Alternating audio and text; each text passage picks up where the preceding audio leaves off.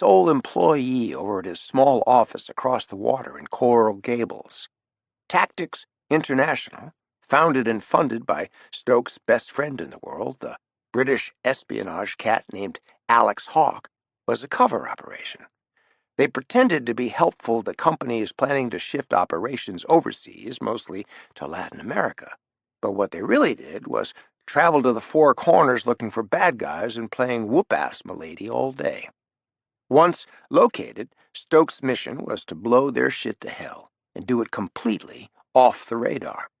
His number one client and the bane of his existence was his partner. He was a CIA field officer named Harry Brock. Harry, who'd caught a lot of shit from Stoke for growing up in a gated golf community in Southern California, was one of those guys who was absolutely convinced he was the toughest and funniest white man alive.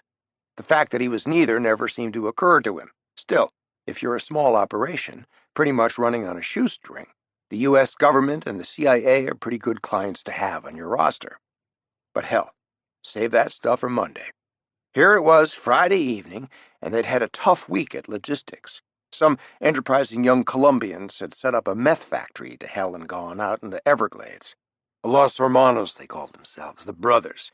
They were hooked up with MS-13, baddest of all the Latin drug gangs in the country. Pretty bad bunch of gators, Stoke had warned his man Sharkey while they were suiting up in their ass-kicking gear.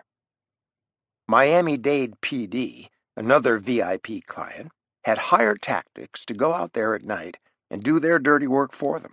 Go in there in the wee hours aboard 2 airboats with mounted 50 cals and shut those boys right down. What the local cops had failed to ascertain was that these hombres had built the damn fort out there, surrounded by barbed wire, and they had a 30-foot-high lookout tower with a few of their own damn 50 cals mounted on top. That he and Shark had survived that bloody and noisy rumble in the jungle was one thing. That they'd shut down the operation for good was another. To celebrate their newly extended lifespans, Shark and Stoke decided to stop at their favorite watering hole, the Mark, for a couple of cold ones on the way home. He'd called his housekeeper on the cell, saying to tell his wife he'd be a little late getting home. Mama ain't happy, ain't nobody happy. Rule 1.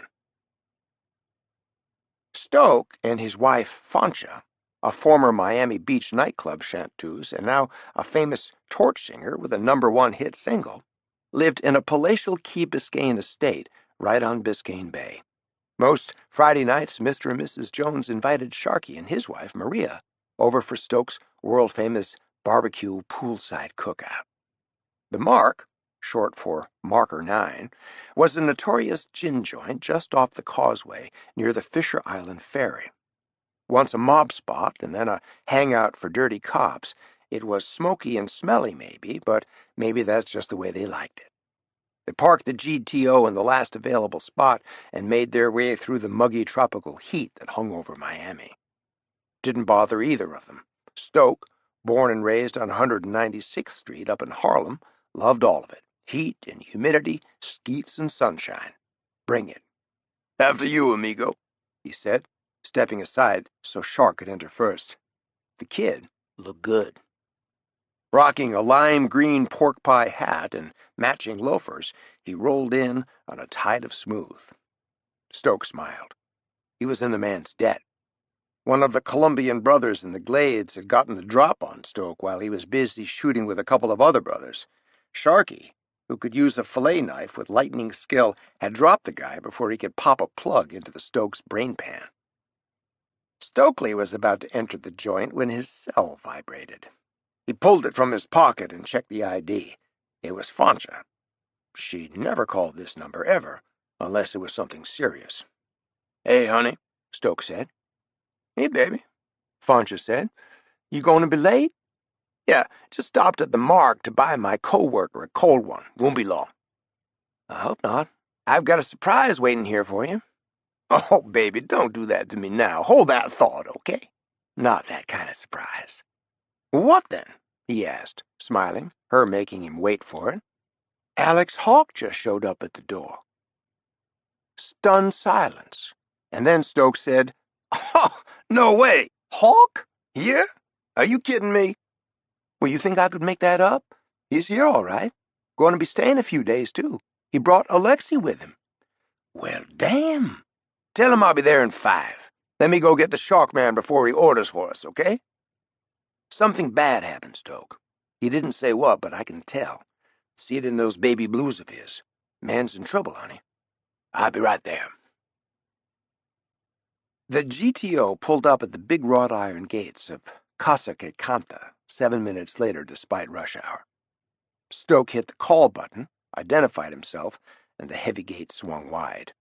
He drove up the narrow drive through the lush jungle of every kind of tropical vegetation, dense, green, and almost dripping with humidity. There were tropical birds twittering away in an old aviary near the house, many of them purchased by Fancha on her recent Latin American tour. You got it made, amigo, the shark man said. He was never able to quite register Stoke's rich and famous lifestyle as that of someone he actually knew. Nobody's ever got it made, Stoke said quietly. Ever. This all goes up in smoke in a heartbeat. Everybody's hanging by a thread. You understand that? Yeah. You're right, brother. Sorry. Didn't mean to bust your balls, Rocket Man. I'm just worried about my friend Alex, that's all. Hop out. We'll leave the car here at the front. Fancha kissed him at the door and led them down a long tiled corridor to the sunny bay side of the sprawling house. Stoke paused in the doorway and saw Hawke down at the pool, swimming in the shallow end with Alexei. "You say anything yet?" "No. He's waiting for you, I think. You guys, go put on your bathing suits. I'll go down there and tell him you're here." "What's for dinner?" "Barbecue. It's Friday night, remember?" "Oh, yeah, I forgot," Stoke said, and he headed up the wide, curving marble staircase that led to the second and third floors of the mansion. "Come on, Sharkbait. Get your suit on, son. Last one in is the dead Latino." Sharky and Fancha stayed in the pool, teaching Alexei how to play Marco Polo. Stoke and Alex Hawke took a stroll across the wide green apron of manicured grass that ran down to the white-ruffled bay. A long white dock there extended about 50 feet out into the blue water. Bobbing on her lines at the end was Stoke's speedboat, a vintage cigarette painted a fiery red. Her name, Lipstick, was painted on the stern. "Tell me," Stoke said, not looking up, but wanting to get the bad news over with. "They're getting close," Hawke said. "Who is?" "The Russians. They smuggled a bomb into Alexei's White House birthday party, for God's sake. C4 packed inside a toy helicopter. If it hadn't been for Nell, Alexei would—" "Nell?" Stoke said. "Is she all right?" She's dead, Stoke. The thing exploded in her hands and blew her. Don't say it. Shake it off, boss. Shake it off." "What the hell am I to do, Stoke? They killed Nell. The two of them are not safe for the bloody White House. I mean, where the hell do we go?" Listen, boss. We're not going to let them get close ever again, no matter what it takes." "How? How on earth are we going to do that? He's not safe, I'm telling you. He's never been safe since the day he was born. They stole his mother, and now they've killed my darling Nell. I know how much you loved her, and I'm working on it, Captain. The old Stoke ain't never let you down yet, has he?" "No. And he ain't about to start now." Hawke turned and looked back up at the sweep of close-cropped green to the pool. He could hear Alexei's distinctive laughter. "You hear that, Stoke? That's the first time I've heard him laugh since I got back to Washington. He doesn't speak, doesn't eat. He's lost without her. And frankly, so am I. You want to go for a boat ride?" "I don't really know what I want to do." "Listen, did you fly down here in your plane?" "Yeah." "From where?" "A little strip out in Bucks County, Lumberville. Alexei and I drove out there after the memorial service for Nell at St. John's this morning." "He cried most of the trip." "Drove straight from D.C.? "Right." "Who knew where you were headed?" "No one. Not even the pilots. Not even the president of the Secret Service. I didn't tell anyone because I intended to decide on a location on the drive north. I had the pilot circle over Princeton, New Jersey, until I chose a remote field that could accommodate the Gulf Stream." "Who drove you to Princeton?" "Me. Hired a car from Hertz. Low profile. A gray Kia sedan. Random taxi here." "So, No one has a clue where you are at this exact moment. I mean, including Pelham and Ambrose Congreve. Nobody? No one. That's a good start. Stoke. Nell died for my son. I know, and I'm very, very sorry for your loss. She was a hero and a fine woman, and she gave her life not only for your son, but for all those other children at the White House that day. Hawke looked away, his eyes shining. There was love between us. We talked about getting married. She knew that being married to me was dangerous. But how many people close to me have to die, Stoke? How many? They were at the end of the dock now. Hop in. I'll drive, Stoke said. Let me get the lines.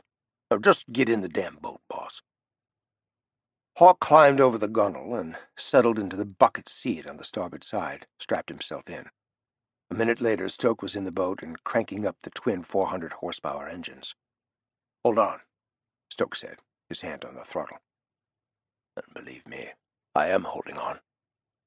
And Stoke could see the Hawkman really was holding on, but just barely, and for his life. Chapter 41. Casa que Canta. You want a nightcap, boss? Stoke asked Hawke. Standing at the railing overlooking the wide bay lit by pinprick stars, he turned to look at his old friend. Hawke had no reply. You okay? He asked Hawke. I will be.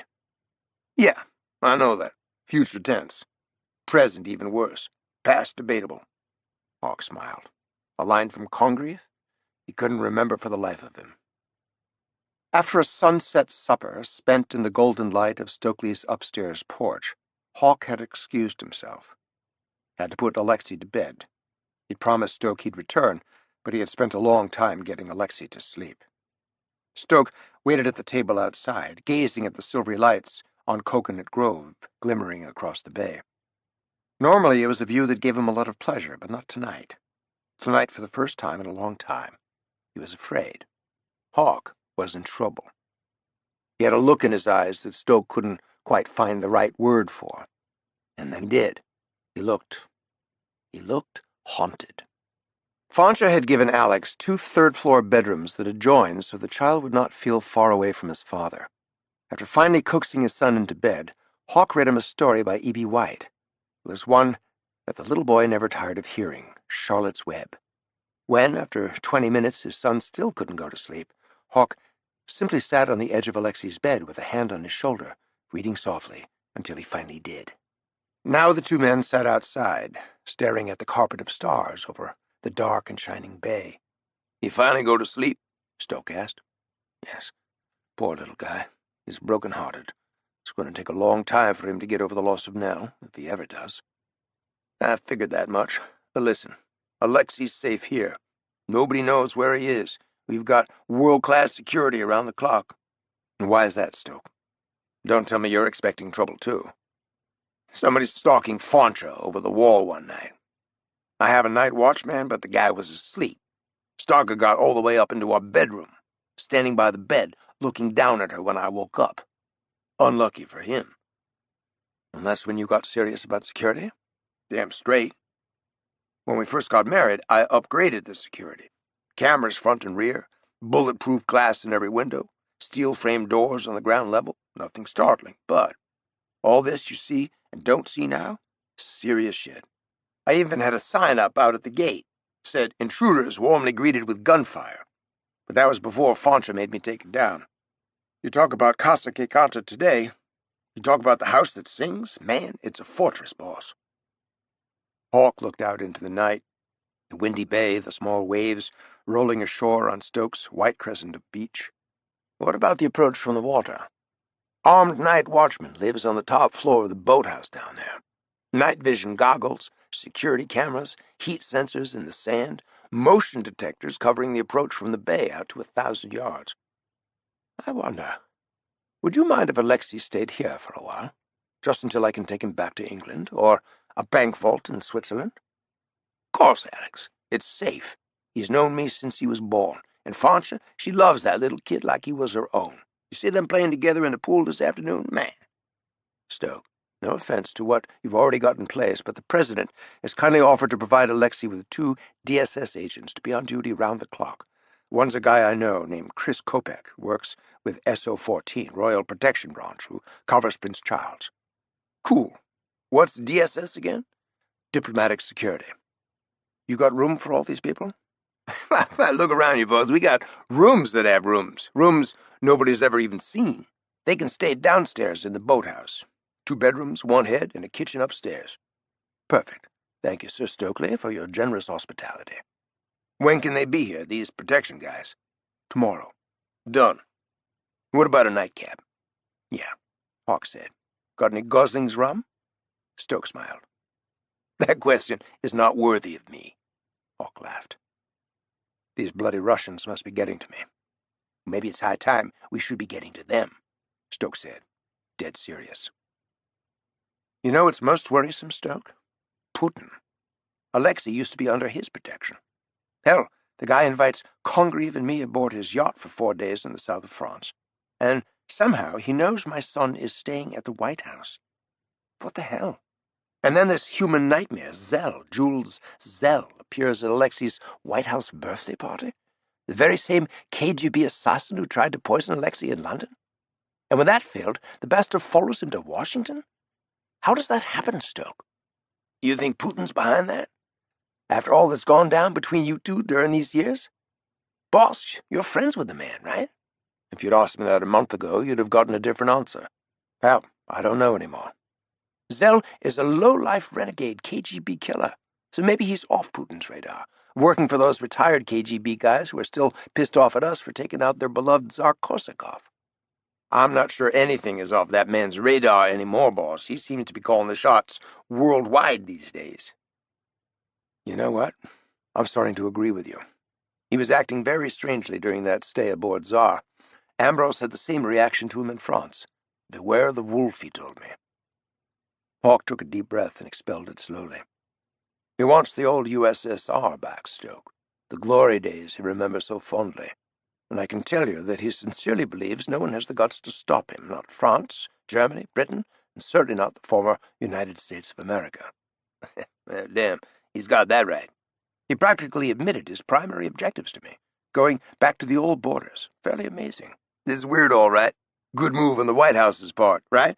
Taking all those missile defense systems away from the Poles and Czechs, stoning NATO back to the Stone Age.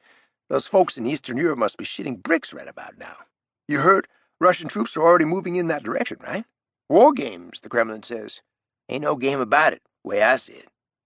Now, worse than that, he sees a new world order, beginning with a new European empire with Moscow as the capital. You're talking Hitler now, boss. That's how he envisioned Berlin. Tempelhof, you remember? That was going to be Europe's airport. Now, I honestly think that's how he sees himself, the new Hitler. It's that classic sociopathic narcissism run completely amok. He believes someone needs to rule the world, and he has no question but that he's the only man for the job. Wheels coming off the damn world, you ask me. That's an understatement. Listen, Stoke, I had another reason for coming to Miami. Brick Kelly at CIA is flying down tonight. He wants an offshore meeting with me first thing in the morning, aboard a Coast Guard cutter. What's up with that? He wants to debrief me on my visit with Putin. I'm going to tell him what my gut told me. Vladimir Putin is right on the verge of going to a world war footing, and he doesn't care who knows it. Brick would like you to be there. He's got an assignment for tactics that's apparently urgent. Black Ops. You, Brock, and ultimately whatever local CIA resources you need. Involves travel. A nighttime insertion into an armed facility. You know the drill. Yeah? Where are we drilling this time? No idea. We'll both find out in the morning. Is Brock in jail yet, or is he around these days? Yeah, he's around all right. Tell him you're meeting with his boss, Director Kelly, bright and early tomorrow morning at the U.S. Coast Guard HQ, that you thought he might want to be there so you don't badmouth him any more than is absolutely necessary. All due respect, boss, what do you need us for? I'm talking big picture kind of thing. Somebody's going to have to figure out how to stop the newly combatant Russians before this thing spirals completely out of control. Brick thinks I have as good a chance at doing it as anyone. At least I've got an inside track. Maybe so. As long as you've got my back, or standing in front of me, or right by my side. You got that right. Call Harry now. Tell him to be at USCG Station Miami at 0530. Come aboard the USCG Sentinel at 0600. I'll be waiting for you both on board. There's a big clock in the sky, and it's ticking like a goddamn doomsday bomb right now. Tell him that. The day had dawned to light rain and drifting patches of fog. Aboard Sentinel, Brick Kelly had welcomed the attendees at a full breakfast served in the officers' wardroom. A lot of Navy brass were down from Washington, some of whom Hawke knew, plus CIA, plus God knows who else. Brick would make sure Alex met whoever he needed to meet before the voyage was over. Hawke had been trying to follow a conversation he'd been having with an elderly American admiral on his right, but the old fellow was feeling poorly and had excused himself. Hawke turned to Brick Kelly, seated to his left, at the wardroom table. "I notice we're not just swimming in circles out in the Atlantic this morning," he said to Brick. "You noticed, yeah. We're bound for Cuban waters. Should arrive on station any moment now." "Any particular reason?" "I've got SAT intel that a vessel I'm interested in will be departing Havana Harbor today. I plan to intercept her. I need you guys to see up close and personal what we're dealing with now." "Which is?" "Putin has entered into a secret agreement with El Presidente, Raul Castro, to rebuild the old super-secret Soviet spy base at Isla de Pinos, an island just off the Cuban coast. The compound was built in the 1960s to eavesdrop on U.S. communications from Miami to all points south. The largest espionage installation in the Western Hemisphere, 28 square miles. 1,500 KGB and GRU military intelligence officers manning an array of antennas and electronic surveillance systems back in the day." "Good God," Hawke said. "Yeah, but hasn't that old technology been superseded by spy satellites and NSA-style eavesdropping from space?" "Yes, it's precisely why I'm interested in it. Russian freighters and supply ships have been arriving and departing Havana and Isla de Pinos on a very regular basis lately. If they're not building a new spy station on that island, then what the hell are they building?" At that moment, a young naval officer appeared at Brick's side and said, "Director, the captain asked that you and your party adjourn to the bridge. We have the target vessel in radar contact, visual contact expected in 20 minutes. Tell Captain Wick I'll be right there. Thank you, Lieutenant." Chapter 42. At Sea, off Havana. Most of the invited brass stood inside the warm, dry bridge where U.S. Coast Guard Captain Mike Wick was describing the impending operation. When Stokely Jones and Harry Brock had arrived on board, they had been quickly escorted up to the bridge to join Hawke. A fast-moving storm front up from Jamaica had brought sudden wind gusts and rapidly dropping barometers to this region of the Caribbean. Brick Kelly and Alex Hawke, who had donned regulation USCG foul-weather gear, had stepped outside to the exposed bridge-wing deck where they could speak privately. Both men stood in the driving rain, staring out to sea. Both focused their attention about 10 degrees off the port bow, waiting for a ghost ship to appear out of the mists.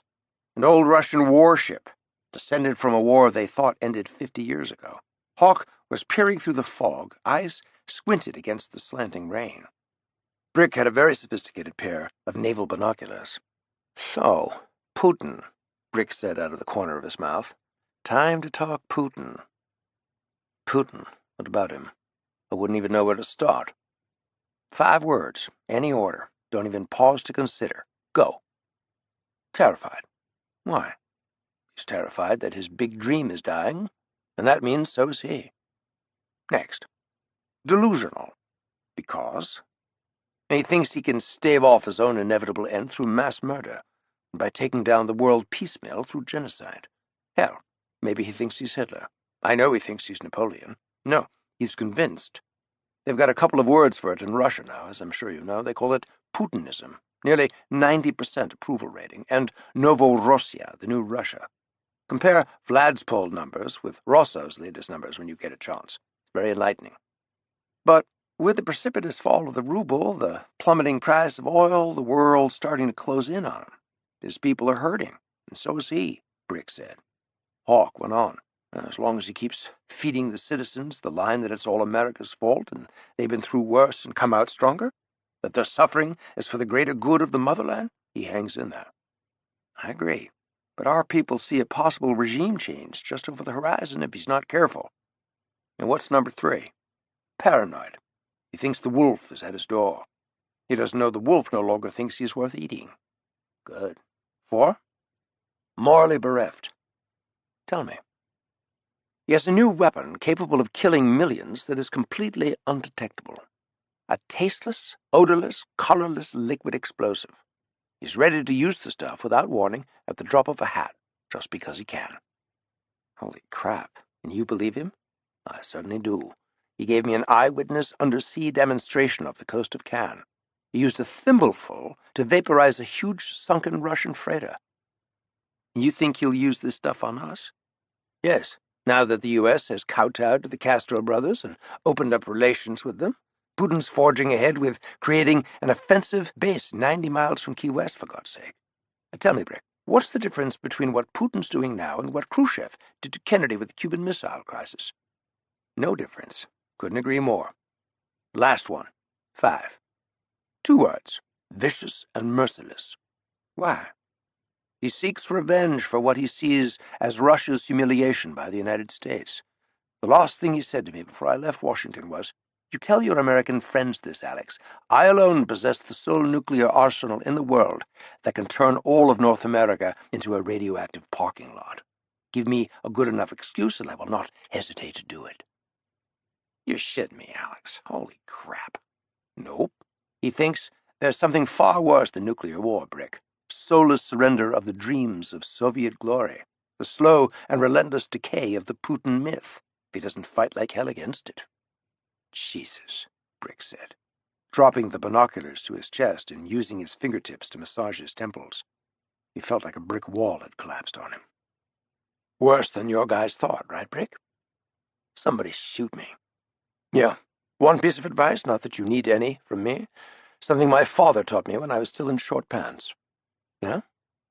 Never corner a rat. He has to bite you to get out. Right. I'm glad I sent you over there to France to take the new Tsar's temperature, Alex. All the goddamn intel in the world doesn't have 1/10 the juice of what you just told me. Do you know that there are still sentient beings inside the Beltway who believe Putin bemoans the fall of communism? Putin never gave a crap about communism. He thought it was a joke. What he misses are the power trappings of imperial greatness. You got it, Brick. And 3 short horn blasts sounded from a speaker bolted to the underside of the overhead. Now the 2 men heard the captain speaking via VHF radio to an approaching vessel still hidden in the fog. A few seconds later, they saw the ship's running lights fast approaching in the mist. Chapter 43. The Coast Guard captain's transmission to the Russian warship went out over the ship's PA system. Mike Wick said, "Vessel located position 22 degrees north, 79 degrees west, steering course bearing 170, speed 17 knots. This is United States Coast Guard vessel Sentinel, approximately 2 nautical miles off your starboard beam, standing by on channel 16, over." "We read you loud and clear, Coast Guard. This is the Russian Navy vessel Viktor Leonov, over." Vessel Leonov, this is Coast Guard. Request you switch to channel 22, over." "We are going to 22, over." "Coast Guard, standing by on 22. "Go ahead, Coast Guard." "Leonov, maintain course and speed. We are sending over a boarding party." "Negative, Coast Guard. We are a military vessel sailing under flag in international waters. We are proceeding." "Captain, this is Captain Michael Wick, U.S. Coast Guard. I have in my hand a signed international search and seizure warrant for your vessel. You have 2 choices. We believe that you are in violation of certain long-standing U.S. maritime treaties and rules of international law. Now, you can allow my men to board and search peacefully. If you are not in violation, you may proceed without delay. If you refuse my boarding order, your vessel will automatically be seized and escorted to the nearest U.S. port at Guantanamo Bay. You've got 5 minutes to contact Russian Naval Command and verify my legal right to board." You think he'll buy that crock of shit? Hawke asked Kelly. You think he wants to start World War III all by himself? I thought it had already started, Hawke replied, studying the Russian warship through the binocs from stem to stern. A moment later, Coast Guard, this is Leonov. We are maintaining course and speed. We are preparing to receive your boarding party. Standing by on Channel 22. In less than a minute, an orange and white Coast Guard chopper rose rapidly into the air from the stern helipad, dipped its nose, and headed straight for the Russians. Stokes' guys called themselves Stokeland Raiders. Hardened combat veterans, especially chosen for this mission by Stoke, Hawke, and Director Kelly. Mostly ex-U.S. Navy, snipers and frogmen, who deployed all over the Gulf region and wherever else they were needed.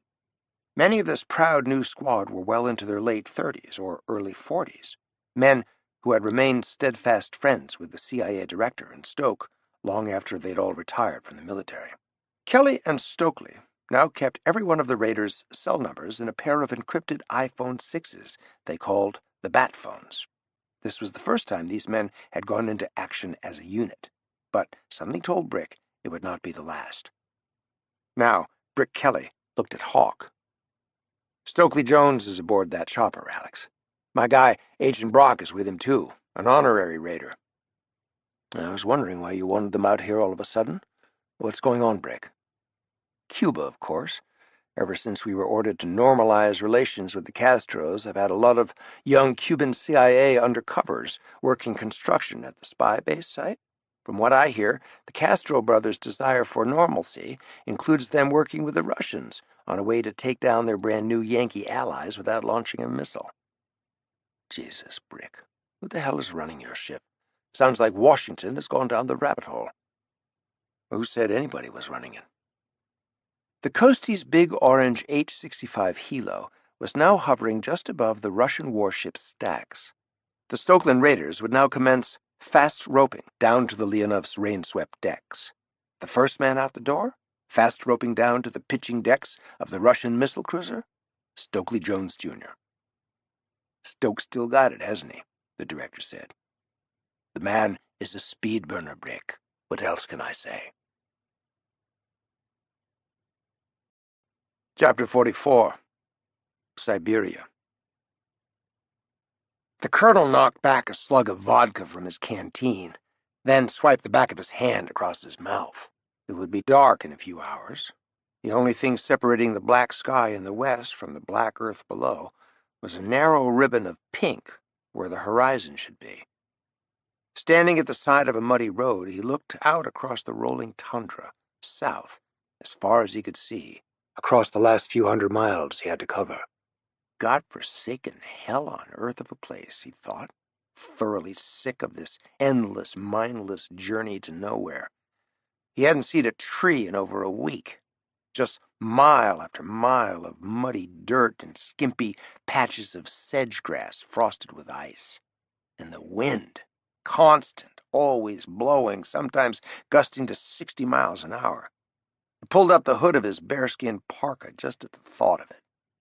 For make no mistake about it, Siberia is literally nowhere in any language, and nowhere is fucking cold. He parked his butt against the front fender of the crap Russian-made Jeep. It ran okay, and it had a brand-new 50 cal machine gun mounted where the rear bench seat would be. Might come in handy someday. Beauregard jammed an unfiltered Russian cigarette in his mouth, fired up his old Zippo, and lit it. He stood there smoking and watching the chaotic scene unfolding below him with disgust. A small army of peasants and their fly-blown mules were struggling to pull his tracked command vehicle out of a deep fucking ditch full of mud, hacking through the layer of permafrost. First, they had to clear all the rotten and broken timbers of the bridge that had given way under the weight of his command vehicle. The bridge his Russian recon map boys had assured him was crossable. Now the convoy was going around the ravine, bumping and grinding over open ground. 2 hours lost, at least, he figured. If he wasn't so damn pissed off, he'd be laughing at the whole thing.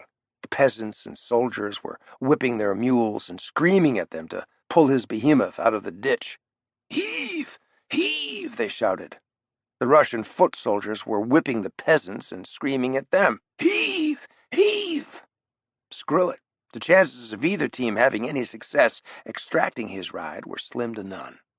This whole mission was beginning to look like a classic goat fuck. That is, if it wasn't one already. When your command and control goes into a ditch, it can ruin your day. The new vehicle was jam-packed with radar and tracking technology, and he'd have a near impossible time completing the mission without it. And his destination? The shining city on a hill waiting at the end of his magical wanderings in the vast Siberian wilderness? Well, it wasn't exactly Disney World now, was it? No. It was the Chinese-Russian border, an imaginary line that ran through thousands of acres of hairy forest. Apparently, there were vast shantytowns built in the depths of the forest, home to countless thousands of Chinese who'd crossed illegally into Russia and homesteaded, all in order to harvest stolen timber and schlep it back to the Chinese lumber mills south of the border. The situation was far too remote for the Kremlin to care about it, but the Russian peasants, who depended on the lumber for their survival, they were forming armed militias of local peasants and attacking the Chinese settlements at night, slaughtering them in their beds with swords. The Russian fighters had all flocked to a giant man they called Ivan the Terrible. Guy wore 2 short swords at his waist and had 2 bandoliers of ammunition across his chest, a Heckler and Koch machine pistol in each hand. Good guy. If the colonel ran across him, he'd arrange to hire him. Because if Beauregard didn't have enough crap to worry about, this operation he was mounting would take place in a guerrilla war zone. Think Custer in the Lakota Sioux at Little Bighorn. Christ. Endless days trekking beneath a brutal and unforgiving sun. Wind and rain took its toll on man and machine. Heat prostration. Overheated diesel engines, and then the torrential rains. And then the torrential mudslides that took out what passed for roads around here. He did a mental calculation of what he figured Siberian real estate would go for on the open market these days. Didn't have oil, didn't have water, didn't have grass, didn't have shit. Negative value. Except for the huge forests on the border to the south and the valuable lumber Chinese peasants were stealing on the Russian side of the border. At any rate, you'd have to pay some poor rube a fortune to grubstake this territory. Oh, and you haven't lived till you've had to spend a whole goddamn day going door to door to recruit local farmers and their mules to pull a $500,000 tracked vehicle out of the Siberian permafrost-impacted mud, and then sit around with your thumb up your butt until... Beauregard hadn't even seen the old crone approaching him. She shuffled along, looking like some kind of evil Snow White character, dressed in tattered, filthy rags, long, greasy gray tresses hanging down to her waist, and a huge beauty spot on the tip of her pointy nose. She was hobbling toward him, a rough, carved staff in her right hand for support. She was clicking right along, kicking stones out of her path, making a beeline straight for him. By the set of her craggy jaw and the look in her hooded black eyes, she was definitely a woman on some kind of a mission. Russians, the colonel thought. Where did they come up with these kinds of people, for Christ's sakes? Centuries of some very backward inbreeding shit was the only answer he could come up with. Too much cousin humping, like they had down in Appalachia, he figured. What was that movie with the pig oinking scene in it? Deliverance. That's what you had around here, all right. When the hag got to within 2 feet of his personal perimeter and he could smell the stench pouring off her, Beauregard raised his hand and shoved it within an inch of her face. "Stop," he said.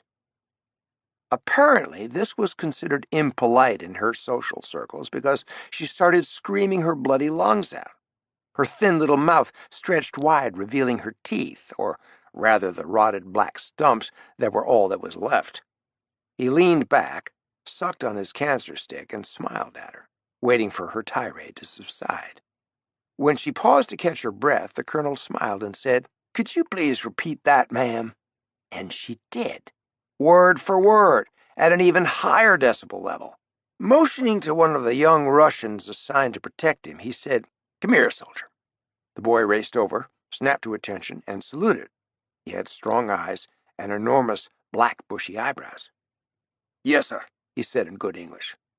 "What's your name, partner?" "Tolstoy, sir. Corporal Grigory Tolstoy." Any relation? Yes, sir. What's this old bitch going off about, son? I speak pretty decent Russian, and I haven't heard a word I know yet. Is ancient Tartar dialect from old Cossack days, sir. She says this is her land, and that we are destroying her ditch like we destroyed her bridge. We have no right to be here. Her many sons have rifles and horses. If we don't leave now, she's going to get them to come shoot us. How do you destroy a ditch? He said. But the kid just shrugged his shoulders. Well, that's a problem, ain't it? What I'd like you to do, in the most polite way possible, is to inform her ladyship that your commanding officer, me, would like her to hightail her ugly ass out of my face and go back over that hill to whatever hole she crawled out of. You got that? Sir, yes, sir. In the nicest way possible, of course. Of course, my colonel. The young boy leaned in close to the old woman so she could hear him and began speaking very quietly in her ear. Then he listened to her hoarse reply and turned to face the colonel. She says, "Fuck you," and she put a curse on you, a hex that will bring your days to a quick end. Is that right? Well, how about that? A second later, with surprising strength, the hag shouted out an oath and shoved the young soldier away. Then she swung on the kid with her stout wooden staff.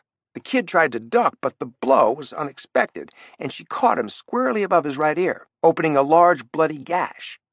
The unconscious kid went sprawling in a muddy puddle, and she began kicking him viciously in the face with her hobnailed boots. She clearly intended to kill him. The colonel thought about it for a couple of seconds, then pulled out his sidearm and put a neat black hole in the center of the witch's forehead. She didn't even twitch much. He looked down at her, thinking the old wretch gave a whole new meaning to the phrase, putting somebody out of their misery. He stepped over her corpse and knelt to attend the young soldier, using his handkerchief to staunch the kid's blood. "I'll get a medic to clean that out and stitch it up for you," he told the wounded soldier, whose eyes now fluttered open. "Thank you, sir," he managed to say. "You all right?" "Just dizzy, I guess." "Son, tell me, do you feel well enough to drive that Jeep there?" "Yes, sir, I do." "Good. You work for me now. Get on your feet and go fetch me some troops to offload my personal gear and supplies. Take them from the command vehicle and stow them in the back of this Jeep. You and I are leaving this scenic paradise forthwith and driving this Jeep to the Chinese borderlands. I hear they have trees there. If I don't see a tree within the next 24 hours, I'm liable to shoot myself after I shoot you. Tell your captain, what's his name, Kozak, what I said. Tell him we'll be waiting for him at the exact time and coordinates we've agreed to. If he wants me, use the radio. You got all that?" "Yes, sir. No problem finding trees in that region of Siberia." "Good to hear. You tell Captain Kozak if he's a minute late to our rendezvous in the Chinese borderlands, his ass is mine. Understood? We got ourselves a date with destiny, and we can't be late." "Understood, sir." "Then get your skinny ass moving, cowboy. Time to saddle up." "Yes, sir. Will do, sir." The smiling young Russian soldier turned to run in search of the captain. "Hold on a second, Corporal Tolstoy. If they ever do manage to get my command vehicle out of that ditch, tell them to throw that raggedy-ass old carcass there in the hole before they fill it back up. Oh, and stick some kind of cross in the ground to mark her grave. She may have been mean and ugly as sin, but I'm sure in her prime she was a fine Christian woman. Hard life out here for anybody." The colonel watched the still woozy corporal march away, thinking what a fool he was for not coming up with this plan hours ago. Just thinking about pitching a tent and getting a little campfire going in the deep woods cheered him right up. Let Kozak worry about getting the damn vehicle out of the ditch and getting the troops and the whole support convoy to the site on time. You want to succeed in this world, you've got one option and one option only. If you're not the lead dog, you spend your whole life looking at the wrong end of the dog ahead of you. Delegate your ass off. The colonel allowed himself a brief smile. His capacity for resilience in the face of adversity was legendary. "Sometimes you find yourself in the middle of nowhere," he said to a young Russian sergeant standing idly beside him, "and sometimes in the middle of nowhere you find yourself. Remember that, son." The young soldier looked up at the American with reverent admiration and a total lack of understanding. Chapter 45. At sea, off Havana. First thing Stoke and his black-clad raiders did aboard the Victor Leonov, CCB 175, they assembled all the ship's Russian Navy officers up on the bridge, and Stoke laid down the laws. How the boarding and search would be conducted, what they could expect and not expect, how the law demanded they behave during a lawful boarding, how he, Stokely Jones Jr., demanded they behave, law or no law. The message behind his message? Don't fuck with me. Don't fuck with my crew. Expecting the Russian crew to be hostile, Stoke was prepared for anything. Got some dark looks and some evil eyes, but everybody kept their damn mouths shut and called him Sir when they spoke to him through Gator, the team's translator. The Russian captain behaved himself too, doing as Stokely ordered, going on the PA system to inform the entire crew that they were to cooperate with the commandos now aboard and commencing a search of the vessel without hesitation. Harry Brock and Stoke were up on the bridge along with a SEAL warrior, a Florida cracker named of Gator Luthier. Had an HK automatic weapon slung over his shoulder. Gator was sheer badass material, and he was just itching for some Russian dipshit to give him some shit. He'd gone to the University of Florida on a football scholarship, majored in Chinese and Russian as an undergraduate, graduated from Florida Law School, and tried being a divorce lawyer in West Palm for a while before going to SEAL school out at Coronado, ending up as a UDT explosive specialist. Gator had eventually tired of wading into rich people's shit, their messed up marriages, listening to either side of their sad little stories until he just couldn't freaking take it anymore, no matter how lucrative his family law practice was becoming. "Lieutenant White, give me feedback," Stokes said to the Coast Guard leader in his lip mic. "Cleared forward and amidships and heading aft. Collecting arms, no resistance," Ryan White replied. White, a former U.S. Coast Guard skipper, had driven United States Coast Guard frigates before being wooed away by Hawke Industries Marine Division to helm Black Hawk whenever the captain was away from the bridge. He was also a headbanger who liked to shoot bullets. "Say your location." "Port side, amidships, sir, on the rail."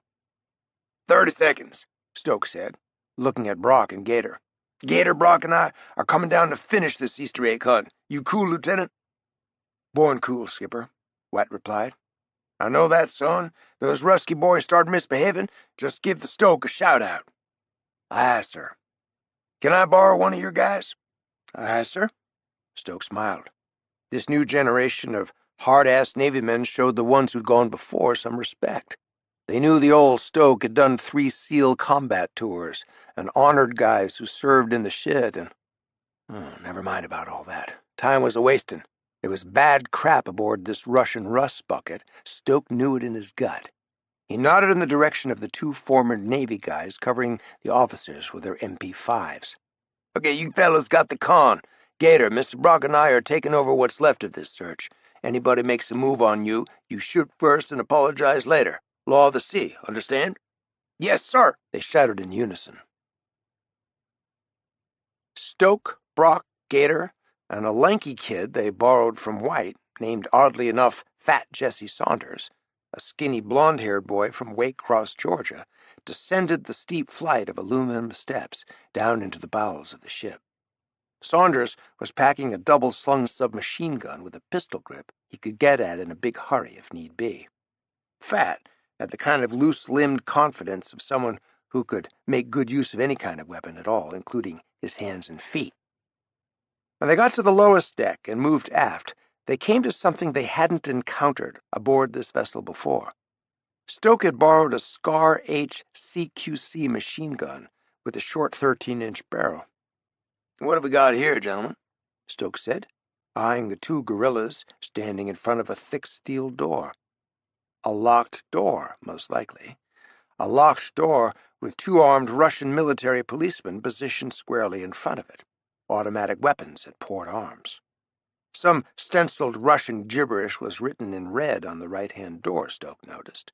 Heavy steel doors, and the 2 guys were wearing Russian Army uniforms. Army? On a naval vessel?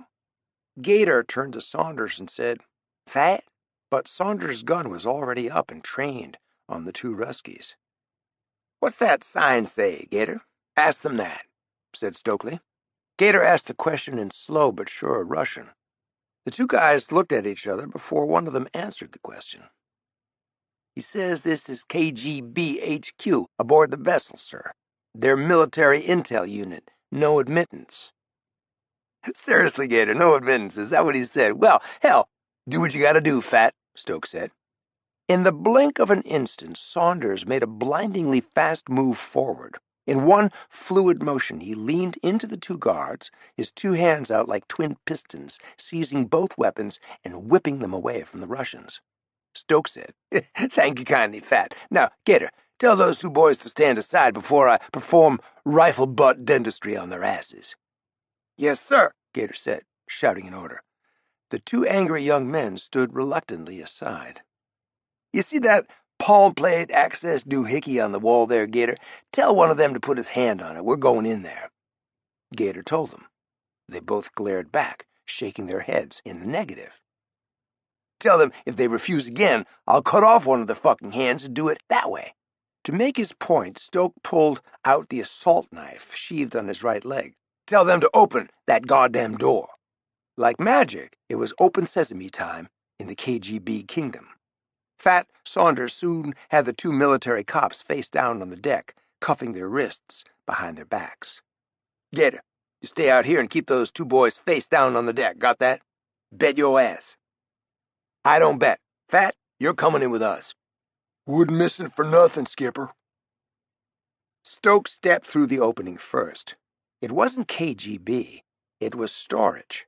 The ship's hold was cavernous, lit only by a smoky blue light that swirled around like ground fog on a moonlit night. Nobody home. No personnel. No desks. No communications. Nothing.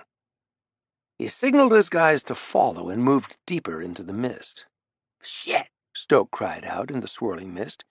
He felt like he was walking into a void, then he slammed into something solid, and it startled the living bejesus out of him. Chapter 46. Brock was by Stokely's side in an instant, his weapon up, peering into the gloom. "What the hell?" Brock said, waving his free hand to clear away the swirling wisps of bluish fog. "What is it?" Stoke said, looking around. "It's like a damn pool hall in here," Fat announced. "Pool hall?" Brock said, incredulous. "Did he say it's a pool hall?" "Damn straight," Fat said. "Pool tables or something similar stretching out as far as you can see in the dark. Only there's something on top of them." "Like what?" "If you say billiard balls, I'm shooting you first," Brock said.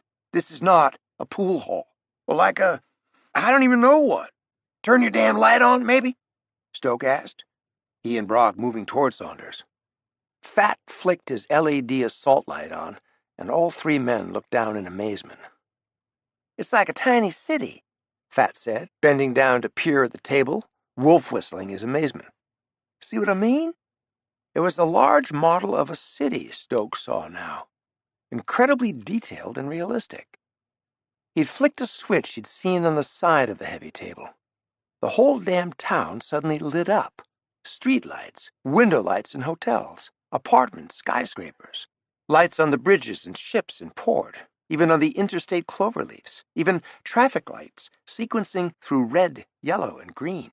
Any kid would go nuts over this, but what the hell was it doing on a Soviet spy ship leaving Havana and headed home? Perfectly detailed, Stokes saw, bending down to look more closely at the thing.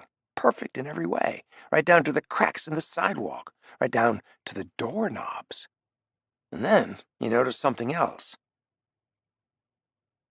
The mist had diminished.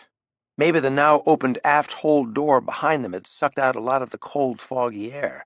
But whatever the reason, Stoke could now see similar tables stretching away to the bulkhead at the aft end of the room. Cities large and small, but all with something in common he couldn't put his finger on, not yet, anyway. And there was yet another steel door back there. "Fat, do a recon on the rest of these tables. Light 'em up. See what you see. Use your GoPro camera and record everything. Look for patterns. My bet is they're all American cities, but I may be wrong." See that large door aft? Mr. Brock and I are going back there and see what's behind it. Come on, Harry. They made their way through the maze of cities and stopped before twin doors of very solid-looking steel. Locked, Harry said. Well, how do you know? You haven't tried it yet. You want to bet money, Harry? I recognize a locked door when I see one. I bet you do, with your background and all. What's that supposed to mean? Stokes said. Nothing. I was talking to your boy Sharky about you a while back at the Versailles restaurant in Little Havana. What about? Your checkered past, that's all. Stoke looked at him. Is that right? You must have found that very interesting, you with your checkered present. What did he tell you? Oh, I don't know. Just that he saw one of your files one day in the office. Said you had a criminal record. He said that, Sharky? My one and only employee? Uh-huh. He did indeed. Stoke looked at Brock and smiled. Of course I had a criminal record, you idiot. I was a criminal. Well, there you go. Now tell me, what kind of criminal worth of shit doesn't have a record of his greatest hits to show for it? Don't get defensive, Stoke. I'm not defensive. I'm laughing at you. Open the door, Harry, now. Harry grabbed one of the two handles and pulled. I can't. Why not? It's locked. No shit, Sherlock, Stoke said. He laughed and stepped forward toward the door, brushing Brock aside with the back of his hand, a hand about the size of a Smithfield ham. Nothing a little Semtex can't fix, Stoke said, packing the putty-like explosive into the seam between the doors. You might want to step your skinny, white, law-abiding ass back a few feet. He stuck a fuse in the explosives, lit it, and moved away. The Semtex blew loud as hell in the closed space, and when the smoke cleared, the right-hand door was hanging from one hinge, revealing what looked like a large storeroom beyond. Can you imagine what kind of criminal I could have been if I had Semtex, Harry, back in the day? But Harry was already through the open door. What the hell? Harry said. He was staring at the stacks of cardboard liquor boxes lined against the wall. Some boxes had been opened. Some were scattered empty around the storeroom. Each box was filled with bottles, Stoke saw, reaching down to pull one out. It was vodka, and not Russian vodka, which would have made at least a scintilla of sense. No, hell no, it was German vodka, according to the label. A Russian boat delivering German vodka to a spy listening post? No, no sense at damn all. Looks like vodka, Harry said, holding a bottle aloft and shaking it. Because it is vodka, Stoke said, taking the bottle away from him. Now why in hell would these Ruskies be carrying German booze back home from Cuba? Well, maybe they delivered most of it to the Cubans and stowed some of it for the trip home. Delivering vodka to Cuba, Harry, really? That doesn't make any sense. Cubans don't even drink vodka. They drink Cuba Libres, right? They drink sugarcane rum. And besides that, it's not even Russian vodka. Look at this label. It says made in Germany. German vodka? Who ever heard of that? Feuerwasser, Brock said, reading the name on the bottle. What's that mean in German? You did a tour there. I don't know, Stoke said. I'm sure as hell gonna ask Gator. Grab a couple more bottles and let's get out of here. Roger that. Don't say roger that. How many times I have to tell you? It's Navy. Why not? It's a cliche now, Harry. Tom Clancy ruined that phrase for everybody. So what do they say instead of roger that, then? Stoke started to say something, but stormed out of the storeroom, muttering something unprintable under his breath. Harry, Harry, Harry. He was anxious to get off this barge and back to the mothership. Any of this crap he'd found in the bottom of the ship make any sense? Not to him, anyway. Chapter 47. The Chinese Borderlands. Campfire was still burning in the dark heart of the forest. Night had fallen swiftly beneath the canopy of tall timber where they'd pitched camp. Above the treetops, the moon blazed in a blue-black bowl of Siberian skies, studded with sharp white stars. After sunset, the temperature had dropped to near freezing, and the sounds of the dense forest were amplified by the cold. The colonel threw another log on the fire, shuddered, and suddenly went very still. Then he bent down and picked up his automatic weapon. Tolstoy, Beauregard said. You hear that?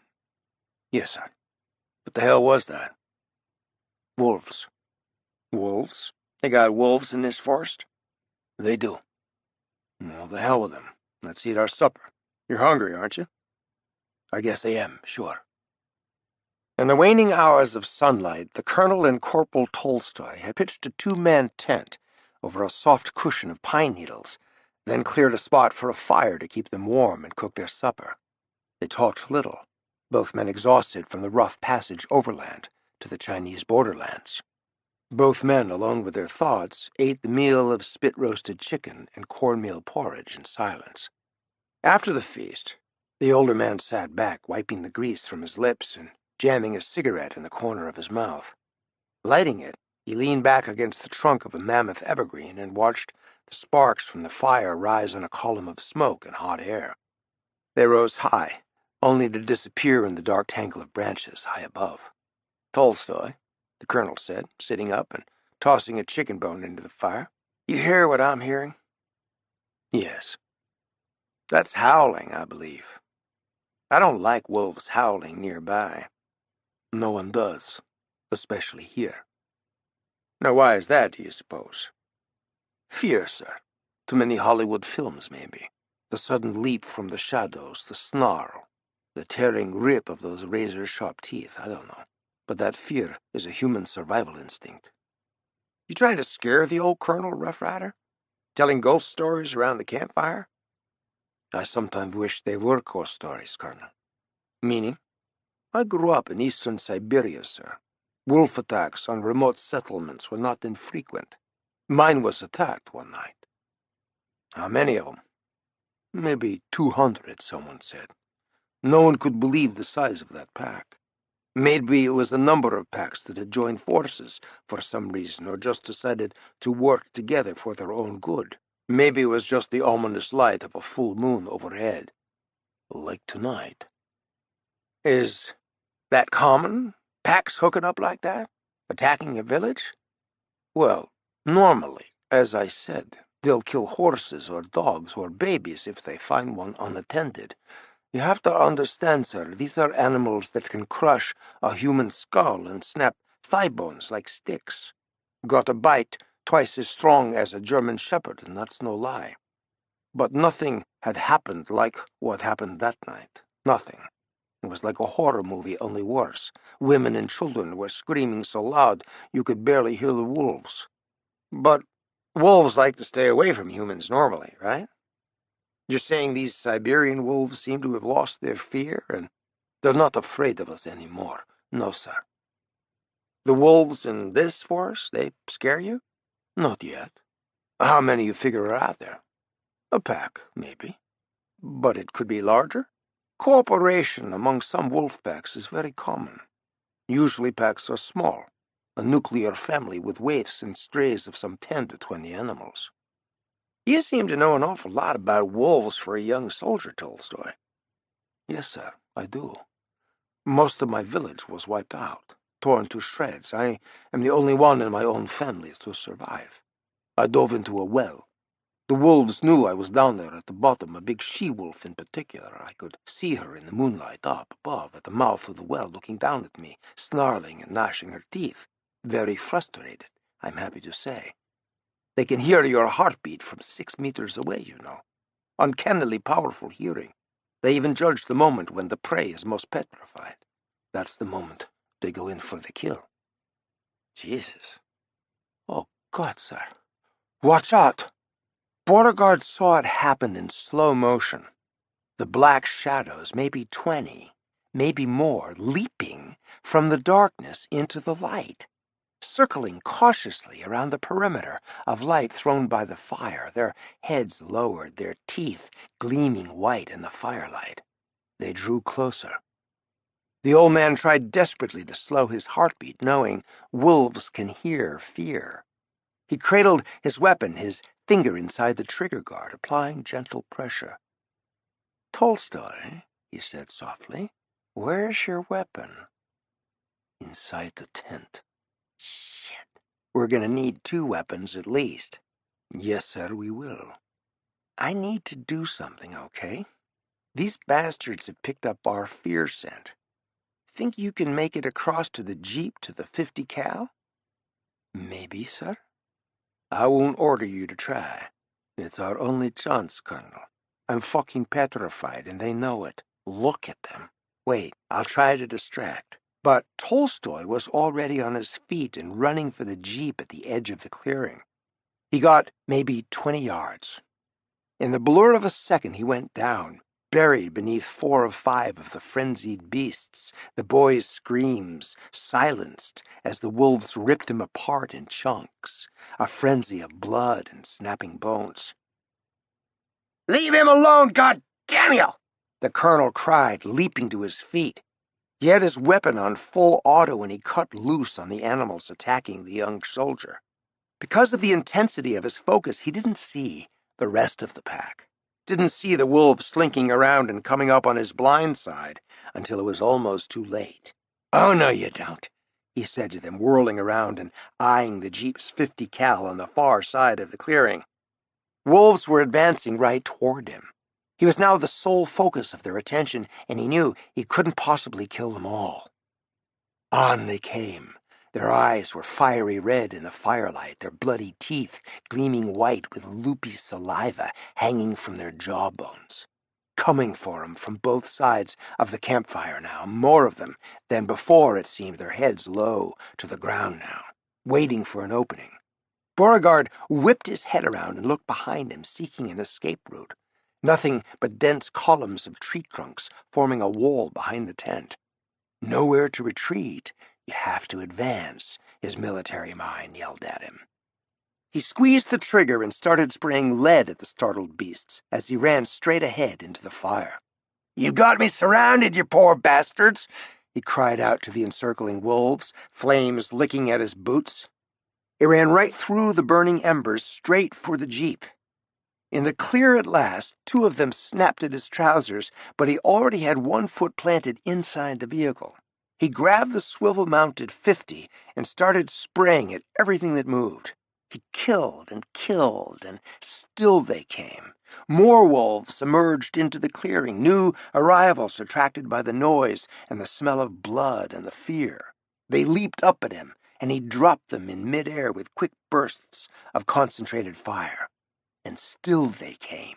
Worried that his ammo was running out, he grabbed his sidearm and started firing with that, too. And just that quickly, it was over.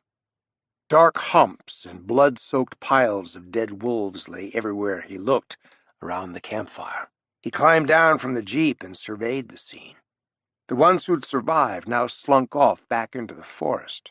Would they rally the troops and mount another attack? He looked at his watch. Another 2 hours till daylight. Colonel Beauregard lit a cigarette, smiled grimly in the darkness, and reloaded his weapon. In the morning, he'd bury Tolstoy. Then he'd crank up the jeep and cross the border into China. Captain Kozak would meet him at the rendezvous coordinates, and they'd begin deploying the Vulcan weapons system. Meanwhile, he'd developed a taste for wolf blood. He heard some movement 200 or 300 yards away. He jammed a cigarette between his lips and lit up, smoking furiously to get the nicotine rush. "Bring it, you bastards," he said softly. "Bring it." Chapter 48. Miami. It was a day that would long be remembered as the calm before the storm. "You sure you didn't forget to pack anything, boss?" Stokes said, peeking his head inside the door to Hawke's guest room. "Just my heart," Hawke said, turning to smile at his old friend. "Your heart?" "A joke, Stoke. Just trying to say thanks for taking on boarders at such a tough time for Alexei. Fansha has been an absolute mother to him. Precisely what he needed, what we both needed. So thank you is all I'm trying to say. Thank you, Stoke, for everything you've done for us." Stoke smiled. "You're welcome any time, you know that. And by the way, you picked a good time to check out, I'm telling you that, man." "Really? Why's that?" "Power just went out in the house. Not just this property, either. Apparently the whole damn neighborhood is without power." "What happened?" "Some kind of explosion is all I know. Very faint, but I heard it boom. Couple of transformers, I guess." "Yeah, that would do it all right. How long will the system be down?" "Couple of hours, maybe longer. They're not really saying much on the emergency radio, which is a little weird." "Bureaucracy, Stoke. Withholding information from the public makes petty bureaucrats feel like big shots." "You got that right, brother." After a lengthy visit, Hawke had no desire to wear out his welcome. And besides, Hawke's yacht The enormous Black Hawk had arrived the night before and was now safely berthed at the port of Miami, made fast to American soil once more. After this was all over, Alex and his young son would take an extended world cruise, visiting random ports of call so no enemy could detect a pattern. He was going to look for the safest, most inaccessible location on the planet to stake his flag. Perhaps Switzerland. At some point, Hawke would return to his country home in England. But he had chosen to wait until final security arrangements were completed by crews from MI6 and Scotland Yard at Hawksmoor. On board Black Hawk was a fair-haired young Scotland Yard detective inspector named Tristan Walker, a highly respected officer of the Royalty Protection Branch, SO-14. Effective immediately, Detective Inspector Walker would assume the duties long held by Alexei's beloved and sadly missed Nell Spooner.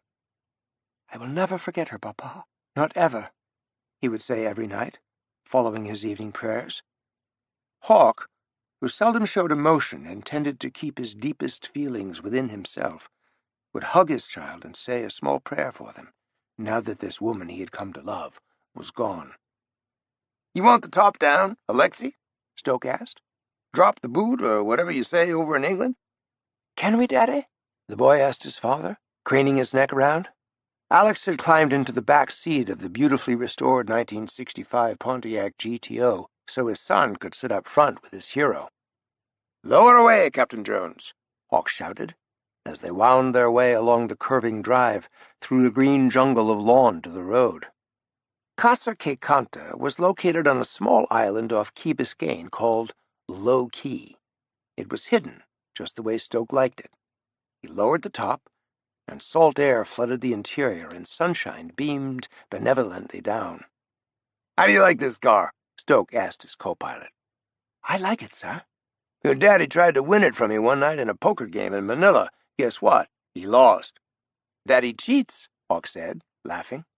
"It's beautiful, sir. May I ask what kind it is?" Hawke leaned forward between the pleated white leather seats.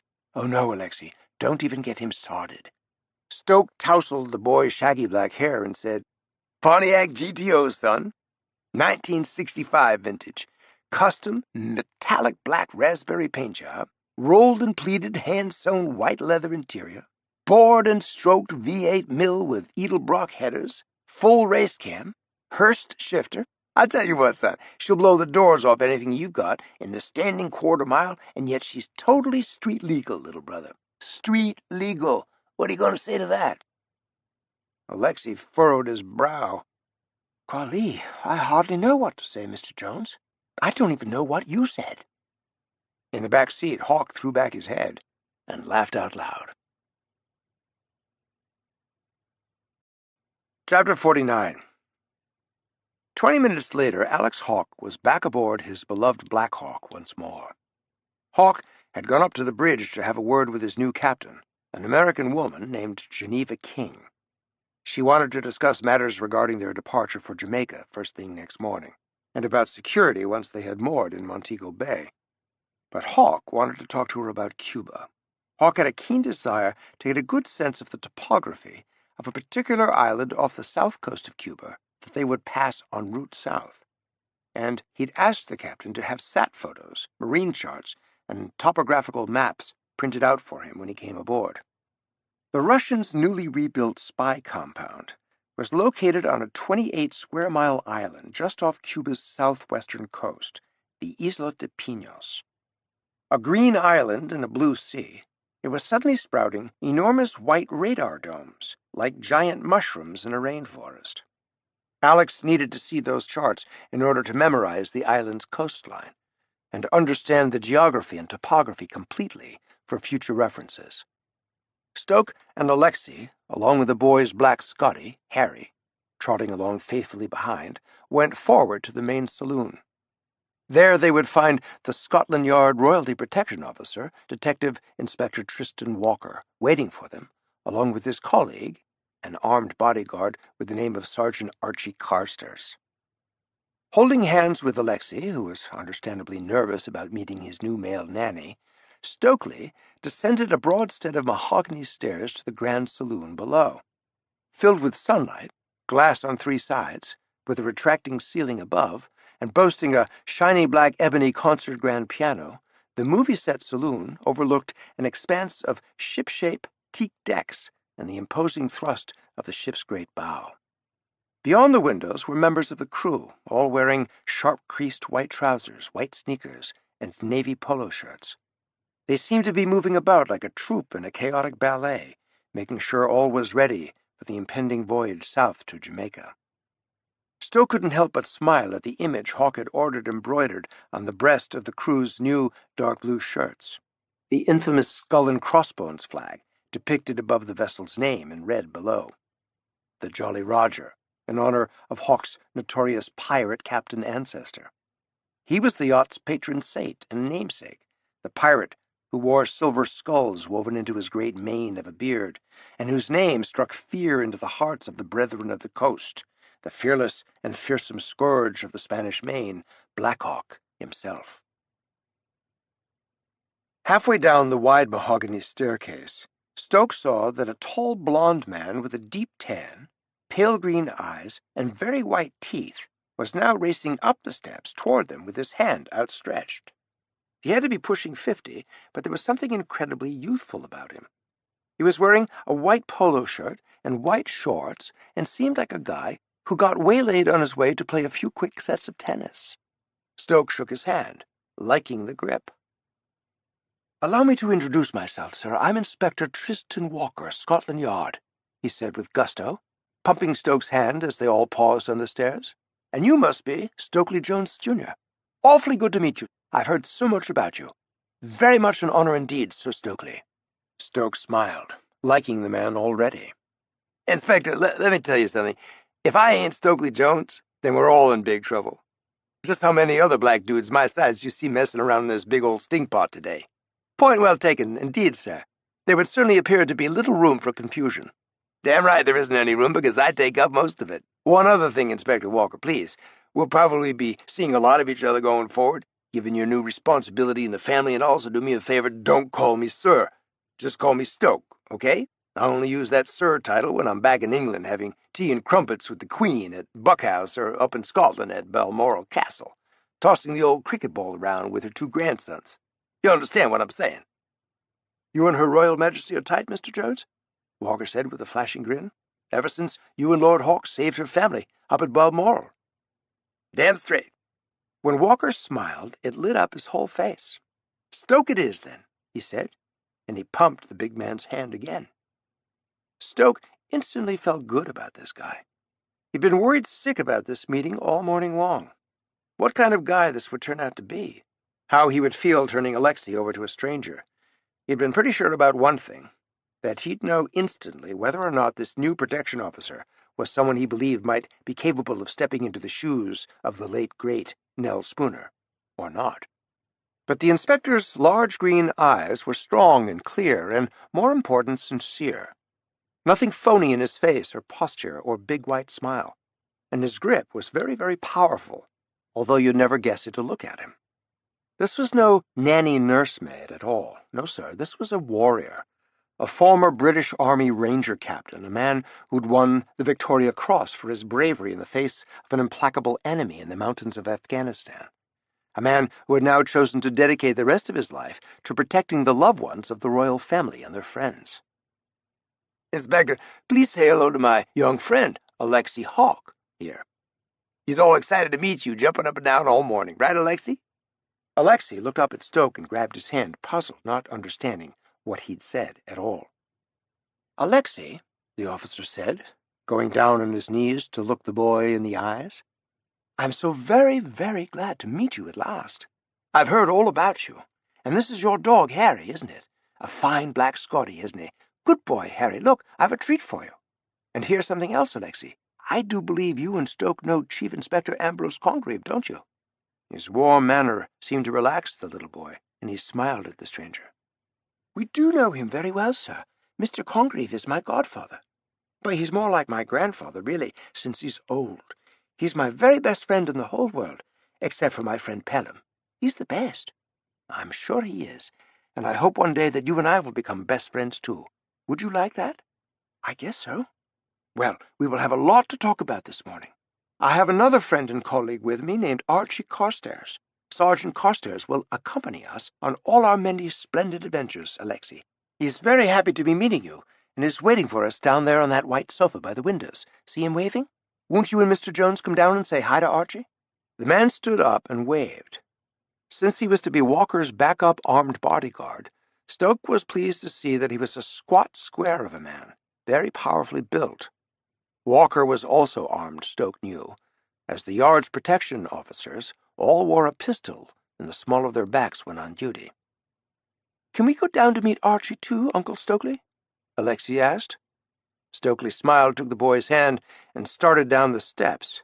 But at that moment Stoke became aware of a man in a white steward's jacket racing down the wide staircase toward the three of them.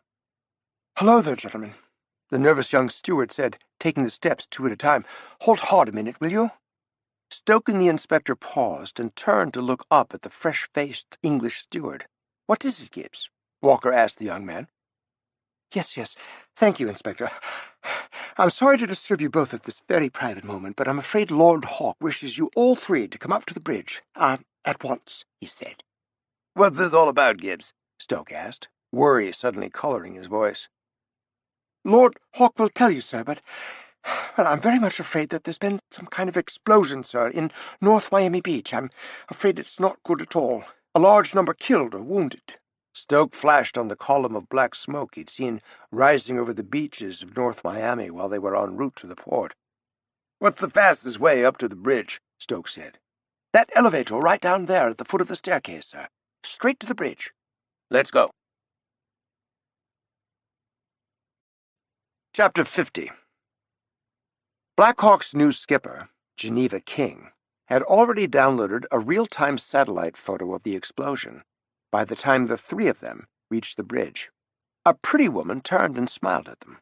The ship's new captain was a very attractive American woman with dark red hair and bright green eyes. Tall, rather stunning in her white uniform, she stood watching the sat photos spit out of the printer. Suddenly, seeing Stokely Jones appear in the elevator with his son, Hawke strode across the sunlit bridge deck to gather the little boy up into his arms. To Alexei's enormous delight, his father lifted him up and placed him astride his shoulders. "And you, sir, must be Tristan Walker, unless I'm very much mistaken," Hawke said, extending his hand to the stranger he'd heard so many good things about. "I am indeed, sir," he said. "It's a very great honor to meet you, sir." "Well," Hawke said, looking a bit anxious, "here we are. So, how are you and Alexei getting along, Tristan?" "Very well, I would say. Would you agree, Alexei?" "I miss Spooner, Papa," he said, burying his face from sight in his father's curly black hair. Tristan's eyes softened ever so briefly with compassion for the bereft child now in his care. He placed his hand on the little boy's shoulder. "I'm sure you do, Alexei. We all miss Nell terribly at the yard. Nell Spooner, in addition to being the sweetest soul alive, was a magnificent woman, a courageous woman in every way, one of my closest friends." Alex set his son back down on the deck as he said, "Alexei, I want you to shake hands with the inspector and tell him how much you appreciate his coming along to help watch after you. Will you do that for me?" "I suppose so, Daddy." The little boy raised his hand, his eyes cast downward at his feet. "Look a man straight in the eye when you shake his hand, son, just like I've taught you. Firm grip." "Awfully glad to meet you, sir," Alexei said, every bit as manfully as his father could wish as he put out his hand. Stokely approached, holding sat photos in his hand. He held one up for Hawke's inspection. "Any news on whatever the hell happened?" Hawke said, taking the picture in his hand. "That smoke we saw in the distance on the way over here? Big explosion at Florida Power and Light, the primary Miami-Dade station." "Bad?" "It's gone." "Gone?" "Look at this sat shot taken earlier, before the thing blew sky high. It's a massive complex. The whole thing went up? Evaporated. That's before. This shot is another satellite pass after the event." "Jesus Christ, obliterated? Cause?" "Brock has been on the phone with CIA Miami. At first they thought it was electrical because all the main transformers blew. But now it's different. They're starting to say it's terrorists. Some FP&L employees were shot by intruders just prior to the explosion." "How bad, Stoke?" Bad. All Miami is down. All Dade County, south to the Keys, north to Fort Lauderdale. The whole damn grid has gone dark, boss. And it'll take months to get it all back up and running. I hate to think of the chaos we're in for, months of darkness and no power. A nightmare for people. Big trouble. Big damn trouble. I'll tell you that for sure. Harry, Hawke said, looking over at him. It's bad. Nobody saw this coming. No threats, no internet chatter, nothing. Clear out of the blue. Any early ideas? The usual suspects. We're looking at ISIS, Cuba, AQ, homegrown terrorists, but what? The explosives. It was an instant control blast, judging from the force parameters and the look of it, but my guys on site can't find any trace of C4, Semtex, Demex, or any satchel charges. Nothing. We don't know where to start looking at this point. Stoke spoke up. Harry, I think it's about time you showed him the pictures you took with your iPhone when we boarded that Russian spy boat. Okay, first, here's the military sat shot taken of Miami Beach very early this morning, right before all hell broke loose. The angle from above and the composition looked vaguely familiar to me. I knew I'd seen this aerial view before, and guess what? I had. Aboard that Russian ship, believe it or not. Here's my iPhone shot. Harry handed his cell to Hawke. The small screen displayed the scene down in the hold of the spy ship. Right, Hawke said. You showed me some of these when you returned to the Coast Guard cutter. Didn't make a whole lot of sense at the time. You shot this down in the aft hold? I did. In the billiard room, as we called it. The whole space was filled with pool table-sized platforms, each one with a different model American city. They all look sort of alike at first glance, but this one? That's Miami, all right, including the central FP&L power station right there. Only now, it looks like this. Hawke looked at the second post-attack photo. Remarkable. Scorched earth. There's nothing left but twisted steel. At least a square mile of blackened earth, Stoke said. Unbelievable, isn't it? Brock said, nodding his head. What possible kind of explosive could cause that much destruction and not leave a trace? I was just thinking about that, Hawke said, looking away and clearly concentrating. Stoke, Hawke said finally, you mentioned something about another locked compartment down there. Yes, boss, way in the back. Nothing much there. A couple of cases of German vodka. Some of the bottles opened and half empty. Hawke looked over at him. I don't recall you saying anything about any vodka. Well, just didn't seem all that important, boss, Stoke replied, troubled by the look in Hawke's eyes. I did grab a couple of bottles as souvenirs, Brock jumped in. You did? Hawke said, his eyes lighting up. Sure did. Tell me you didn't drink that stuff, Harry, Hawke said sharply. Me? No, I only drink scotch. That stuff's rot gut, right? Jet fuel, that's all I know. Something like that, Hawke replied, his mind suddenly racing, putting two and two together. Where are those vodka bottles right now? In my apartment, over in Coconut Grove. Hawke, excited, took hold of Brock's shoulder. Call CIA Miami, Harry, now. Tell them about the vodka you found when you searched the Russian ship. Tell them this is all somehow related to the power station bombing. National security priority. Tell them I said so. Got it? Got it. And tell them not to let any agents go anywhere near those two bottles. I want the bomb squad to remove them. Under no circumstances should they break the seals of the metal screw tops until they've spoken directly to me. Do you understand the urgency in my voice, Harry? Yes, sir. I believe I do. Get them on the phone, now. A bomb squad, boss? Stoke said. For a couple of bottles of vodka? Not exactly vodka, Hawke replied, watching Brock make the call, and listening to every word he said. Chapter 51. 30 minutes later, Hawke's mobile rang. He looked at the screen. It was area code 305, Miami, but routed through the primary switchboard at MI6 on the Albert Embankment in London. Commander Hawke, he said, after punching the button. Commander, I have sentient storm chasers in London calling. I'm going to be putting the call through to you on a secure line. It's a Miami call, CIA station there. All right if I put them through now? Please. Hawke listened for the familiar yet still mysterious echoes of whizzes and clicks from far across the sea, and then a voice. Commander, This is Special Agent Sheffield, Miami Station, calling you on a secure line. Thank you.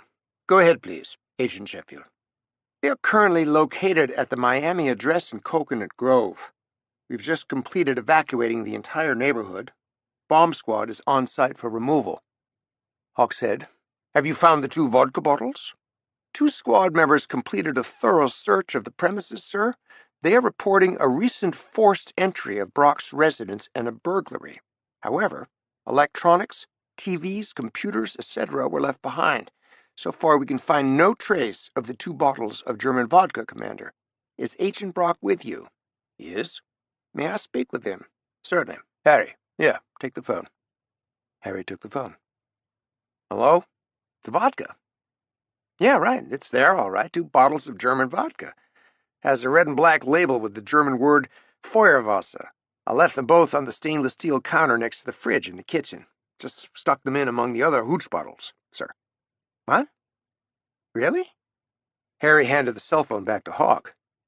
He says he can't find the vodka. Seriously, why the hell would someone knock my door down to steal a couple of bottles of vodka? Hawke was about to reply. He looked around at the officers and crew now on the bridge. This was his yacht, and every last soul aboard it had been vetted and re-vetted with MI6 background checks that went back to birth certificates and prior generations. For some reason, at that particular moment, all that just wasn't enough. He turned to Stokely and Brock and motioned to them to come closer.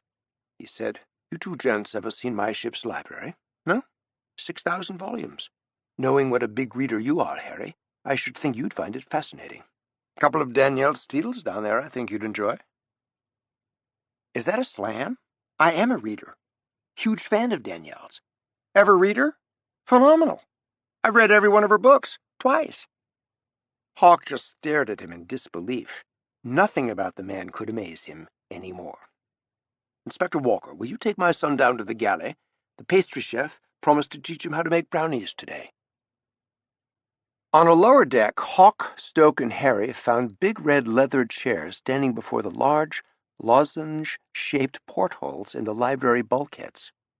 Hawke plucked a cigarette from the lacquered black holder on the coffee table and then offered one to Brock.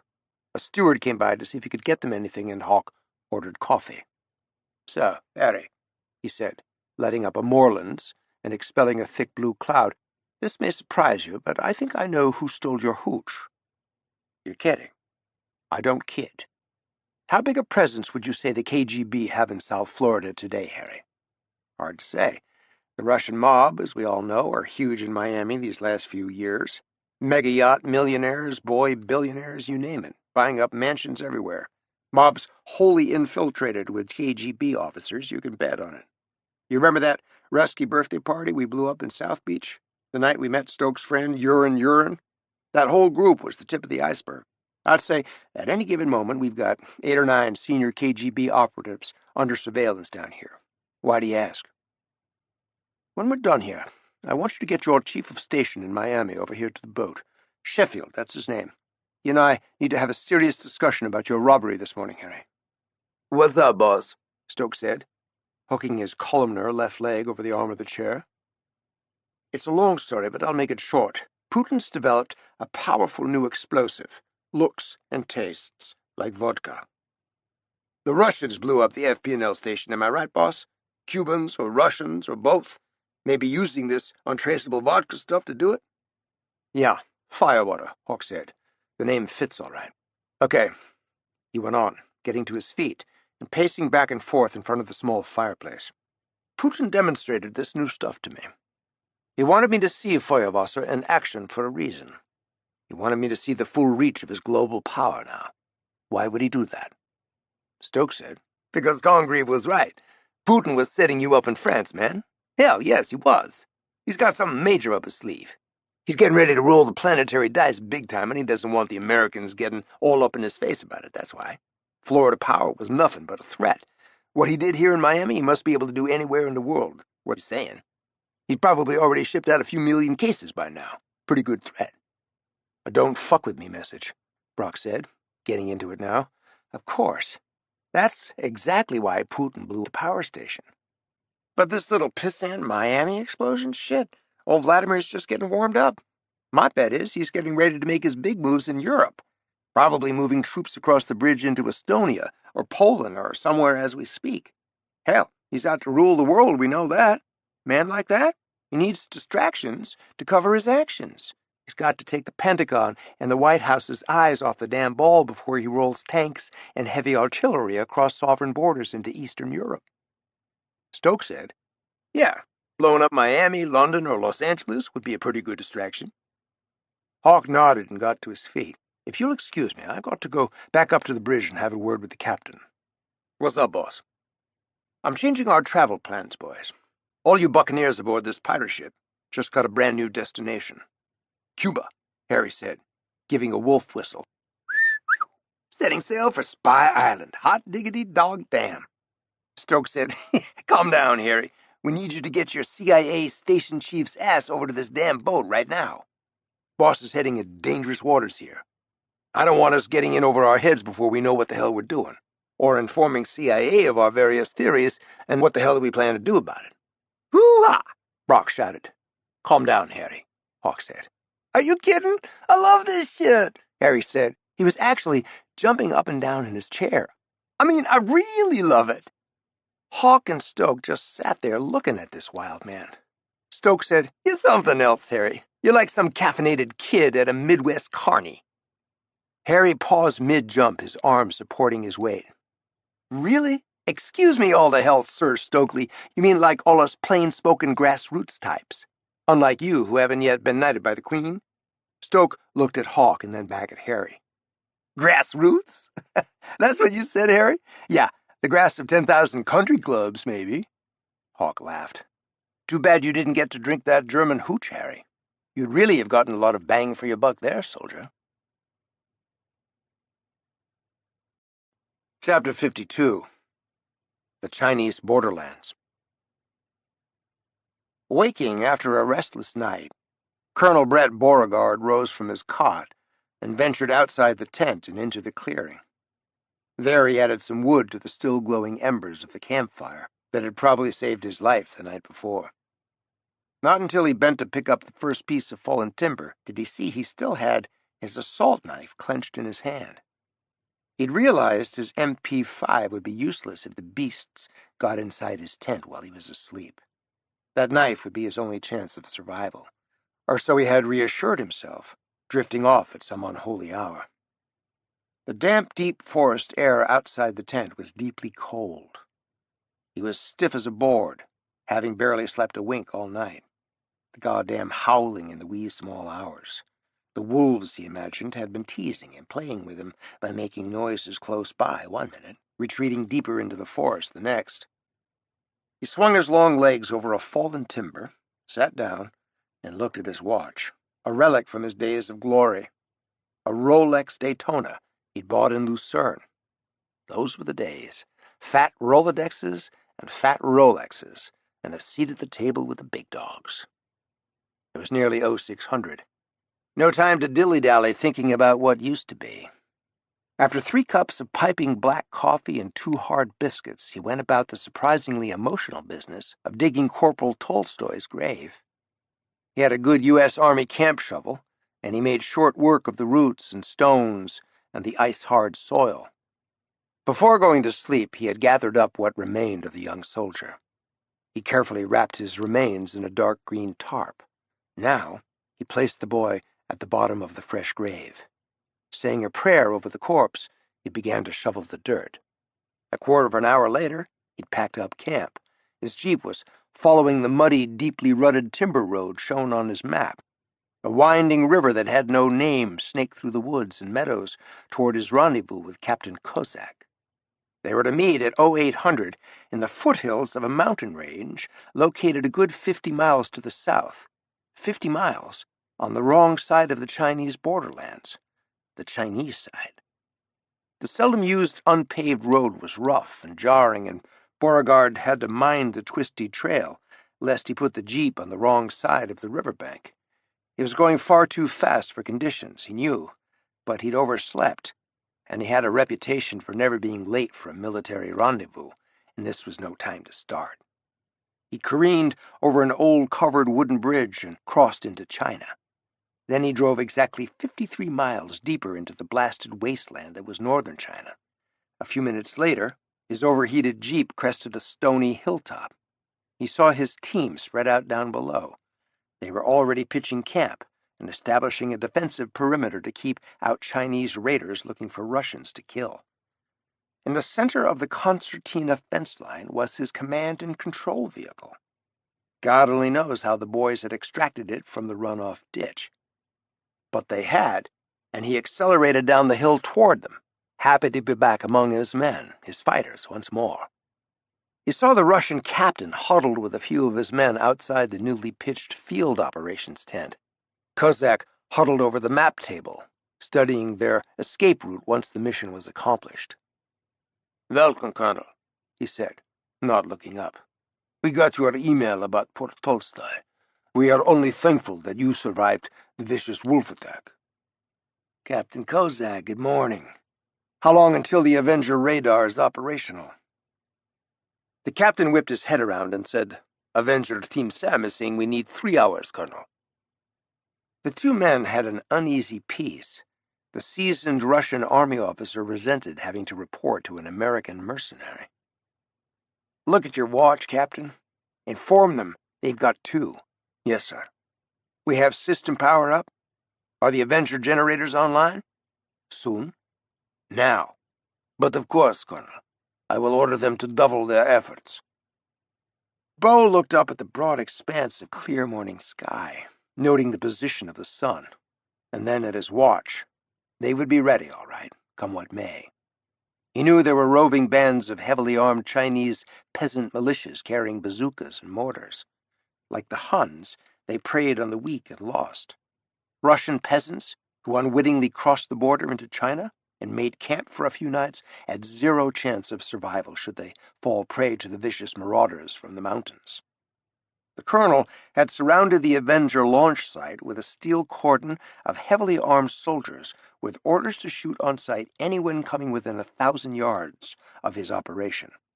2 people had been shot and killed a little after daybreak, after straying inside the colonel's no-man's land, the captain had informed him. They turned out to be 2 starving women who had been scrounging the barren land in search of food. He ordered that the corpses be removed from where they had fallen and given a proper burial.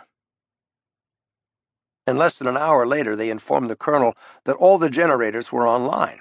All offensive combat systems were powered up and running.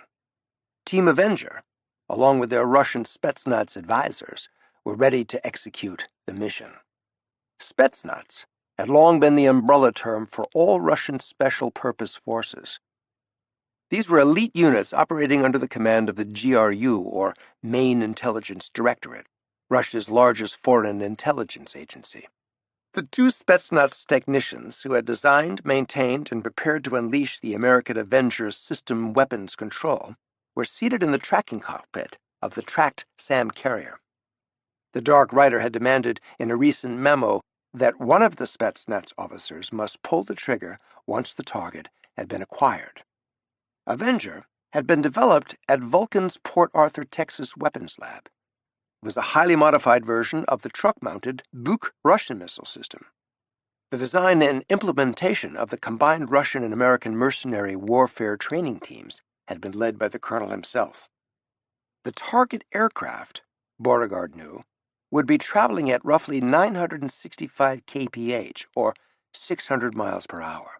It was now flying at a mandated altitude of 33,000 feet at a heading of 180 degrees southeast.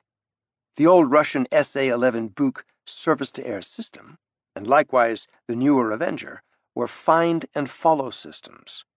The colonel's new launcher, though, was a vastly more sophisticated variant of the much older design. It was designed to track a target with radar long before interception, and then throughout the flight of the missile until it detonated. Once launched, the target's radar data were transmitted continuously to the missile, guiding it toward the target.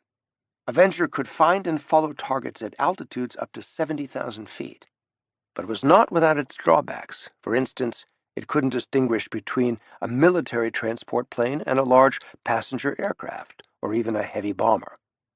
The team Beauregard had put together knew only the coordinates of the target and the approximate time the airplane would be within range.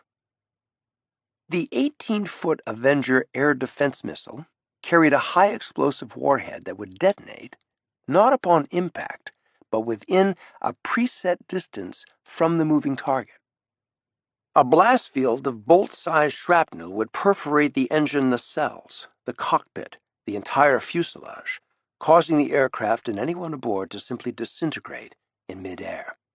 However successful the Avenger was, the results on the ground were not going to be very pretty. Death rarely was. The colonel looked up at the towering blue skies and donned his headset. He and the rest of the men scanning the heavens through powerful telescopes did not have long to wait. 6 silent minutes had ticked off the countdown timer display when a voice cracked the stillness. "Target heat signature acquired, sir," the Spetsnaz commander said in his headphones. "Radar tracking initiated. And, yes, we now have radar lock, sir." "Radar lock. Roger that," Beauregard said. He could see the crew inside the plexi-bubble cockpit, high atop the tracked carrier, both giving him a thumbs up. The entire bubble and its occupants were now swiveling in a clockwise direction as they tracked the invisible target high above.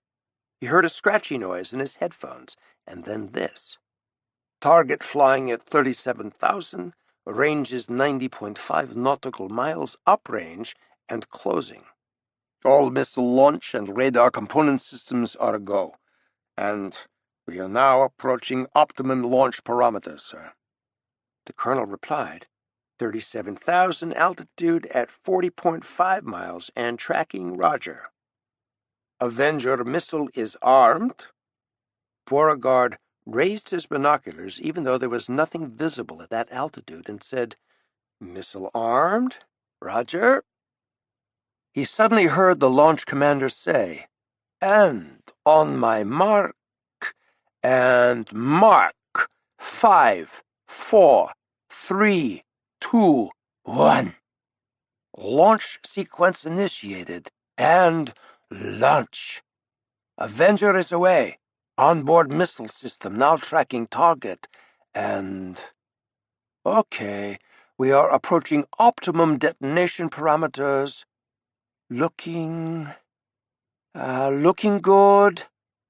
Climbing through 10,000, 15,000. Our airspeed is maxed at Mach 4.6. Missile climbing through 20,000 feet, 25,000, 30,000 feet now. We have critical..." A brilliant flash of white light exploded in the skies almost directly above the colonel's head. He looked up at the sound of an enormous crack from on high. Then he heard Captain Kozak screaming. Debris from the target was thudding into the rocky desert just shy of the mountains surrounding them. Almighty God, the colonel thought, what have I done? He ran ahead 1,000 yards toward the spot where a giant piece of engine nacelle had just impacted the ground. Captain Kozak was right on his heels. Within minutes, the two men were standing just outside a vast and growing debris field. But what they saw next shook Beauregard to the core. It was raining people. Bodies and pieces of bodies were plummeting from the sky, even severed heads thudding to earth all around him.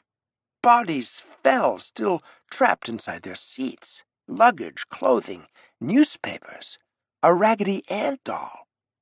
It was hailing death. Captain Kozak looked away, gray and stricken, as 2 small corpses, children, landed within 100 feet of his position. By some miracle, they were still holding hands. The Russian officer clearly had no idea what was happening now, or even how to assimilate this civilian human carnage into what they had all been told was to be a strictly military mission.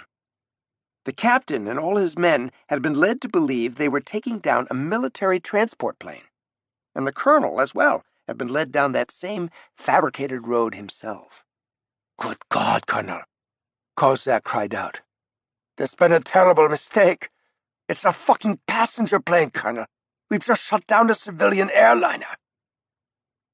Beauregard remained silent. He watched the still flaming engines and torn wings full of jet fuel as they slammed into the mountains a half-mile away, burning every tree and bush in sight, scorching the earth black. "Colonel, you need to see this," a young soldier said. One of the troops had approached the colonel. He had a charred piece of the disintegrated A-320's fuselage in his hand. It was pockmarked with jagged holes that Beauregard recognized as damage inflicted by high-energy particles, in other words, shrapnel from the warhead of the Avenger missile. Emblazoned on the lower right-hand corner of the plate-sized fuselage piece he held in his hand was a red, blue, and white emblem, the flag of the Russian Federation. Beauregard went rigid at the sight of it.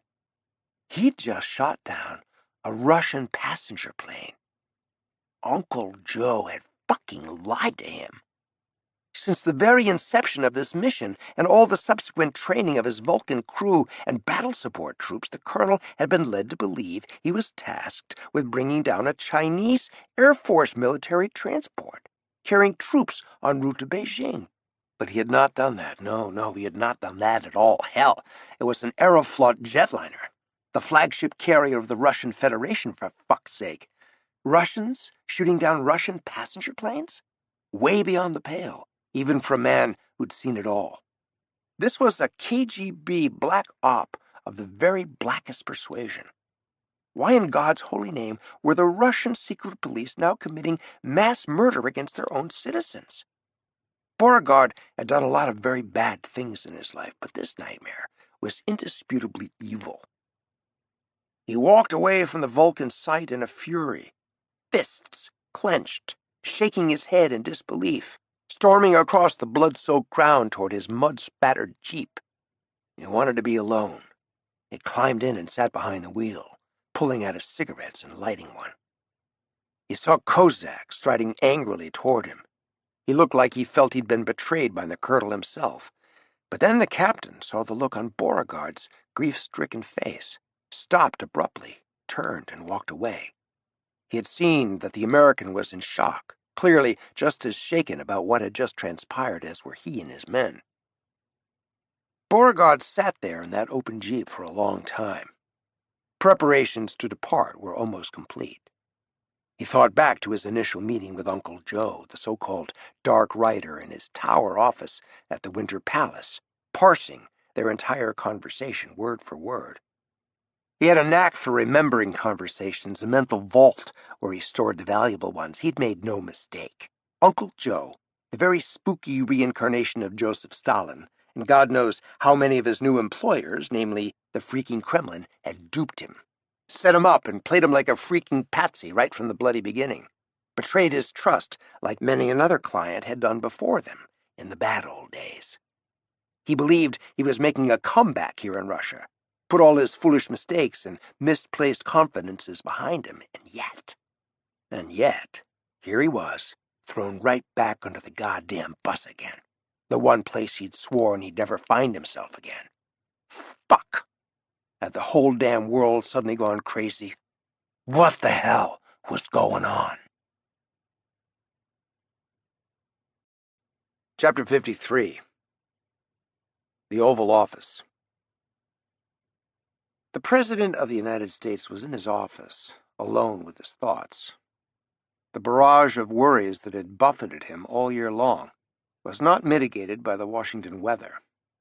A hard rain beat against the window panes. It seemed to Rousseau that it had been raining for months. Even now, heavyweight thunderclouds were coming out of their four corners and sparring in the skies above the White House. Jagged spears of bright white lightning appeared to strike closer, and closer still, to the storm-whipped bushes out in the rose garden. He let a quiet sigh escape his lips. then turned away from the windows and opened the center drawer in the Resolute desk. Pulling out a crumpled pack of Marlboro Reds, he struck a match and lit one up. The sharp nicotine bite was instantaneous, and he drew the smoke deeply into his lungs. Oh yeah, that was definitely better. Nicotine and caffeine were the only ways the besieged president could manage the stress these days. One wave of crisis after another, it seemed, each one roaring toward the shoreline almost before its predecessor had a chance to begin to recede. He certainly couldn't play golf during these dark days. No more buddy boy foursomes at Congressional. Not after the media beating he'd taken during his latest summer golf vacation on Nantucket earlier that year. Christ, they'd killed him. Nothing left to do now but hunker down, ride out the storm, and... His door was pushed inward. His long-suffering secretary, Maura Murphy, also under siege, stuck her head tentatively inside the door. "They're here for you, Mr. President," Maura said, somewhat nervously. She knew trouble when she saw it, and from the overheard whispers among those waiting out of the hallway, she knew one thing. This meeting was not going to be easy for the boss. She long feared for his health. Now she feared for his sanity. He'd made a brave start, tried his best, but now the world had conspired to kill him. "All ready, Murph?" he said, glancing at his watch. "It's just gone 10, sir," she said in her clipped, upper-class British accent. "You're right. Show them in, please, Maura." She turned away and said over her shoulder, "Gentlemen, the President will see you now." The President, seated behind the famous Resolute desk, rose to his feet and stiffened his spine. He'd been dreading this morning's first scheduled appointment all week. All you have to do is get through it, he reminded himself. Just get through it and move forward. He stood there, smiling warmly, and watched them enter. First through the door was his CIA director, Brick Kelly. Next, the chairman of the Joint Chiefs, Admiral Charlie Moore. Then, in quick succession, the new Secretary of State and his old Florida golf buddy, Will Matthews, and the visiting director of the British intelligence agency MI6, a tough old bird named Sir David Truelove. The president smiled broadly at his colleague's solemn entrance and went around his desk to greet them all.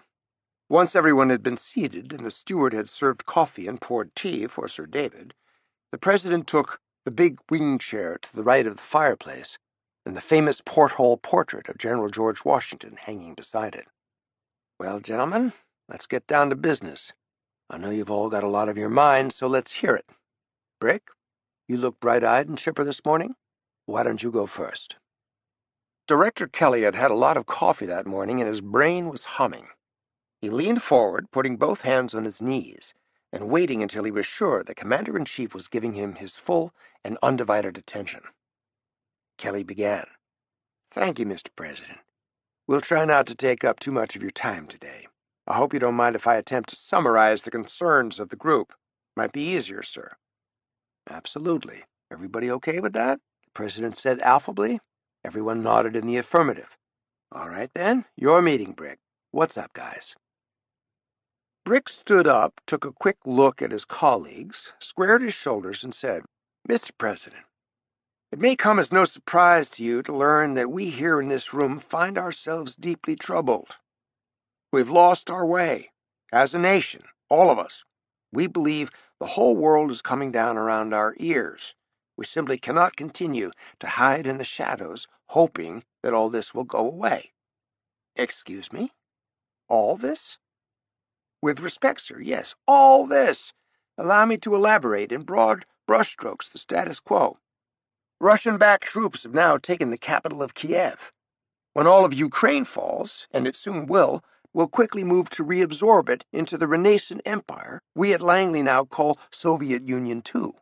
Even as we speak, Russian T-90 tanks, armored divisions, and ground troops are massing, preparing to surge across the bridge over the Narva River that marks the Estonian-Russian border. Resistance and bloodshed around the capital of Tallinn will be heavy, but futile. The Prime Minister of Estonia, your friend, Taavi Rõivas, and his military command are hunkered down for a fight, but they are extremely anxious for a strong signal of support from this office. I am not unaware of Russian aggression toward its neighbors, Brick. I understand that, sir. Here's my point. What we're now facing resembles, to me at any rate, the domino theory in Southeast Asia back in the 1970s, Mr. President. And what we believed then was that once one domino tile toppled, the other tiles in the region would soon follow. That's why we at CIA have been monitoring Estonia so closely since the fall of Crimea, and most likely the Ukraine. Continue to sit on our hands, and a single bridge is all that stands between one of the great democracies and horrendous bloodshed. I will state the obvious. Every one of our allies in Eastern Europe is now feeling Russian heat. Poland, the Czechs, and all the rest are very nervous about our response here, if there even is one. With respect, Brick, I am not the one generating the heat. The heat these capitals are feeling is coming from the Kremlin, not this White House. Let me be clear. Americans know this. They know that no one is more passionate about the right of sovereign nations to remain free than I. Do we understand each other? Unfortunately, I'm quite sure we do, Mr. President, Kelly said, and sat down. Admiral Moore leaned in, lasering in on the president. With all due respect, Mr. President, this administration began by betraying existing American commitments to Poland and the Czech Republic, withdrawing their missile defenses as a sop to Putin, from whom we got absolutely nothing, and leaving our allies and vulnerable borders unprotected, followed by undermining Israel's position in the Middle East, basically throwing them to the wolves and courting our worst enemies, the Iranians. And now we're about to leave Ukraine twisting in the wind, refusing to give them the weapons to defend themselves. The president managed to smile. Go on. Let's not forget our recent deal with Cuba, Kelly said. We gave the Castros every single thing they demanded and got only a hostage or two in return. The president glowered at his CIA chief with such intensity that everyone was silent for a moment. Finally, Admiral Moore, chairman of the Joint Chiefs, spoke up once more. I think Putin has got this whole damn administration hornswoggled, is what I think, sir. Just look at one incident. A few days ago, the Russian army shoots down a Russian passenger plane full of Russian citizens. Why? Who the hell knows anymore? White House took their eye off the ball? And what does the administration finally do?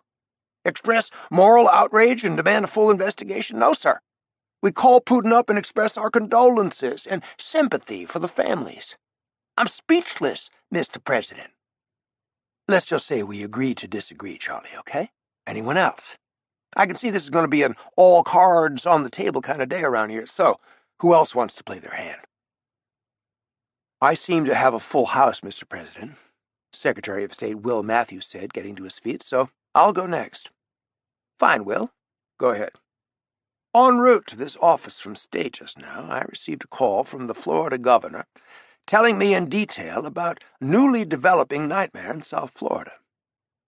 Nightmare? The president said, staring at his newly minted cabinet officer, as if he found this outpouring of more bad news from a friend of his own party hard to believe. Is that what you said? The president suddenly seemed very weary, shaky, unsteady in his movements, and many in the room feared he might even collapse. But Matthews had the floor now, and he was determined to press on whatever the cost might be. I think one could safely call the situation in South Florida a nightmare, sir. I realize that you have a very full calendar, but I'm saddened and somewhat surprised you've not already been briefed by your own staff. Don't apologize. Just tell me what the hell happened. No apology on my part is called for, sir. I personally put a call into you at 5:05 this morning. It's logged on the White House phone record, with the intention of informing you that shortly after dawn, a huge explosion rocked North Miami Beach. The primary FP&L power station located there on the coast, the one that fuels the entire South Florida grid, has been leveled. We already have reason to suspect terrorism. Terrorism? Yes, sir, terrorism. By any other name is still terrorism. Sir David Truelove here, and I have spent the last 2 days chairing the Global Terror Crisis Panel at the Carlisle Barracks at the War College in Pennsylvania. He's been on the phone with Governor Brian Burns offering help with the investigation. Perhaps he can shed additional light on this situation in Florida. Sir David? I can do that, Truelove said, rising and looking directly at the President. "Mr. President, first, I want to say how delighted I am to be here in Washington, how deeply I value the friendship between our two countries. I've also been on the wire this morning with Alex Hawke, sir, one of my senior MI6 officers, whom you may recall from the enormously successful Operation Lightstorm in China and North Korea last year. Of course, the rescue of Dr. Chase and his family from a North Korean death camp. Brilliant action. Lord Hawke and his son were recent guests in this house." "Yes, sir. Hawke's in Miami now, recuperating in the wake of that recent tragedy right here on the White House lawn." "Dreadful. Just dreadful," the President said. "I have asked Lord Hawke to look into this matter, as he is already pushing a link to Cuban terrorism." The Secretary of State rose to his feet, joining Sir David in addressing the President. "Commander Hawke is already quite certain that Russian-backed Cuban terrorists from an island spy base came ashore somewhere in the Keys, then made their way surreptitiously up to Miami and used a wholly new Russian explosive to obliterate South Florida's entire power grid." Jesus Christ, well, didn't we just normalize relations with the Castros in Cuba? The ink's hardly dry on the treaty. "We did indeed, Mr. President," Secretary Matthews replied. "Apparently, this is the new normal." Chapter 54. Rosso waited for the British intel chief to proceed, but he seemed to have nothing more to add. By now, it was apparent to all that the President had retreated to fight his corner. He was on the ropes now, just suffering the body blows, not truly engaged, hanging on by his fingernails and yet another cup of coffee. The silence lingered on. Truelove looked around for guidance from his colleagues, found none, and sat back down. The old spymaster closed his eyes and focused on his breathing. He could not remember being in a more tension-filled room in his entire life. It seemed as if they were all sitting around having coffee and discussing the end of the world. "Anything else?" the President finally muttered, his voice colored with exhaustion and tinged with sarcasm. Brick Kelly was quick to speak up. "Mr. President, here's what we're trying to say. I can't emphasize this enough. We are going around the world creating power vacuums, like the one that gave rise to ISIS in Iraq. The isolated political space America now occupies vis-a-vis both our friends and enemies around the world is untenable. Shaky ground at best. We need to return to terra firma, sir, and we need to do it right now. We need a strong hand on the tiller. We're out of options." "What the hell are we supposed to do, Brick?" "Show some strength, for God's sake. Some guts, some backbone, some goddamn courage, some goddamn leadership." Truth was finally out in the open, and it hurt. Not only the President, but every man in the room. A deep silence pervaded the Oval Office. Everyone seemed to be staring at their shoes. After an eternity, the chairman of the Joint Chiefs, Admiral Moore, seemed barely able to contain his anger as he got to his feet. "He's right, sir. We're knee-deep in the shit, if you'll pardon an old Navy saying. You asked us if there was more. I'm afraid there is a great deal more. Kelly's right, because the White House failed to follow my suggestion and leave a force multiplier of Marines behind when we pulled out of Iraq. ISIS is now moved to within mortar distance of Baghdad and closing. Because we have failed to subsequently augment airstrikes in Iraq and Syria with boots on the ground, ISIS is rapidly gaining ground and territory. Even Yemen has fallen to them. They are hell-bent on conquering the Arab world." Now, just a damn minute. Are you saying you and Secretary Matthews now disavow any State Department role in these goddamn decisions? "I'm saying, Mr. President, that I personally cannot and will not take public responsibility for the loss of that historic city to barbaric terrorists. Cities like Tikrit, Mosul, and Ramadi that we paid dearly for in blood and treasure. Add to that the copycat homegrown terrorists now beheading our citizens in the streets of the Midwest. And need I really go on, sir?" No answer. The President seemed to have wilted. He slumped back in his chair with his hands clasped quietly in his lap. His graying head was back against the tufted yellow cushion, and he was staring at the ceiling. Soon tears were running down his cheeks. His visitors were aghast. This man, who once seemed so charismatic, so much bigger than life that he was bulletproof, now he was shrunken and shrinking, disappearing inside an empty suit. No one dared speak. After a while, Rosso seemed to summon strength from somewhere. He looked across at them and spoke. You know, it's funny. My father used to say something to me back when I was knee-high to a grasshopper. Made a lot of sense, the old guy. He'd say, son, always surround yourself with folks who come to you with solutions, not problems. And that's what he always said, when I went to him with one of my problems. So, how do I respond to this laundry list of problems? How? You tell me. You're all here now. Tell me what. Tell me what to do. Mr. President, Kelly said, would you like a glass of water? Some more coffee, sir? No, thanks, Brick. I'm fine. May I make a suggestion, sir? Please do. I know we've given you a lot to think about, but I think it prudent to deal with the closest problem to home first, the incursion and sabotage just carried out by Russian-sponsored terrorists in South Florida. Go on. Sir David and I drove over here from Langley together. We had a chance to talk about this in the car. I think we're very fortunate in one respect. We have personnel already on the ground who are best equipped to remove the current threat from Cuba. Sir David, will you tell the President our thoughts on Cuba? Mr. President, as was mentioned earlier, Alex Hawke witnessed the explosion firsthand and was in touch with CIA Station Miami in the immediate aftermath. If I may go off the record for a moment, I will reveal some highly classified information. I will tell you that Commander Hawke has a personal and long-standing relationship with Vladimir Putin. It's actually a friendship, as bizarre as that may sound, but it's been of some benefit. A couple of months ago, Putin gave Hawke a demonstration of a new Russian explosive called Feuerwasser, virtually undetectable and more powerful than anything we've got by a factor of 10. Hawke thinks the Russians are behind this Florida outrage? Think it through, Mr. President. One more remark like that, and I'll have your ass sent packing on the next thing smoking, Sir David, the President said, barely concealing his mounting rage. Truelove, aghast, looked around at his friends for support before continuing. He was determined not to let the American president's bizarre behavior intimidate him. Chapter 55.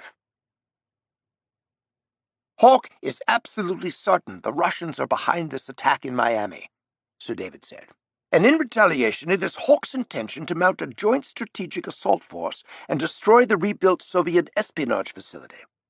Director Kelly and I are prepared to view this sabotage on American soil as an act of war and respond accordingly. The President said, for Christ's sake, Sir David, you're talking about World War III here. I'd be very careful with your choice of words in this office, Sir David. You're going down a road you may not want to go down. Let me rephrase that. Certainly, I would posit that we stand on the brink of war, sir. Commander Hawke's idea is that his action in Cuba will send a very strongly worded message to the Kremlin to back the hell off. If we don't respond at all, it is my personal belief that we most certainly will be sliding into global confrontation with President Putin. Assuming your assessment is correct, and that's a big assumption, what's the next step in your view? Great question, sir. Let me help you out there, Admiral Moore said. And he proceeded to lay out the rationale they'd all agreed upon. The President paid attention, nodding in the affirmative at the conclusion. The men who were present that morning breathed a collective sigh of relief. The most powerful man in the world seemed to have at last begun to grasp the enormity of the forces arrayed against him around the planet, and the challenges the Western world would soon have to grapple with if it was to survive. Sir David was quick to respond to Rosso's question of what must be done. 20 minutes ago, I was on with the Prime Minister at number 10 Downing. I informed him about the Florida situation just as I've informed you. I asked his approval for an immediate British-American assault force to be mounted, a joint operation between CIA and MI6 under the command of Alex Hawke, an active officer in the Royal Navy. And the PM gave his swift approval to proceed, Mr. President, as did Secretary Matthews and Director Kelly. All we need now is your agreement to do the same, sir. and Director Kelly and I will take all appropriate actions in coordination with CIA and the Pentagon to bring the perpetrators of this outrage to swift justice." They waited for a response, and waited some more. "Approved, Sir David," Rousseau finally said, getting to his feet. A bit of color seemed to have returned to his cheeks, and he had mustered a somewhat more confident demeanor. "I have worked with Commander Hawke before, as you all know. Tell him my prayers go with him. So, I see I'm running out of time. Will that be all, gentlemen?" They all stood up at once, some relief much evident on their faces. "Thank you very much, Mr. President," Secretary of State Will Matthews said, speaking for the group. "We deeply appreciate your not only listening to us this morning, but hearing us as well." They all began to file out. Admiral Moore was lingering as the others headed out the door, filing past Murph. "Got a minute, sir," Moore said. "Of course, Charlie." "I do have one more thing to say, Mr. President, on a personal note. I had a guy in my office at the Pentagon early this morning. Navy fighter pilot, a major, 301st Fighter Wing at NAS Fort Worth. Big-time hero. He wanted to see me because something bad had happened to him and he didn't know who else to tell. This guy's on Facebook, see, and 2 days ago, ISIS posted his face, and the face of his 9-year-old son, Lucas, and the kid's dog. They wanted people to know where this guy and his family lived. And then they wanted them to show up at his house and slaughter them. The whole fucking family. Now, Mr. President, I am deadly serious about this. If you need a bigger wake-up call than that, hell, I think it's high time I tendered my resignation as chairman of the Joint Chiefs. That's all I've got to say, sir." He started to walk out, but the president stopped him. "Believe me, Charlie, I hear you. I count on all you guys to tell me the truth. If we hang together, I believe we have a very good chance of not only getting through this difficult time, but coming out the other side on the side of the angels." "I hope to God you're right, Mr. President. I sincerely do, because if you're not, the only option left on the table is a great white nuclear flash of freedom out there in the Iraqi and Syrian desert. Turn those goddamn ISIS safe havens into charbroiled landfill." Moore turned away and headed for the door. "I hope it doesn't come to that, Charlie," Rousseau called after him. Moore stopped dead in his tracks and turned around to face the president.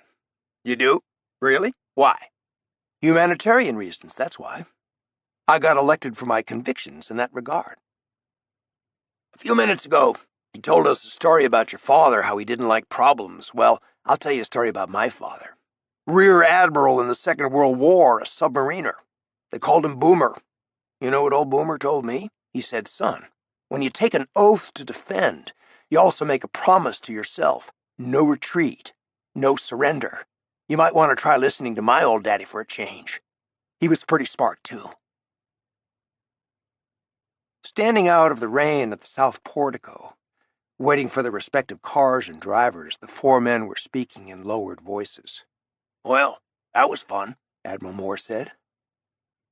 "You're going down a road you may not want to go down." Is that what he said to Sir David? "Put his ass in the next thing smoking." "Are you kidding me?" Brick Kelly said. "Funny. I thought we were all on the same side, just doing our goddamn jobs." "On the side of the angels, as it were," Sir David Truelove added with a wry smile. He was still in a state of shock at the way he'd been treated by an American president. Secretary Matthews said, "Well, at any rate, if we all get fired, at least we got his attention. Maybe." "He can't very well fire me," Sir David said, raising his pale blue eyes to the troubled heavens. "Good thing, too," Moore said. "If he fails to act on this Cuban crisis thing, Sir David, you and that magnificent bastard Hawke, you sail Royal Navy destroyers right up into that Cubano harbor all by your lonesomes, and you kick yourself some serious commie ass." Rather colorful, Charlie, but I admire the sentiment. The 4, as they'd nicknamed themselves, fell silent then, watching their black cars moving slowly up the drive in the punishing rain, each man wondering if he'd ever be standing on this exact spot again. At that moment, every member of the 4 considered that prospect to be highly unlikely. But at least, they thought, individually and collectively, they had done their duty by their country. Chapter 56. Cotswolds, England. "Good morning, darling," Ambrose Congreve trilled, practically bouncing into the sunny dining room of his country home Brixton House. Lady Diana looked up from her exquisitely tiny portion of perfectly poached eggs, kippers, and toast. It was early on a brilliantly sunlit Sunday morning. The French-polished George III's sideboard in the Adams dining room was groaning with piping hot goodies pour le petit déjeuner. "Wait," she said, gazing sternly at her husband. "Are you actually skipping, Ambrose Congreve?" she said. "Am I? Well, I suppose I am, aren't I?" The portly old fellow hopped over to the cook's vast sampling of delicacies arrayed beneath a large sporting oil of Diana's late and unlamented grandfather, the Earl of Airlie. Ambrose, as was his wont, winked at the Earl and poked his forefinger at his belly. The old bastard was seated aboard his favourite hunter Redhead, surrounded by his hounds. Congreve heaped his plate with cheese-scrambled eggs and crumpets and Irish butter and a generous dollop of Mackay's three-fruit marmalade. He filled his old mug with piping hot coffee and made his happy way around the long, long table to where his lovely wife was seated. "What are you on about this morning, darling?" the lady of the house asked, patting her lips with crisp white linen. "Well, for one thing, it's a glorious day. Have you not bothered to look out the windows? God's in his heaven, and all's well with the world. You cannot deny it." He dropped his knife on the floor and bent beneath the tablecloth to retrieve it.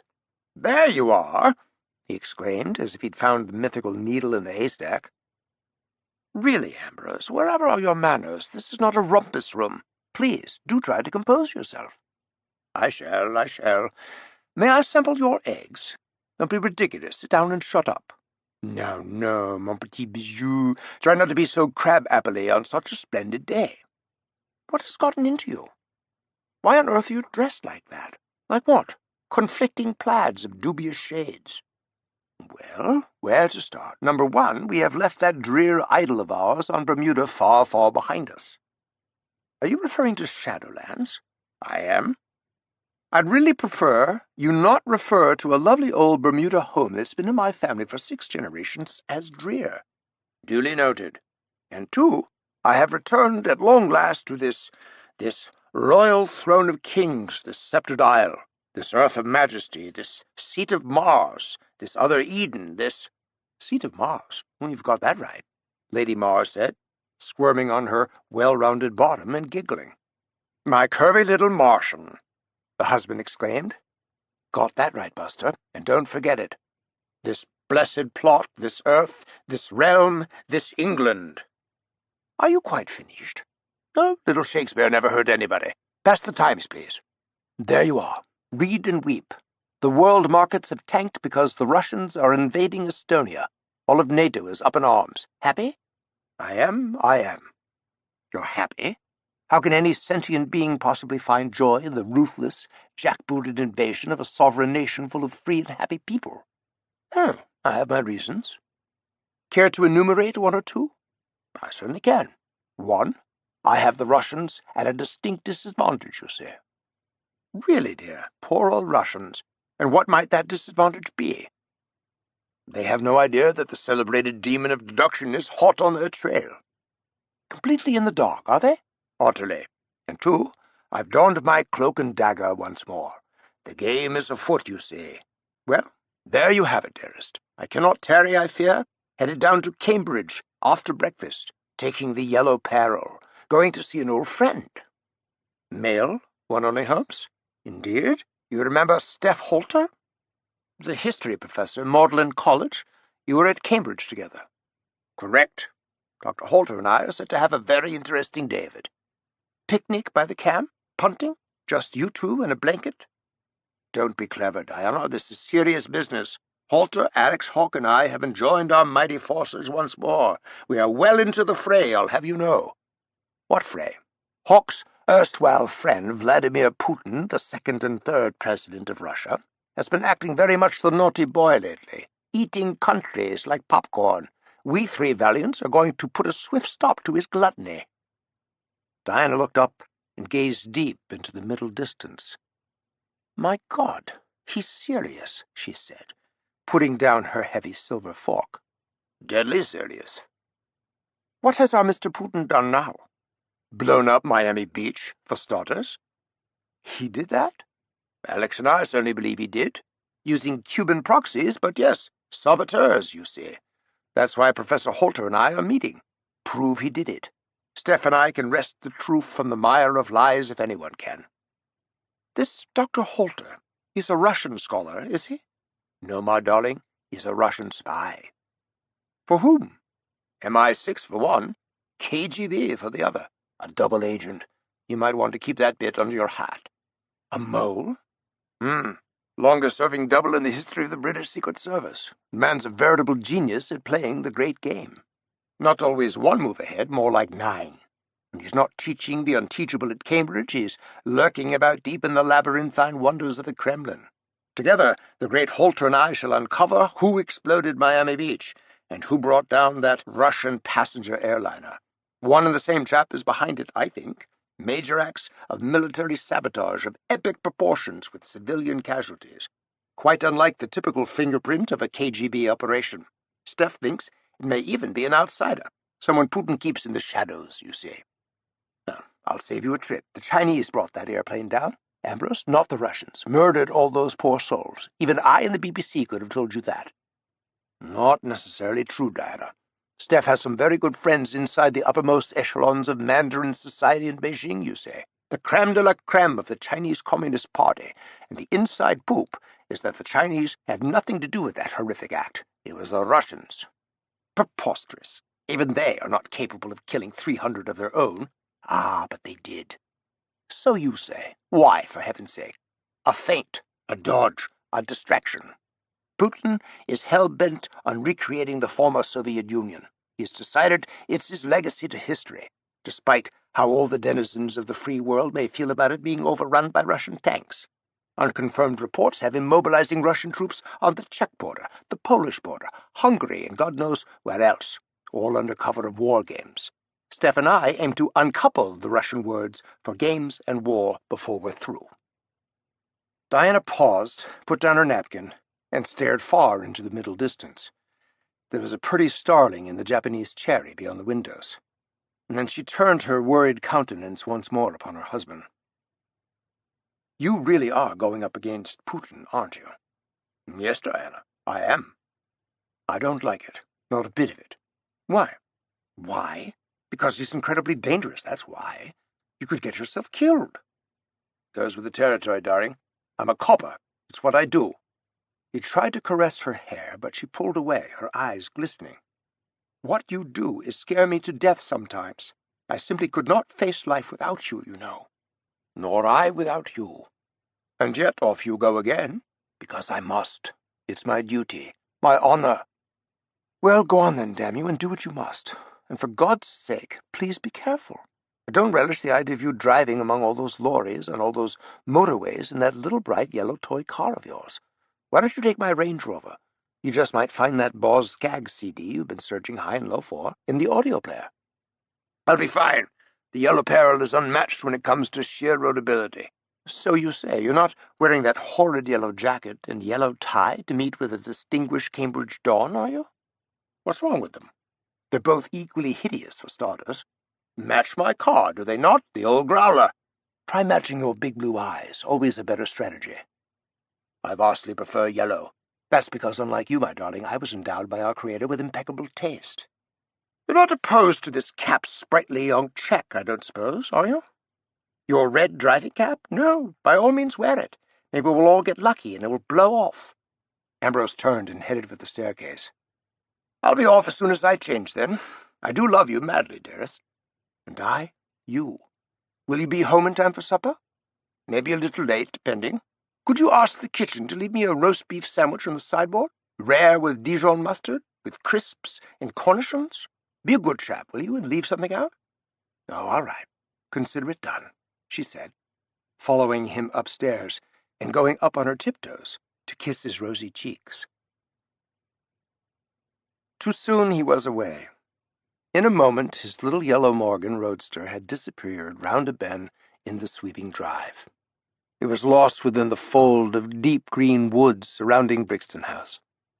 Despite her heroic and stoic intention, Lady Mars suddenly found herself bereft and in desperate need of the solace of flowers and the red and gold of fall foliage. So there she remained, bathed in the golden light streaming down through the Gothic library windows.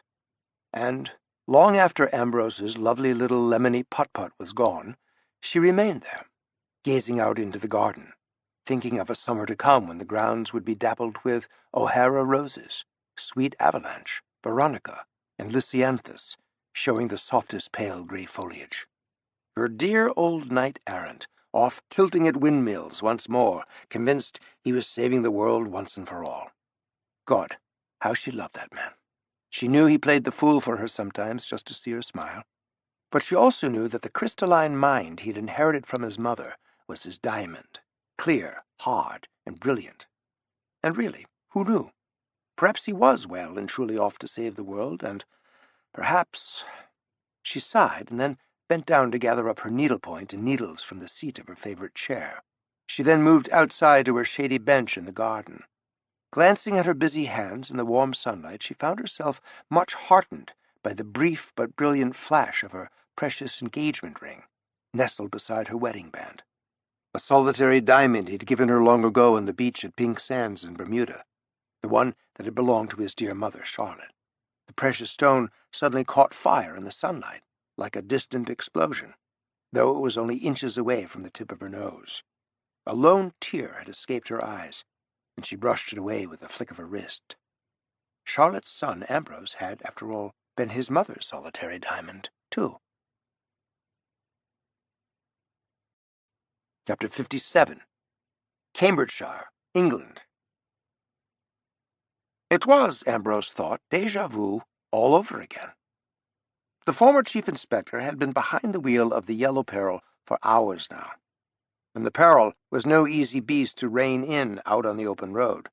So it came as some relief to find himself finally nearing the little hamlet of Haversham, on the distant fringes of Cambridge proper. When Professor Holter had rung him up earlier in the week, Stefan had told him he'd recently bought a country house somewhere around this quaint ville. Why move, Ambrose had to ask himself at that point. Leave Cambridge town? Why should someone of sound mind leave all the charm, the mystery, the architectural splendor that was that brilliant, lovely old market town of yore? As Congreve drew near the crossroads at the town center, he knew Holter's choice could not be for the charm of this garden spot, Haversham, a drear little map speck with nothing but a couple of dingy pubs, a sad, ill-lit curry house, a forlorn fish and chips, and a decaying petrol station to recommend itself. Ambrose stopped at the one and only traffic signal. With both man and machine forced to sit idle for a moment or two, Congreve found himself gazing up at the red light dangling overhead. It called to mind a snippet from a Sherlock Holmes adventure, a manually operated gas-lit traffic signal, first ever to be installed in London, figured as an alibi in Conan Doyle's brilliant mystery. The incandescent Holmes, the great hero of Congreve's life, had determined that the newfangled traffic light had exploded moments before the crime, and thus exonerated the innocent suspect. The old Sherlockian now looked down at directions he'd scrawled on the back of an advert. Holter had said Ambrose would recognize the place when he saw it, but the famous criminalist had only been in this sad little ville once before, and that visit had been on a dark and moonless night in hot pursuit of a female murderer. He read his scrawl aloud to himself. Left at only traffic signal, continue on Dirt Farm Road for 1 mile, go right at milepost sign just after Wooden Bridge, thick birch wood straight ahead, iron-gated entrance on left. The light went green, and he quickly engaged first gear and hung a louis, as his good friend Sir Stokely Jones was so fond of saying, and proceeded merrily on his way. By now it was mid-afternoon, and the sun fell softly on the fields and meadows in this quiet corner of rural England. Here, the aforementioned rutted cart path wound through white-fenced pastures, where flocks of Leicester sheep grazed peacefully.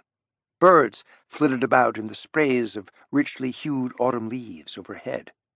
Congreve and his Morgan +4 bounced along at a prudently slow speed until he braked, just shy of the shaky-looking wooden bridge over a narrow stream or brook. Mighty Caesar had crossed the Rubicon. Here was the white milepost marker peeking up from the grass verge. He turned right as directed. The road instantly went from dirt to some very welcome macadam, and he sped up. Ahead loomed the great stand of white birch he had been promised. It was under darkening skies, with a cooling breeze upon his cheeks, that he entered the ancient wood. It was all starting to look vaguely familiar, as a distinct sense of déjà vu suddenly came over him. And then he came upon a large gated entrance of blackest iron, and it could not be. Oh, yes. Mental flashbulbs popped, and the thing was suddenly crystal clear. He'd been here once before, all right, and it had been a night to remember, indelibly imprinted in the cortex. A most unwelcome evening, was putting it mildly. He was trying to arrest the woman who had just murdered Lord Hawke's nanny and nearly killed his son. The noted criminalist had been physically assaulted and nearly tortured to death on the vile grounds of this very estate. Yes, there was the sign, Ravenswood Farm. Rounding a bend, the imposing vine-draped edifice hove into view. If you didn't know this relic from antiquity was back here, buried deep within a primeval forest, you would not believe your eyes should you stumble upon it. Almost Disney-esque. The soaring stone towers, the many chimneys, the crenellated stone walls covered in Hedera halix, a dense ivy, the mossy domes and flying buttresses, the countless mullioned windows lit by the fire of very old and bubbly glass. This was the former palace of the Bishop of Ely, now known as Ravenswood Farm. Congreve shivered at the nightmare memory stirring in his suddenly fevered brain. He had nearly died here on that cold night last year. He had been beaten to within an inch of his life and nearly pecked to death by countless killer ravens. All the while locked inside the cage of a Victorian aviary he could see peeking above the stables. Ravenswood had been home to a monster. The Gothic pile had then belonged to a deranged female sadist known as Dr. China Moon. Moon had been a well-respected professor of Chinese studies at Cambridge once. That was until she had been outed as a Chinese spy and colonel in the Taiwu, or Chinese Secret Service. Her late father, General Moon, was an avowed enemy of Alex Hawke, and the general's #1 daughter, China, and her student accomplice, had been given the very challenging task of murdering both Hawke and his small child in an act of vengeance. She had failed miserably, thank God. One night, after breaking into the nursery at Hawksmoor, China's surrogate's botched attempt at the murder of Alexei had resulted in the death of his then-nanny, Sabrina Churchill. Congreve had raced out here to Ravenswood to confront and arrest the evil woman's live-in accomplice, a beauteous Cambridge graduate student named Lorelei Lee. Miss Lee, a conniving bitch of the very first order, had escaped from Ravenswood on her motorcycle minutes before Congreve had arrived. But not China Moon. Congreve had seen to that. He had put her in a maximum security prison, and there she remained to this day, rotting in hell, one hoped, but most likely using ancient Chinese torture methods to bedevil her fellow inmates for her amusement. The whereabouts of Miss Lee, sadly, remained unknown to this day. So what the hell, he wondered, advancing into the forecourt between two large stone ravens perched on matching pillars, was the good Professor Halter doing here, receiving house guests in this haunted manse? Congreve proceeded slowly into the bricked car park, finding a spot of late afternoon shade, and parking the peril beneath a spreading elm. He extricated himself from the bucket seat, adjusted his new blue twill tie, and made his way across the brick pavers to the formidable entrance to the joint. It was quite chilly now. The light was going gold here in the damp forest, and he would be glad of a lovely tumbler of Halter's marvelous Talisker and tap by the fireside. He rapped the bronze lion's head on the oaken door. It creaked a bit, and then swung open almost instantaneously. Congreve almost gasped at the towering apparition before him. There, in the doorway, where an aged butler might well appear, stood an enormous TV wrestler known by the name of Optimus Prime. Prime had been China Moon's butler cum bodyguard during those dark days of the Moon Dynasty. The night Ambrose had come to arrest China, the infamous mauler from the Midlands had nearly snapped his neck in two on the faded Aubusson carpets of the library. Dr. Moon, who cheered Optimus on from a nearby sofa, had called for Prime to finish him off. He'd felt himself a wee gladiator going up against the biggest lion in the Colosseum that night. It was an experience he'd rather not see repeated tonight. "Yes," said the wrestler, then coughed a sticky, wet bark full of whiskey and cigarettes, accented with phlegm. "Hello there," said the weary visitor with forced jollity, pretending not to recognize the brood guarding the portals. "Ambrose Congreve here to see Professor Holter. I'm expected, you say." "You will find him in the library, sir," Optimus Prime said, nearly as full of as much pomp and circumstance as any butler on Downton Abbey worth his salt could muster. He seemed deliberate in not remembering that awful night of 1 year ago. "Thank you," Congreve said, squeezing past. "I know the way." He barely refrained from adding the unspoken phrase, "my good man." Holter, dressed in a three-piece suit of navy worsted and a Brook Club tie, was seated in a comfortable red-leather club chair by the fire. He rose immediately and went to embrace his friend and colleague as Ambrose entered the capacious room. It smelled of dust, of old leather books, cigarette smoke, beeswax, spilled liquor, and, faintly, the lingering scent of the Dragon Lady herself, Opium, by Yves Saint Laurent. Holter, a very large, robust, and enthusiastic man, said, "I see you've made it down in one piece, you old specimen. My directions sufficed?" "So it would appear. Listen, I'm quite in need of a largest alcoholic beverage of some kind. I'm a bit shaken up.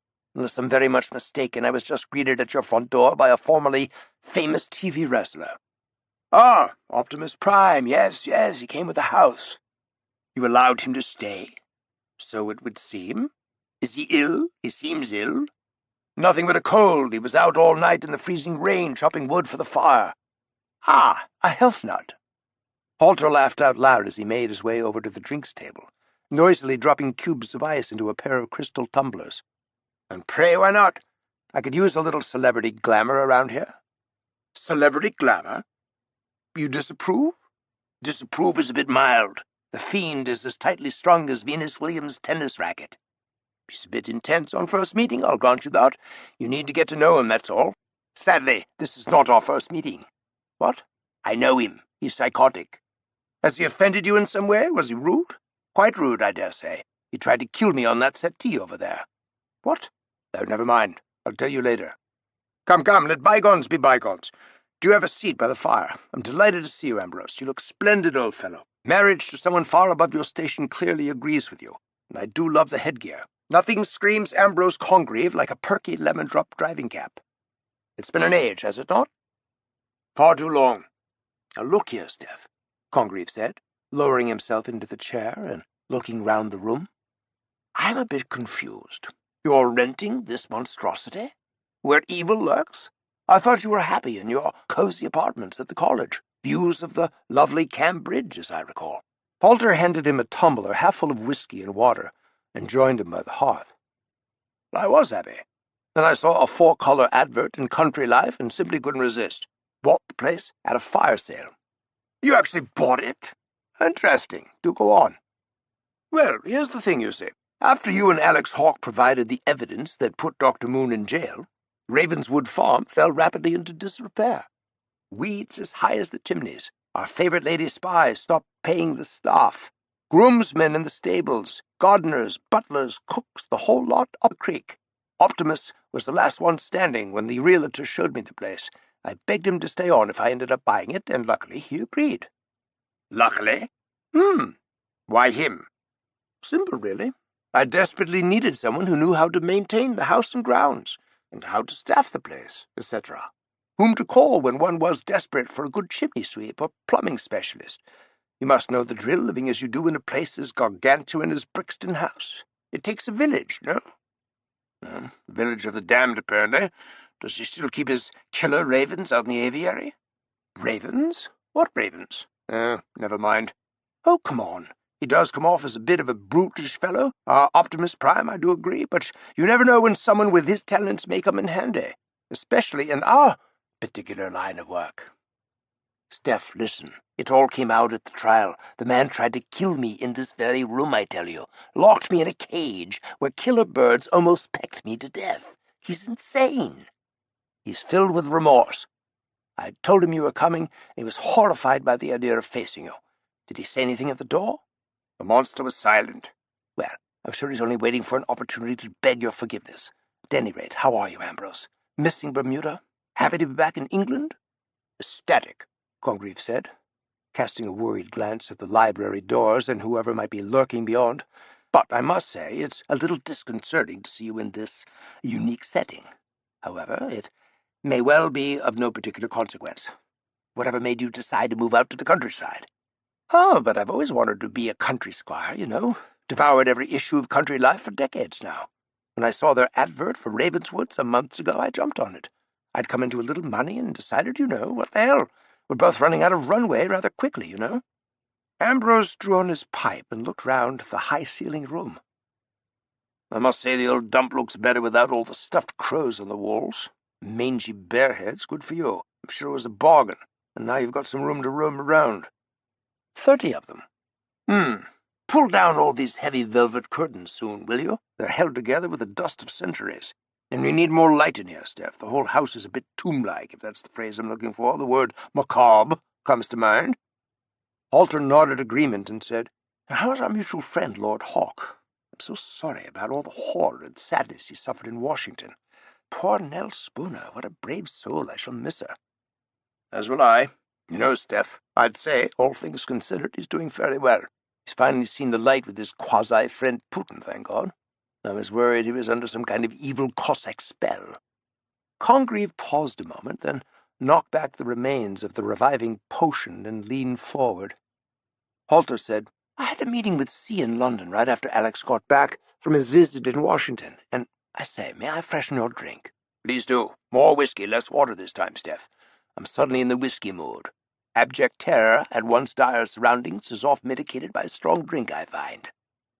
Halter got his large frame extricated from the chair and made his way once more over to the drinks table. Buckle your seatbelts. We're in for a bumpy night, the rotund professor said, smiling as he poured a topper libation for his old friend. They were two kindred spirits, after all, each doing what he loved, donning the blackest cloaks and snatching up the longest daggers. And this was precisely what the two co-conspirators by the fireside happened to be very, very good at, spoiling other people's fun. Chapter 58. As I was saying, Halter said, collapsing ever more deeply into his chair, I went down to London to meet with Sir David immediately upon his return from the States.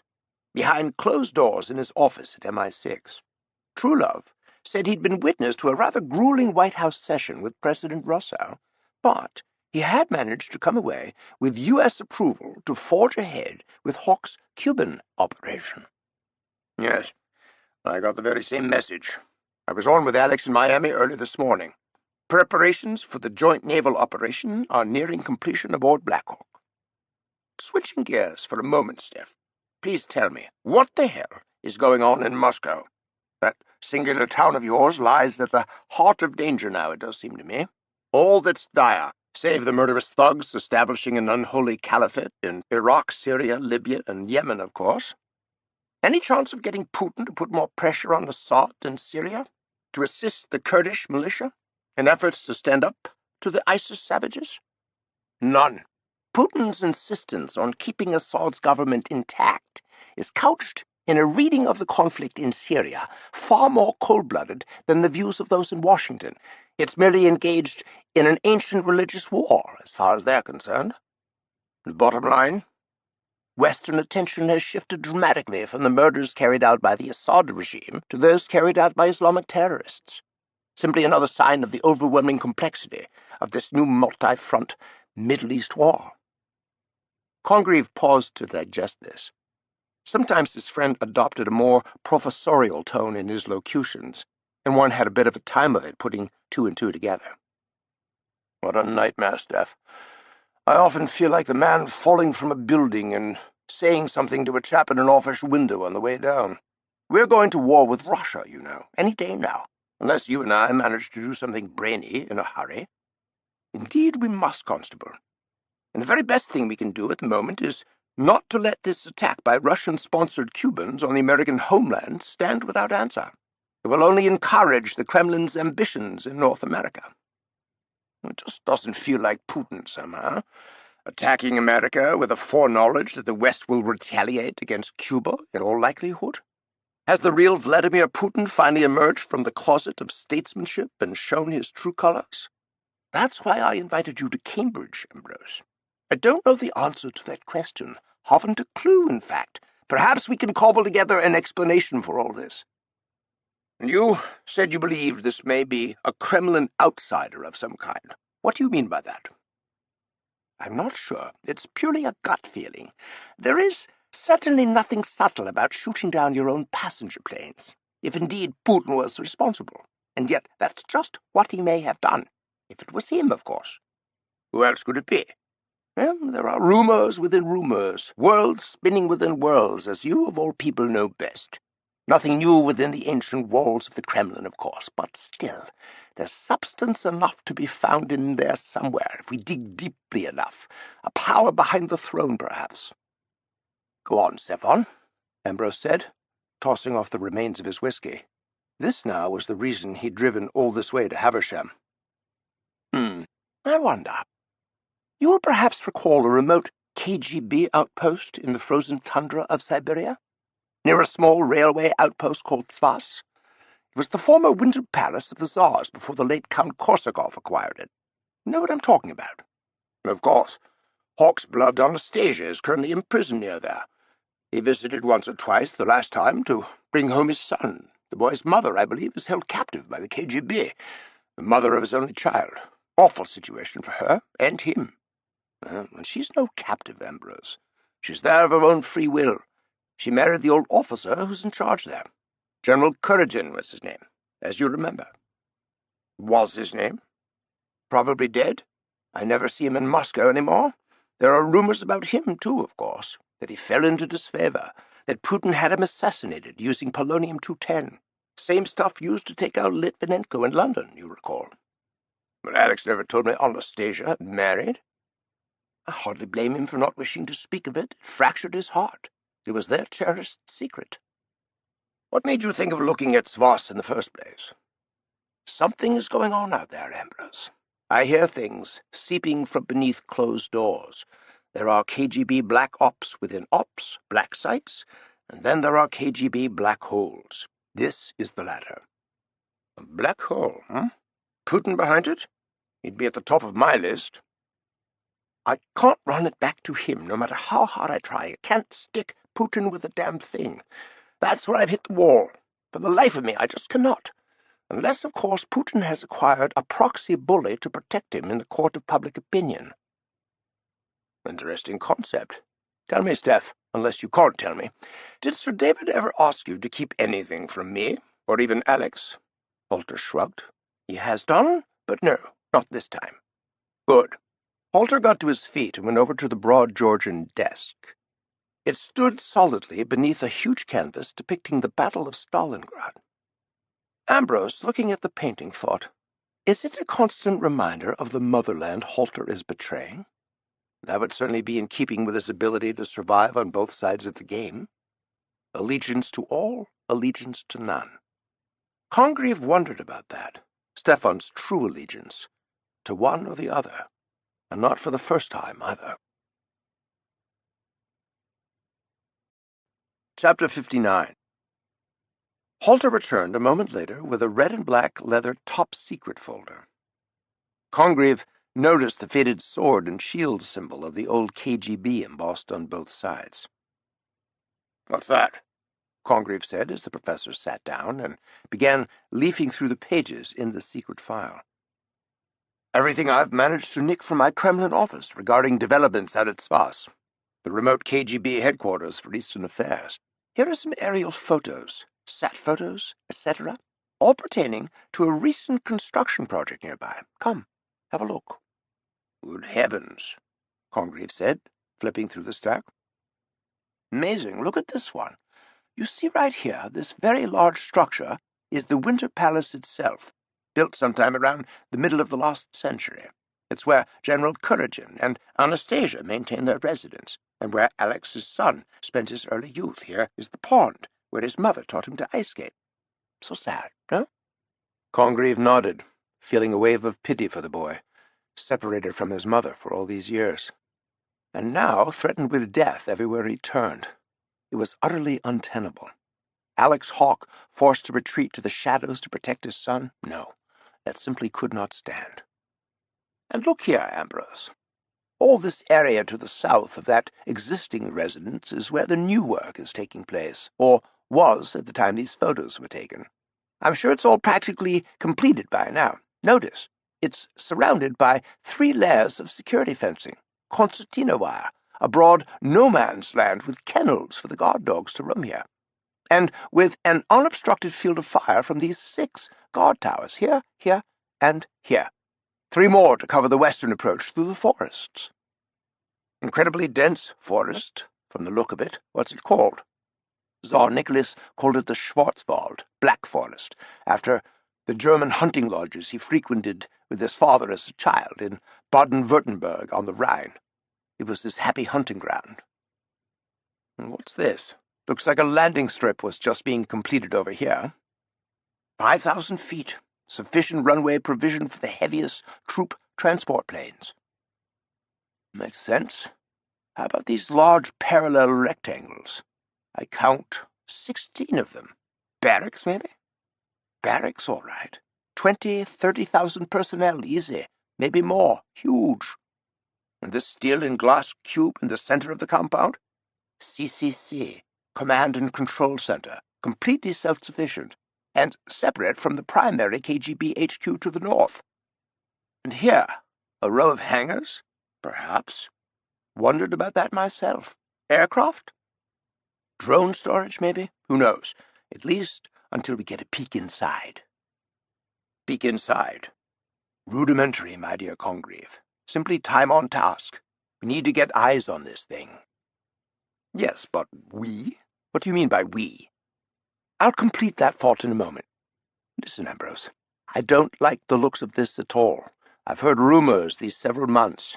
The creation of a wholly new KGB unit, independent, composed of mercenaries, soldiers of fortune from around the world, under the putative command of the cream of the Spetsnaz officers, but more likely by Putin or his surrogate.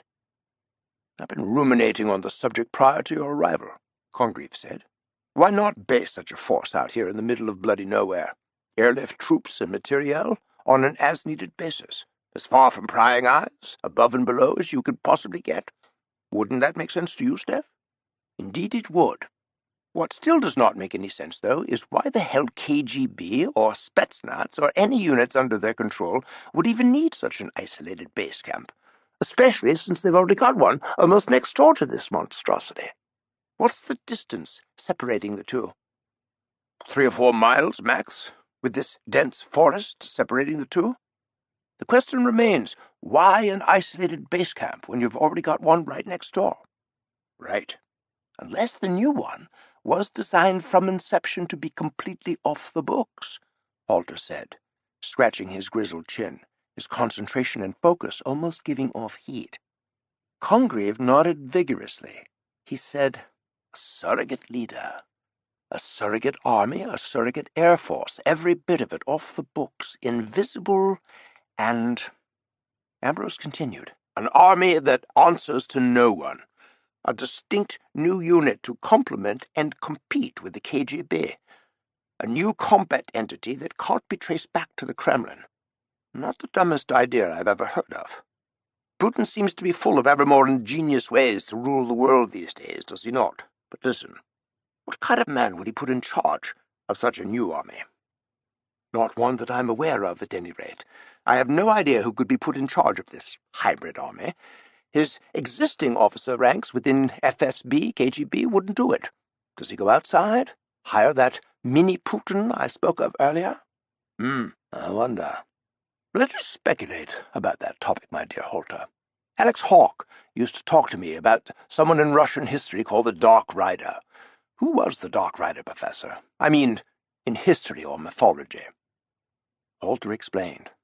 He who rose to the highest pinnacle of power, uncommon strength, uncommon valor, uncommon virtue at a time when the country had veered in the wrong direction. He who would alter the course of the state set by those weak sisters currently in power. In ancient times, such weak leaders were known as the Pale Riders, considered weak, lazy, unpatriotic. I could go on. Yeltsin was one, for instance. That doesn't sound much like our boy Volodya. Definitely not Putin, Halter said. He is the living definition of a Dark Rider. So, who is the man in the shadows? Doesn't make any sense, Steph. You're now talking about two Dark Riders, operating as one, or set against each other. It's Putin. It's not supposed to make sense. It's a black op like nothing I've ever witnessed. Not only is it stranger than you believe, it is stranger than you can believe. Who, then? Someone in opposition to Putin's reign? Congreve said, mounting a challenge. Men like that don't live long enough to oppose anything or anyone. Whoever the hell he is, we know one thing. Putin is well aware of whatever the hell is going on here. I will tell you, knowing Putin as I do, that once this fellow has fulfilled the mission he's been given, he finds himself in the cemetery business. But he's vital to Putin, for the nonce anyway. He is. We need to find out why. And we need to find out who. I think we're on the same page, Ambrose. The growing excitement between the two old colleagues could be felt in the room. Oh, we're definitely on the same page, Congreve said. What next? We dress like gypsies, get a wagon and mule, and begin the long trek across Siberia to the remote outpost of Svas. Are you game? My wife won't be thrilled. She's already going to be miffed I'm late for supper this evening. I'm happy to do this all by myself. I told C some of what I've just revealed to you. At first, he wouldn't even let me think of going out there. Afraid I would not come back, I suppose. I am his valuable asset, let's be honest. Or, at minimum, you'd be exposed as a double agent and thus end your enviable record of clandestine aid to British intelligence, groveling naked on the stone floor of some prison, begging for a bullet. Thanks for that image. If I end my career or my life in this effort, I shall have no regrets. It has been my life's work, and I do believe I've made a difference. At any rate, in the end, Sir David and I were in full agreement. We both agreed that the ends justified the means. This will be an MI6 operation, start to finish.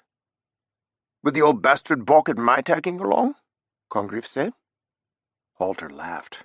Why, Ambrose, I'm surprised at you. Use that big brain of yours. Why do you imagine you're here? Who do you think suggested this visit? This whole thing was C's idea? Very devious of him, I must say. He's a spy, for heaven's sake, Ambrose. Remember? How could I forget? Well, there you have it. I suppose you and I are back in the great game at last, my old friend. The Cambridge, too, I suppose the history books will call us, no? Halter looked away, lighting the cigarette that had been dangling from his lips for the last half-hour. Congreve saw his eyes come to rest on the painting of Stalingrad hung above his desk. With only the whole world hanging in the balance, he murmured quietly.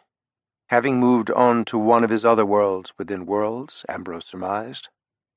Halter, a true genius, was nothing if not a complicated man. Ambrose had the strangest sensation. He suddenly felt as if the man had left the room. I must be getting home, Ambrose said. I suppose so, yes. We can and will win, you know, Steph. With God's help, we will, Congreve said, rising from his chair and stretching his back out. He was tired, and he had a long drive homeward on the dark night. God's help? Halter murmured, lost in thought. Is that what you said?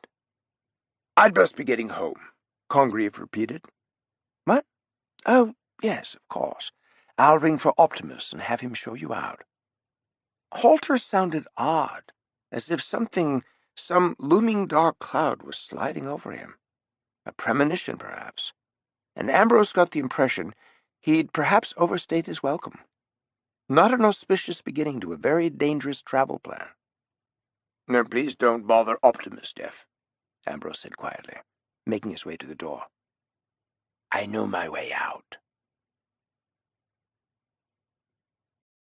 Chapter 60. Key West. The yacht Blackhawk was now under constant 24-hour guard at Naval Air Station Key West. The impending Cuban mission, codenamed Operation Rum Dum, was now an official CIA MI6 combined combat operation. It was felt this hurriedly put-together spec op had but two possible outcomes. It could either avert war with Russia, or it could initiate the commencement of worldwide nuclear hostilities. A black cloak of secrecy surrounded Rum Dum. Hawke, his crew, and the landside support teams were all operating under a strict code of silence. Blackhawk, no longer deemed a private yacht and now officially considered an active U.S. warship by the Pentagon, had departed the port of Miami 48 hours earlier. She'd been provided with a protective Navy destroyer escort for the short voyage. She was now moored down south at NAS Key West on Boca Chica Key. Located just 4 miles east of downtown Key West, the Naval Air Station had originally been built to combat piracy in the Caribbean.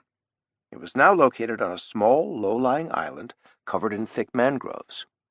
A giant white sphere, the massive radar station, loomed up out of the thickets, along with other white, low-lying buildings. Primarily a state-of-the-art training facility for air-to-air combat fighter pilots of all military services, the base also supported operational and readiness requirements for the Department of Defense and Homeland Security, Coast Guard, and was host to several tenant commands, including Strike Fighter Squadron 106, Fighter Squadron Composite 111, and the U.S. Army Special Forces Underwater Operations School. Strike Fighter 106 Command was now on full alert. Should the new warship encounter any unforeseeable degree of hostility en route, or when engaging in combat operations, pilots would be aloft in under 5 minutes. Blackhawk was taking on stores and ammunition for the naval assault operation now underway. She was undergoing a complete combat readiness refit. Certain modifications to her hull, superstructure, and armaments, and minor glitches in her defensive radar systems were now either fixed or being repaired. In addition, her offensive and defensive air missile systems were now receiving a substantial upgrade. This in order to defend her against attacking enemy fighter aircraft or land-based SAM systems surrounding the enemy objective, and eliminate threats from enemy installations. What no one had witnessed at 3 a.m. that morning was an unmarked black truck with blacked-out windows arriving at the gangway ramp leading from the docks up to the ship's main deck. 16 hand-picked commandos, baddest of the bad, emerged from the vehicle quickly and in single file boarded the boat. In less than 30 seconds, all the men in black had disappeared inside Blackhawk, and the black truck sped away under cover of darkness. 3 veteran crew members from Hawke's yacht had been assigned to prevent any incursion from the sea above or below the surface. One of them, an ex-SEAL Team 5 UDT demolition expert named Scott McBain, patrolled underwater in the one-man sub. Scotty's job was to prevent swimmers or enemy mini-subs from attaching explosive devices to her hull. The other young crewman who'd pulled sentry duty was Lieutenant Sam Kennard, a plainclothes counter-terrorist warrior with long brown hair, dressed in a Hawaiian shirt, zipping around the harbor surrounding Blackhawk on a jet ski, like an off-duty sailor after a few beers. U.S. Navy security personnel ashore were also heavily involved in preparations. Some would be on board and on duty for the duration of the big yacht's brief layover at Key West. Teams of armed and uniformed U.S. Marines patrolled the docks and secured the landside approaches. The main gate to the air station and all other entrances had been secured. While Hawke's boat was moored at NAS, no one was allowed within 1,000 yards of her docks without official government ID and signed documents stating their reason for being there. At noon on the day before they would sail their boat into harm's way, Alex Hawke, his son, Harry Brock, and Stokely Jones were en route from the ship to the Key West International Airport.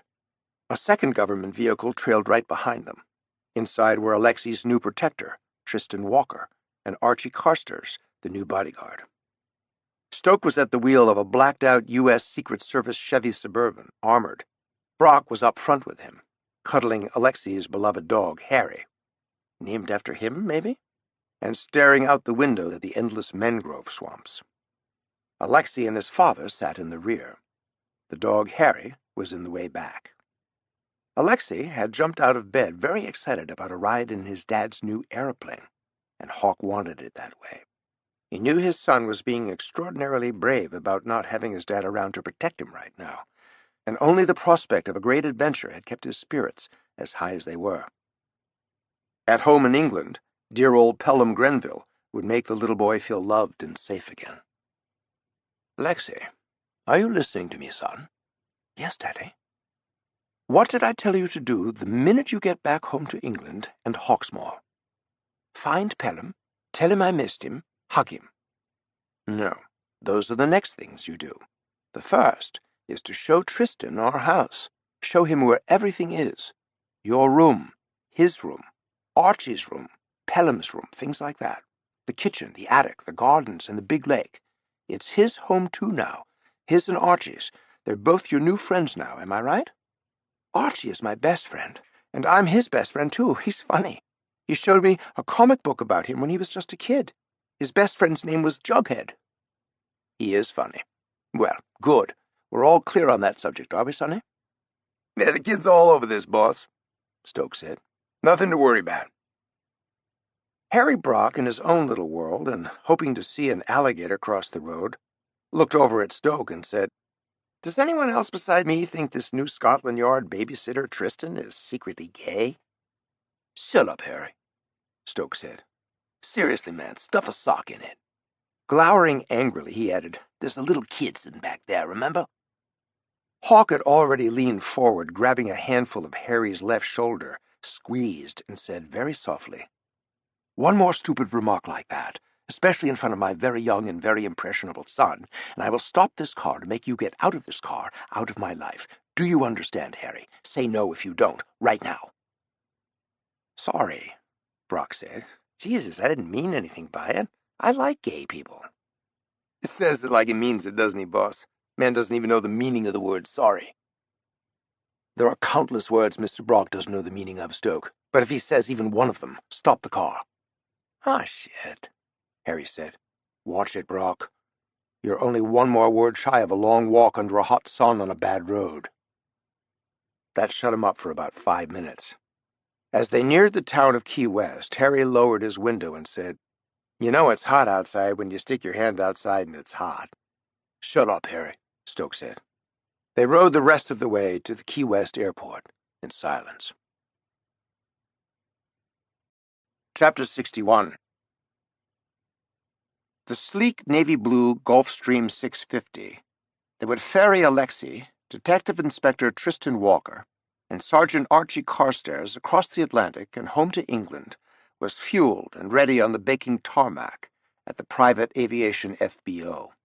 Stoke drove the Suburban through the gate and out to the waiting airplane, parking 20 feet from the port wingtip of the boss man's pride and joy, gleaming in the tropical sunshine. Hawke emerged from the rear of the Chevy Suburban, carried his son up the steps to the plane, and quickly ducked inside to the cool cabin air. "Welcome aboard, sir," his chief pilot, E.B. Smitty Smith, said.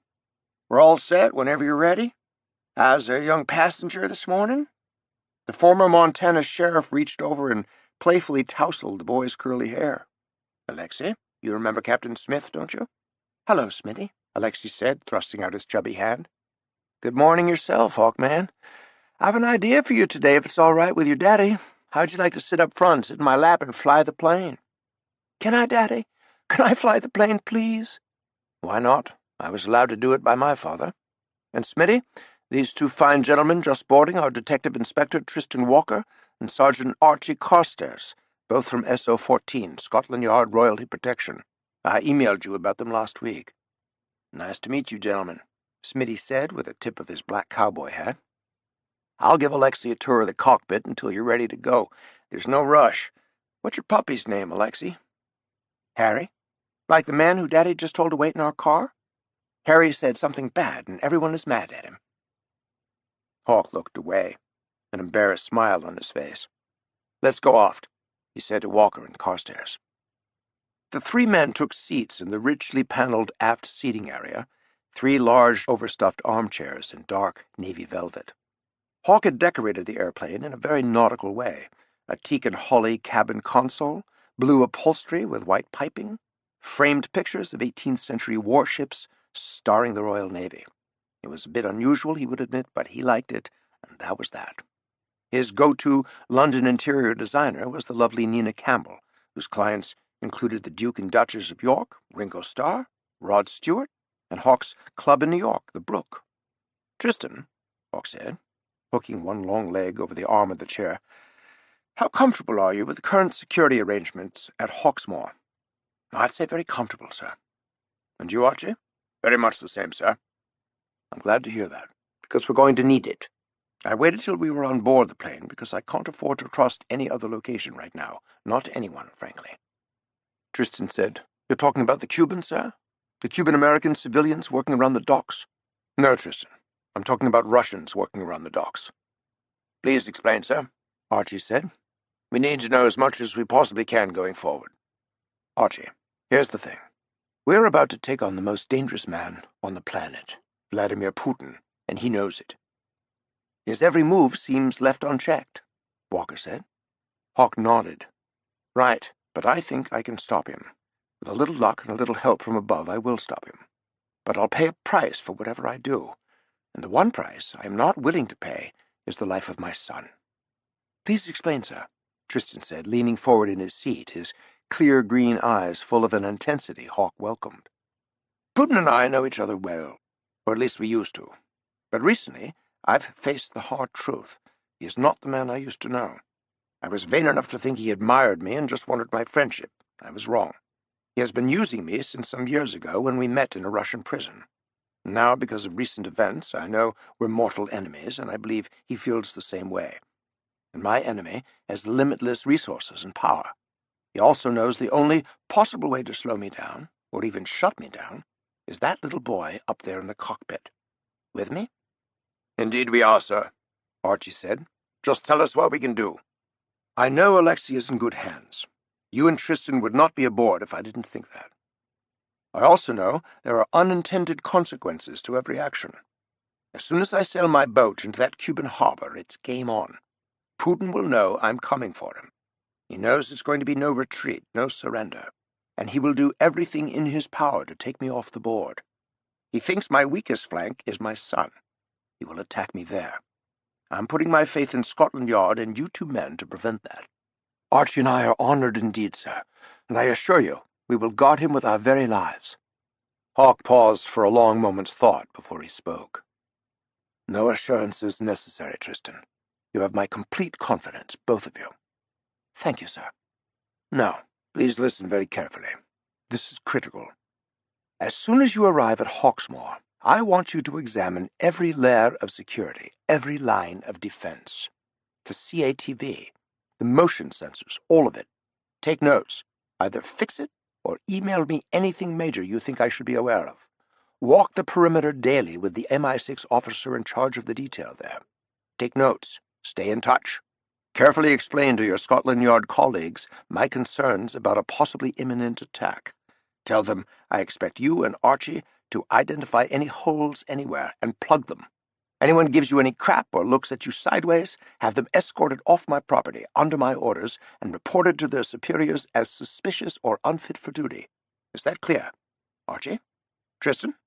"Could not be clearer, sir," they said in unison. "Archie, what kind of weapon do you and your concealed weapons team ordinarily carry?" "Glock 226 pistol, sir, and the HK MP5 machine gun. Inspector Walker the same." "That's good. I have one of each myself. And another thing, Archie. You're the point man. Never, ever let my son out of your sight. I want one or the other of you on duty, sleeping in the room adjacent to his every single night until my return. Archie, when that child sets one foot outside the established lines, I want you glued to him. Right?" "Done," Archie said. "Good on you, lad. Now, here's the real reason I wanted to deliver this speech in complete secrecy. I have a backup plan, and no one on Earth, save the three of us sitting here, has any idea of what I am going to tell you." "We're listening, sir." In the event you even suspect a perimeter breach or an impending attack on Hawksmoor, by land or air, or even if someone is suspected of giving the dead wrong answer to a vital question, then I want you to grab Alexei and Pelham, go up to the helipad above the stable roof, and the four of you get the hell out of there. I've got a helicopter. It's armed. 2 Sidewinder AIM missiles mounted in the undercarriage and a 50 cal machine gun in the nose, all gas and ready to fly. If it takes you longer than 4 minutes after the alarm bells go off, it's already too late. So, rehearse that escape a few times. Time it, from the second things go bad until you lift off from the roof. Get it? Get it under 4 minutes. Are we clear? Clear, sir. I know you're both qualified combat helo pilots. I don't care who flies the damn thing. You'll be flying due north, up to an island in the Outer Hebrides, in the north of Scotland, Isle of Skye. Only access to it is by air or water. I still maintain an old family hunting lodge up there. My great-grandfather built it in 1900. It's called Drum Castle. Empty now most of the year. But it's well stocked with food, weapons, provisions. There's heat, power, and cords of firewood in the cellars if the power goes out. It gets very cold at night up there. It's remote, as I said. Once you land on the property, near the main house, use the ATV and immediately tow the helo into one of the barns and out of sight. Remember this always. The skies have eyes. Enemy satellites. Damn good plan, sir, Tristan said. I'm only sorry I didn't think of a backup myself. Should have done. I hope to hell you don't need it. Pelham is my dearest friend. That boy up there is my son. They're all the family I've got. Thank you. Hawke put his hands on his knees and began to rise from his chair. The pilots had lit up the engines. He needed to get back to the boat and finish his prep. Hold on. One more thing. There's an old caretaker up at Drumcastle. Known him since I was Alexei's age. A good friend of mine named Frank McPhee. I called him Laddie. Always have. Don't let his advanced age mislead you. Laddie McPhee is a crack shot and tough as a blacksmith's barrel of nails. I've told him about you two, that you might drop in out of the blue one day. Know what he said? He said, I hope I never have the pleasure of meeting those two gents, my lord, fine as they sound, but I'll welcome the sight of that fine little boy. That's Laddie for you. Here's his mobile number. Walker took the card and said, We will immediately coordinate all our security measures with him, sir. Laddie's still got eyes like a hawk. He'll watch the water approaches from an observation tree platform he and I built when I was 12. There's a pair of Kawasaki ATV vehicles in one of the garages you can use to cover more ground on patrols. Air is another story. No radar up there, I'm afraid. Like I said, keep your eyes to the skies. Aye, sir, Archie said. We will indeed. You've left no stone unturned, sir. We won't let you down. I've left a good many stones unturned, I'm afraid, but I've run out of time. The good news is, I remembered Drum Castle up there at the top of the world. There's no one alive save Laddie and Pelham who even knows it exists anymore. Alexei's been up there once or twice with me. Loves exploring it. If you and Archie have got to make a stand somewhere, do it at Drum Castle. God knows how many sieges and battles it's withstood over the centuries, and it's as good a place to hold fast as you're going to get. Are we clear? Perfectly, sir, Walker said. Good. This envelope has everything you'll need to know about the house and the grounds and terrain. GPS coordinates, weather for the month. Laddie's mobile number, as I said. Call him as soon as you're airborne, en route to the castle. He'll be waiting for you out of the pad near the main barn. Square? Are we now? Square, sir. Have a safe flight back to England. I'm going up to say goodbye to my son. Tristan Walker watched Lord Hawke make his way forward to the cockpit. As relaxed as he seemed, he had the coiled energy of a stalking lion on the Serengeti plain. The inspector felt he now understood why the man had the burnished, sterling reputation of a great warrior. And Tristan was proud that royalty protection was able to help such a fine man in his time of greatest need.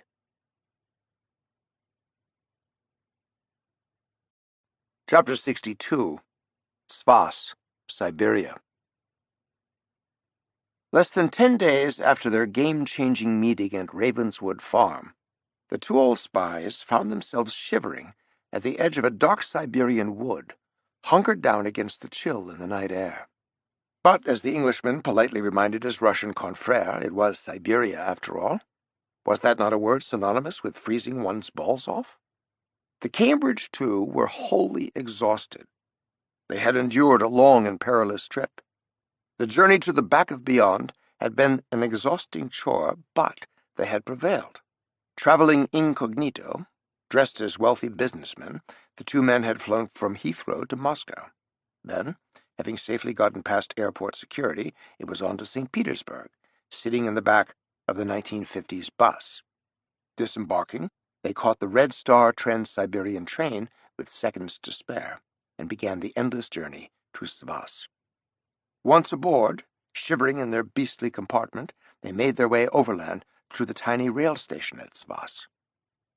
Somehow, they managed to secure a pair of stout horses for the arduous cross-country trek across the bloody tundra to the winter palace of the Tsars. That had taken the better part of the day, and now, when night had fallen, they knew the temperature would surely plummet like a stone. In the lone canvas duffel bag they shared were food, ammo, weapons, and 2 heavy bearskin coats. These were coats Halter used when he was at his home in the Swiss Alps, and they were undeniably warm. Halter's coat fit. Congreve's did not. It brushed the top of his gum boots and proved very difficult to walk in.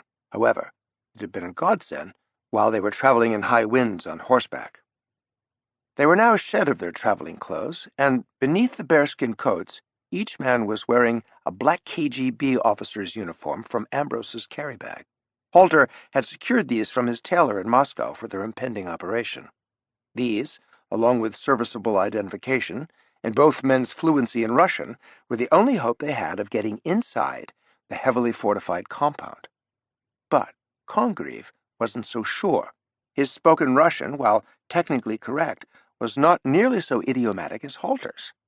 But he reassured himself perhaps it was good enough.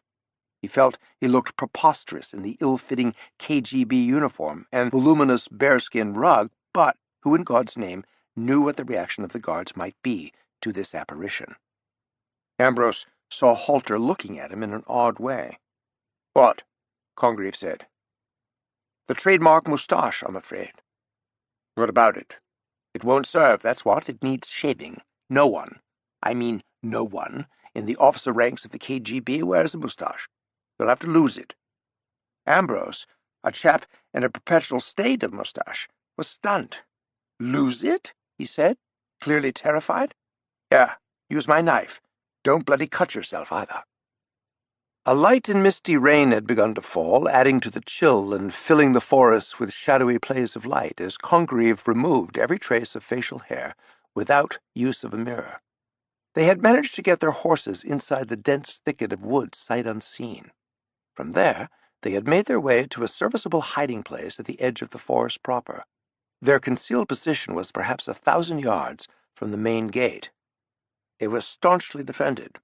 Guard towers manned by machine-toting soldiers every 50 feet, a broad no-man's land occupied by roving Dobermans, and armed sentries on high alert around every searchlight tower. It occurred to Ambrose that such redundant security didn't make much sense out here in the uncharted realms of Siberia, unless, of course, you were expecting unwanted company after the outbreak of recent hostilities in Florida, or perhaps the arrival of some deity from Moscow had upped the ante. "Are you quite done with those binoculars?" a slightly nicked but freshly shaven Congreve asked. They'd only managed to secure 1 pair of night vision optics when they really needed 2. The misty glare from the mammoth searchlights atop each guard tower made seeing clearly all but impossible, only adding to Halter's apparent frustration with what he thought merely an expensive gadget. "Well, just a damn minute, will you? I think I actually see something," Halter said out of the corner of his mouth. "Movement in the vicinity of the command and control center entrance. A small motorcade is arriving. A fancy black Audi in the lead has just pulled up in front. Kremlin cars, I'd recognize them anywhere. 2 KGB men getting out of the front. Someone climbing out of the rear seat. Yes. Has to be the bigwig whose helo has just landed from Moscow. And he's standing out in the cold, talking to 2 or 3 officers who've come from inside the gate." "Recognize him?" "No. Can't make out that much detail at this distance. Short, squat, has two security brutes in close attendance. They're all chatting like mad about something. Odd. A high-level meeting in the middle of the night? Yeah, have a look. Halter handed Congreve the high-powered NVGs. Congreve first turned them over in his hand, scrutinizing the optics. "Ever used these before?" he asked Stefan. "Not really, no. Why?" "Your settings are all wrong, Professor. You need enhanced filtration in these wretched conditions." "There we go. That should do," Congreve said, raising the glasses to his eyes and peering through them. He looked hard for a few moments before exclaiming, "What? No, no, that cannot be. I think I'm going stark raving mad, Steph." What is it? Let me see." Congreve held on to the device. "Hold on a tick." "Yes, unless my poor eyes deceive me. Well, here, have a look and tell me what you see. Maybe I am crazy after all." "All right, what am I looking at?" Halter took the bloody things to have another look, swinging them back and forth. "Zoom in, Steph. Get a very close look at that short chap in the middle of the group. Turn the big knob underneath." "What? Oh, yes." "Good God! I don't believe it. That's impossible. Astounding likeness, really. However, I do think... But still, I mean, really. It's Stalin, isn't it, Steph?" "Well, it's obviously not Stalin now, is it? Uncle Joe left us to fend for ourselves in 1953, remember?" "So who the bloody hell is it, then?" "I've seen hundreds of hours of film of Joseph Stalin, yet for all that I would swear on my mother's grave that the fellow I'm looking at was him," Halter said, handing the NVGs back to his comrade. Congreve peered through them and said, "The ghost of Joe Stalin is now entering the building. Time to make our move? Agreed?" "And if we've got but one life to live," Halter said, "let us give it now. We've really no alternative at this point, old fellow. Let's go cause trouble." The two spies retraced their steps through the heavy wood, the rocky ground now sodden with rain. They saw their tied steeds where they'd left them, stamping their hooves and snorting steam in the frigid air of the small clearing. They mounted up and made their way out of the woods to the stony, now muddy road they'd found earlier, the one that eventually wound its way around the perimeter of the forest and back to the main gate of the KGB compound. Congreve could feel 1,000 eyes on him as they approached the brilliantly illuminated guardhouse next to the heavily gated entry. Two men with machine guns instantly emerged from it and called for them to halt and dismount. Not a request, an order. Halter nodded agreeably and nimbly dropped to the ground. Then he walked smiling toward the waiting muzzles of the dozen or so guns now pointed in his direction. It had been decided on the way in to let Steph do the talking. Ambrose would mutter a few appropriate words when challenged and show his ID when asked. Halter was accustomed to real power inside the subtle but deadly political minefield that was the Kremlin and most of Mother Russia. His name was known and feared inside the Kremlin walls, and his imposing presence could knock down any door that was closed against him. One guard stepped forward while the other took the reins of Halter's black steed. "Identification, please, General," the man said, holding his hand out. Halter presented his KGB and state papers. The man perused them with great care, nodding his head. Congreve felt a wave of relief. Steph must have pulled it off. The two guards actually seemed in awe of his friend, who had, after all, legitimate credentials. But then they shifted their focus to him. At least the two brutes didn't seem in the mood to shoot him where he stood as they approached. Even his horse was visibly nervous. "Papers, Captain," the larger of the two demanded in harsh language. Congreve muttered back in a strong Russian dialect intended to convey the tone of a seasoned KGB officer with a strong sense of power, command, and entitlement. "Of course, Sergeant." The man had a sturdy flashlight and studied his papers in the brilliant white beam. These gentlemen, he noticed, had helmets with a bit of flash. They appeared to be made of steel, polished to a mirror-like finish. and their sharply tailored black uniforms reminded Congreve of nothing so much as Hitler's infamous SS Death's Head outfits. "What is this here?" "No stamp. Why is it blank, the space?" "Captain," the fellow said, staring at him suspiciously. Congreve's mind went blank for a terrifying moment, while it searched in vain for a satisfactory response. "Well?" the big man said, with deliberate menace in his voice. He unsnapped his leather holster and grasped the grip of his pistol. Congreve froze. Chapter 63. "What seems to be the trouble here?" It was Halter, thank God. Somehow he was suddenly at Congreve's side. Congreve snapped out of it, affected irritation, and told Steph the problem. "Missing a stamp or two, it appears, General Halter," Congreve said. "Sorry, sir, I don't know what happened. Some bureau idiot forgot to—" Steph turned to the guard. "My man missing a stamp, is he?"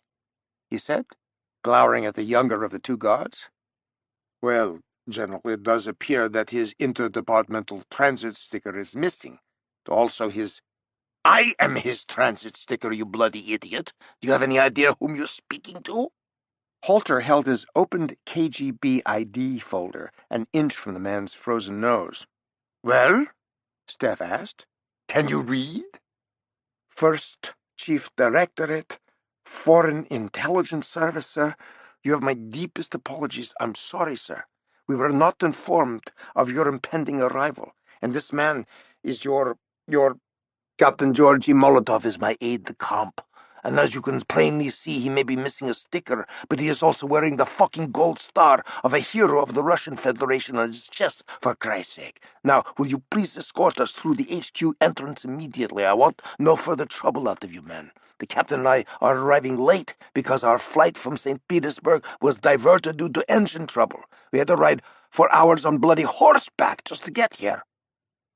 A few minutes later they were standing just inside the imposing building. A decorated officer shook Steph's hand. "I'm very sorry about the inconvenience, General. Please follow me. The meeting has already started, I'm afraid, but just a short time ago. All seats are taken, save a few at the rear. You and the captain will have to be seated at the back of the room unless you want me to disturb them and inform them of your late arrival. Perhaps you'd rather be seated at the very front?" No, won't be necessary, Sergeant. Just show us inside the room. We'll take it from there." "Of course, General Halter. Again, my apologies. And to you as well, Captain Molotov. If you gentlemen will just follow me, the captain of the guards will then escort you into the meeting room." And so he did. Halter's one great fear now was that he himself might be recognized. Recognition meant the end of his life, whether he was executed immediately or not. There was little chance that he could talk his way out of this one.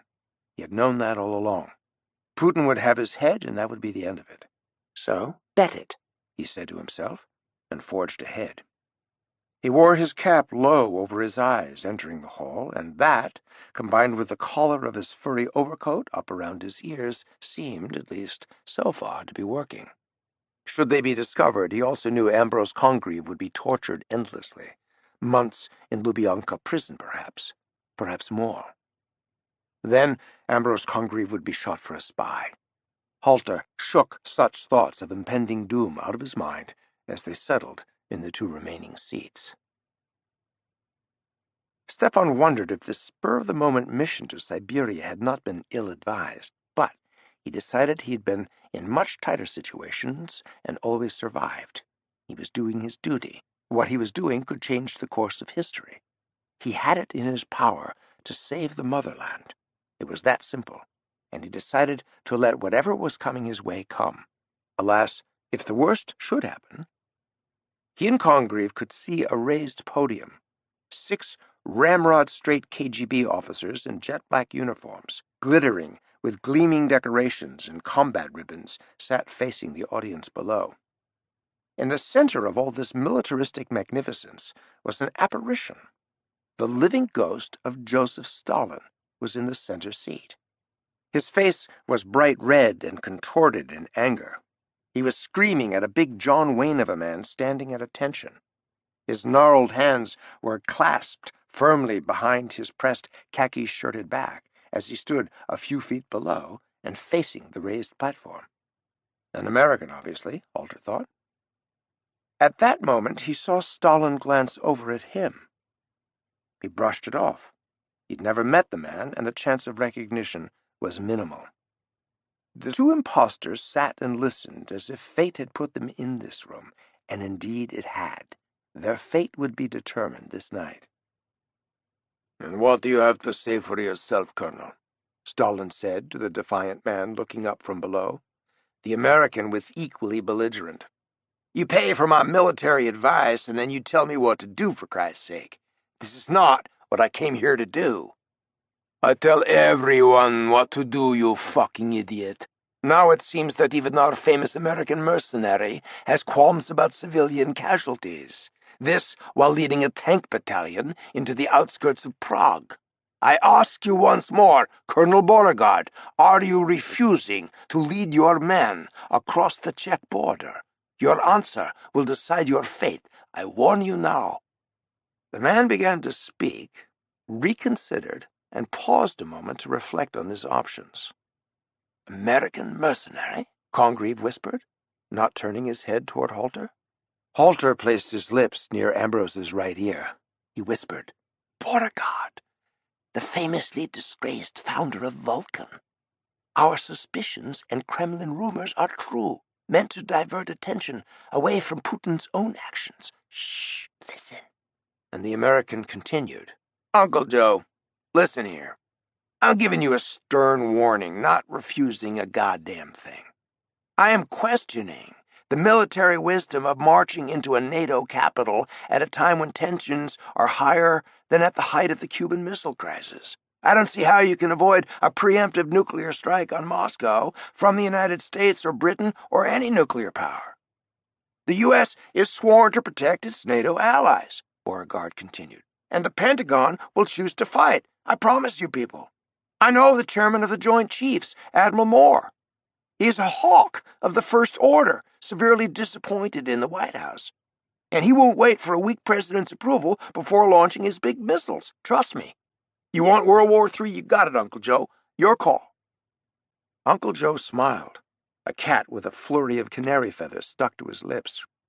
"Thank you for that lesson in political science. Do you really believe that we have not considered the ramifications of every single move we are preparing to make? Are you insane? Any threat to attack us will result in our country going to a war footing, and the destruction of more American cities like Miami, only exponentially worse. Our network of KGB saboteurs in the U.S. will put a quick end to any military threats resulting from the invasion of Estonia, Poland, and the Czech Republic. Now, I ask you, do you wish to follow my orders, or resign your commission and face the consequences? Give me a date and time, Uncle Joe. We will march into Prague, and we will take no prisoners." "Good. Finally, he comes to his senses. May I be excused?" the colonel said. "It's late. I have a lot of work to do if we're to be ready to start moving troops into theater in 1 week, sir." "Yes, of course. Go. See to your men. Now, what's next?" Uncle Joe said, his lidded eyes roving around the audience. "Oh, yes. I'd like to call upon the 2 gentlemen in the rear of the room. Yes, the 2 who just arrived. Please stand and be recognized." Congreve felt Halter go rigid, his hand suddenly clenching Congreve's knee painfully. Heart attack, Congreve thought. "I've been recognized," Steph whispered fiercely. "It's over." "Gentlemen," Uncle Joe repeated, "I've asked you to stand." "No, Steph, wait. When I get up," he croaked under his breath, "leave the room, now! You have to get out or we both die. Go!" "No, I won't leave you. You cannot." Halter stood up tall, and all eyes were riveted on the big man. "I am General Stefanovich Halter. Some of you here may know me. Sorry, We were unavoidably delayed. My adjutant, Captain Molotov, and I are here at the express order of President Putin. The President asked me to convey his compliments and to ask that you... Ugh, sorry, I feel a bit... Oh, ah. A dry and strangled cry rose up from Stefan's throat. Halter suddenly clutched at his chest with both hands and uttered a loud scream of pain. His face turned tomato red and his eyes bulged as he stumbled backward to the floor, knocking over his chair. Congreve, who'd first thought his friend had suffered a heart attack, now thought he might have been shot. Calling out for a doctor in Russian, he knelt down beside his fallen comrade. He leaned down and spoke rapidly into his ear as pandemonium broke out in the crowded room. No one knew quite what to do. "Steph, what is it? What's wrong?" "Heart attack!" Steph croaked with a grim smile. "Go! Get the hell out while you still can, Georgi. Run! Don't look back. Warn everyone you can. Tell them what you saw and heard here tonight. Imminent invasion. Keep moving. Say you're calling General Halter's doctors in Moscow. Now, don't argue. Get to your horse while you still can. Go! Go!" An hour later, Ambrose Congreve was galloping across the rocky tundra through the frigid night air, his great bearskin coat flapping wildly behind him. He was using the stars to navigate, headed for the little train station at Svas. Once there, he would wait in the shadows, watching the tracks from the shadows. If no one came to kill him, he would try to catch the next train headed west for St. Petersburg. If he could evade capture by watchful KGB thugs sure to be waiting for him at the rail stations, he hoped to find his way onto a Swiss air flight to Zurich, and from there a train or two northward to Calais. Finally, a ferry across the English Channel and on to London. That was his plan, at any rate. An hour passed, then two. He'd almost grown comfortable with the snorting and sweat-soaked beasts beneath him. The secret, he learned, was to focus only on holding on, boots taut in the stirrups, one hand on the pommel, the reins in the other. He couldn't shake the feeling that as desperately bad as things were for him, they were no doubt far, far worse for his friend Halter. Steph was either lying dead of a heart attack, or, if he had survived that, being interrogated by brutal KGB agents. Ambrose whispered a silent prayer, knowing full well he owed his life to his friend for aiding and abetting his escape, even in that dire moment when Halter most surely knew himself to be lost. Congreve had to survive at least long enough to honor what was perhaps Steph's last wish. Go back. Tell everyone what happened here. He'd already decided that as soon as he got safely home to London, he'd go directly to number 10 Downing. There he would tell the Prime Minister about everything he'd both seen and heard at the secret KGB military facility at Svas, and the little man who would be Stalin. As he rode on, Congreve was unable to shake off the heavy sense of grief over his old friend Halter. He had long known there was heart trouble, but Stefan Halter was a force of nature. Perhaps he'd beat the heart attack into submission. If he wasn't dead, he'd prove a hard man to kill, that much was certain. But what then for poor Halter? Ambrose put the spurs to his steed, having decided not to even think about what those monsters in the black SS uniforms might do to his friend before they killed him.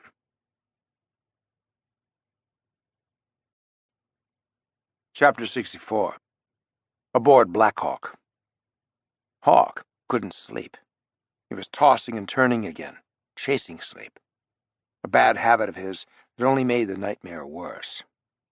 He cursed aloud, rolled over, and squinted one-eyed at the little red Hermes travel clock he always packed when traveling.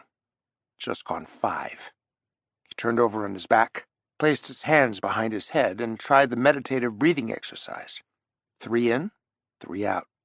A little trick his darling Nell Spooner had taught him once when he first began battling insomnia. He pressed a button on the overhead. A flat-screen monitor that mirrored the instrument panel up at the ship's helm station slid down. He tapped the touchscreen and it flared into life. He angled it toward him for a closer look.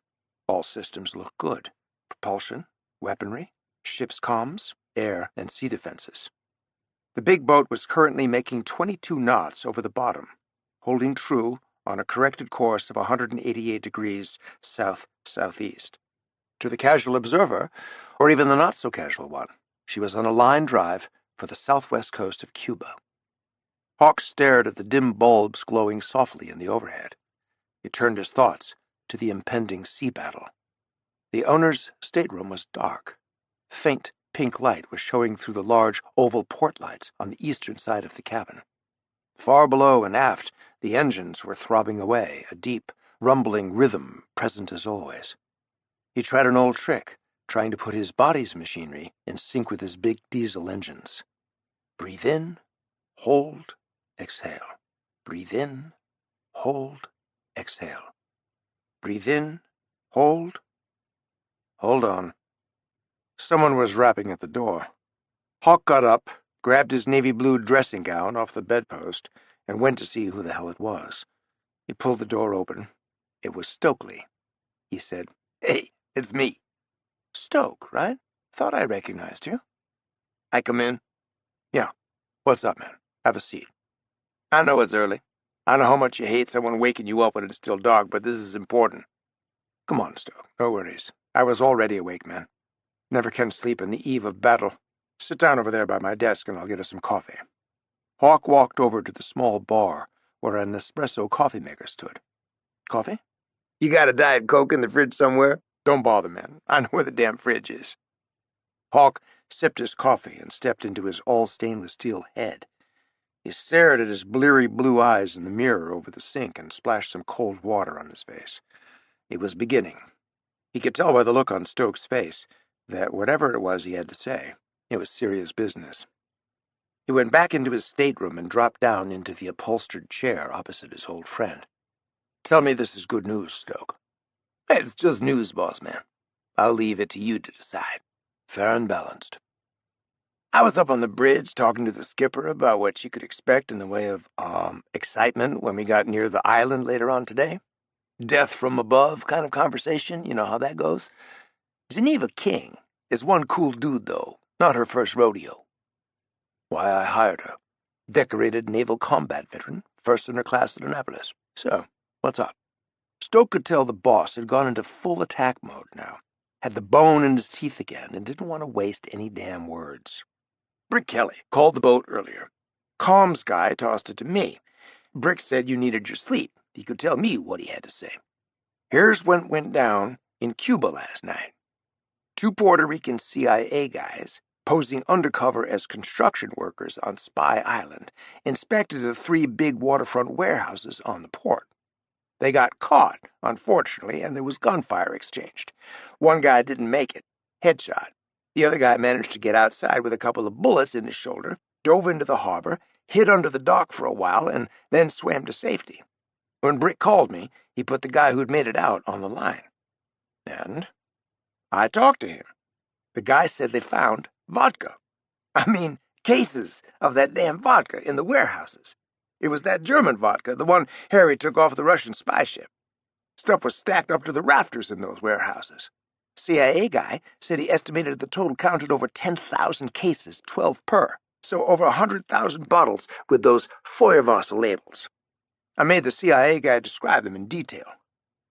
Warehouses full of vodka. What the man said. Logistics operation, Hawke said. Okay, this is good stuff. That Russian spy ship offloaded its shipment at Isla de Pinos. The enemy is obviously going to be mounting all sabotage attacks on the U.S. from that port, meaning there are more attacks already in the works. Hell, they've got enough firewater 90 miles from America to take down the whole state of Florida. But here's where it gets really good. We can now tie the power grid sabotage in Miami right back to Cuba, Stoke. That's very good news, because that means we'll have conclusive evidence of Russian complicity in an unprovoked attack on U.S. soil. Which means? It means Putin can't weasel out of this one. We pin the Miami sabotage directly on Putin, and he goes from offense to defense overnight. Putin. Hey, he's everywhere we look, getting in people's shit. Yeah, which is good because it'll make it easy for me to find him when I go looking. What do we do about all that hooch in the harbor at Isla de Pinos? That stuff is dangerous to deal with, man. Destroy all 3 warehouses, Hawke said. Need to figure out a sensible way to do that. By that I mean without blowing up Cuba and the state of Florida. I'm glad you have that former Navy UDT explosives team guy along for the ride. What's the kid's name again? Gator Luthier. Yeah, Luthier. And we're going to need Mr. Luthier to level that installation in a controlled detonation. Do me a favor, Stoke. Go aft to crew quarters. Wake up Gator and the SEAL team captain. Tell him you and I need a little powwow with both of them at 0800 in the ship's wardroom. Got it? Well, I guess it was good news. You bet, Stoke. Thanks. Anything else?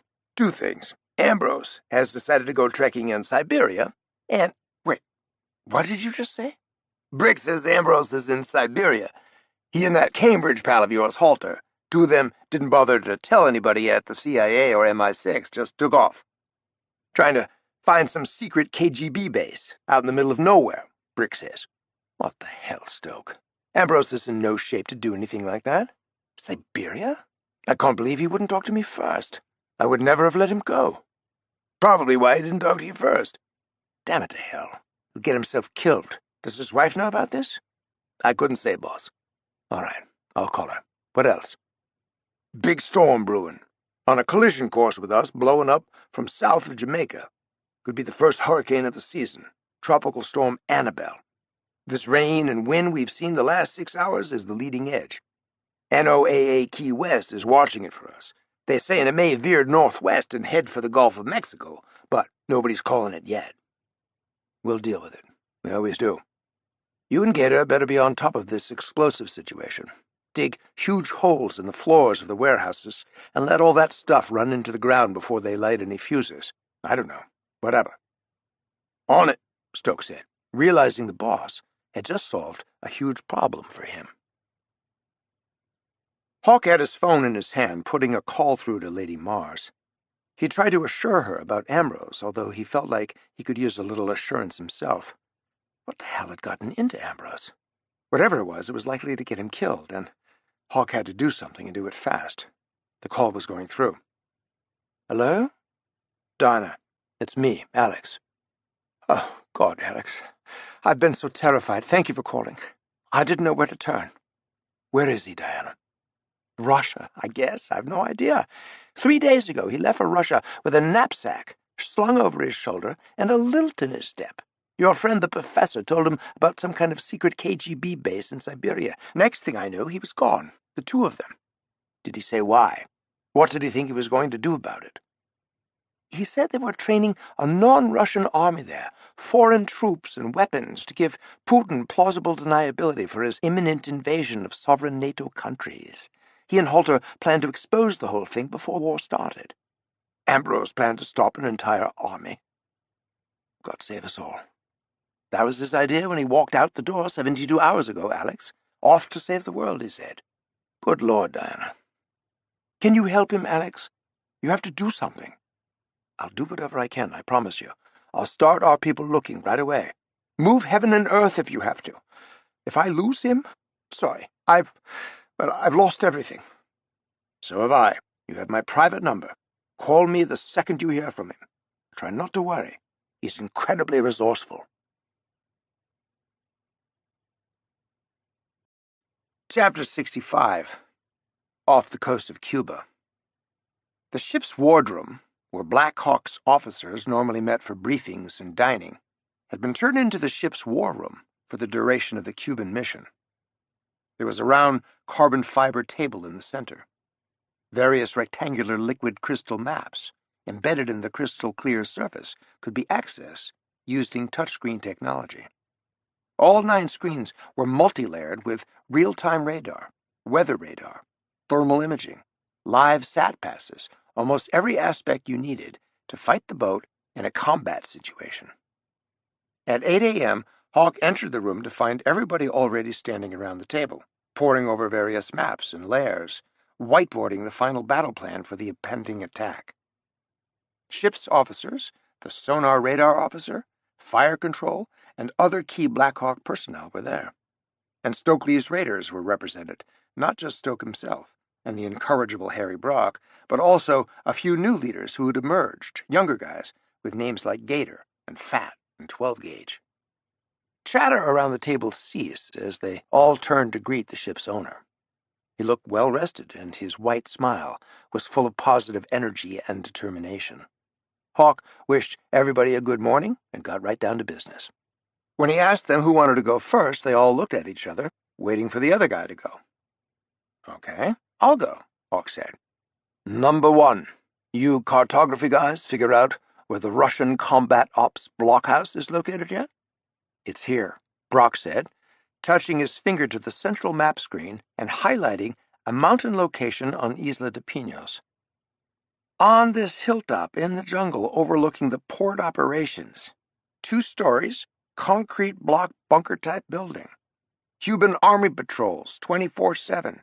Defenses include SAM missile emplacements in here, and here, in the jungly terrain above and below the bunker. The only viable ground approaches are trails located here and here. Overgrown jungle trails that haven't been used in decades. All you need is a good machete from the looks of them. Element of surprise, whichever trail we go up." Hawke looked at Harry. "Those trails look too good to be true. You better assume they are booby-trapped or mined, Mr. Brock." "You're right. Hadn't considered that." "You found the bunker, you take it out, Mr. Brock. How many troops do you need to go up the hill?" "Me and Gator could maybe handle it. Just give us a couple of M60 heavy machine guns and some Jiffy Bang Semtex explosive charges. I don't anticipate a lot of resistance." "Nothing's easy, Harry. You should know that by now. Stoked? What do you say to Mr. Brock's plan?" "Yeah, well, I looked at it. Gator Luthier over here, and Harry ought to be able to handle it. We can spare him." Hawke said. "What else?" Stokes said, "Our primary commando force will have its hands full dealing with perimeter defenses containing the 3 explosive stockpiles. That and the port side defenses. Guards, concertina wire fences with machine gun towers, and searchlights all over the damn place, boss. Look at these thermals and sat images during yesterday's guard changes on the fence line. See these troops marching here? And over here? Black uniforms. They ain't Cuban militiamen, that's for damn sure." "Russian Spetsnaz forces," Hawke observed. "Yeah," Stoke agreed. "Stormtroopers. The toughest of the tough. Up to you, boss. We've got 2 primary objectives. Destroy the combat ops bunker, and meanwhile, take out those 3 vodka warehouses. Mr. Brock's got the bunker. I'd like to go in there with the 6-man SEAL squad and eliminate the threat of the explosives. Everyone else is a shooter." Hawke nodded approval. "Do me a favor, Stoke. When you breach those warehouses, get at least 1 intact case of that explosive safely back here to the boat for analysis." "1 case of joy juice coming right up." "All right. You men know what you have to do, so go do it. I'll stay right here on board and keep the chili warm down in the galley," Hawke said with a smile. Everyone laughed, because everyone knew the owner would have more than enough to keep him busy just fighting the harbor air and shore defenses. A drone would be launched from the foredeck of Black Hawk once they entered the harbor. That would give him a solid picture of what they were up against. Resistance, it went without saying, would be heavy. The Cubans had the might of battle-tested Russian forces behind them. On land, and from the sky, MiG-35s. Pentagon sat shots, downloaded the evening before, had revealed an airstrip with perhaps an additional squadron of older Russian Sukhoi Su-35 fighter jets. Those fighters, Hawke anticipated, could be airborne seconds after Cuban radar saw the big boat make a drastic course correction and veer to the east, headed on a new course, as straight as a frozen rope, directly toward the mouth of the harbor. Hawke left them to it and made his way down to the primary gun deck and some fresh tropical air. Dark clouds, swollen with rain, towered up in the south. He looked out across a sea of whitecaps, marching away to the horizon. The wind whipped his foul weather jacket around him. He was about to go to war, and the sky all around him had an eerie greenish cast that spelled trouble. There were a lot of logistical issues remaining, and time, such as it was running short. Hawke immediately decided to visit each of the 4 onboard 23mm cannon turrets. 2 were located on the foredeck and 2 aft. These formidable weapon systems, in addition to the ship's SAM launchers, would be the principal defenders of the boat when the shooting started. Hawke's first stop was a visit with the commander of all 4 turrets. His home was the forwardmost turret on the foredeck.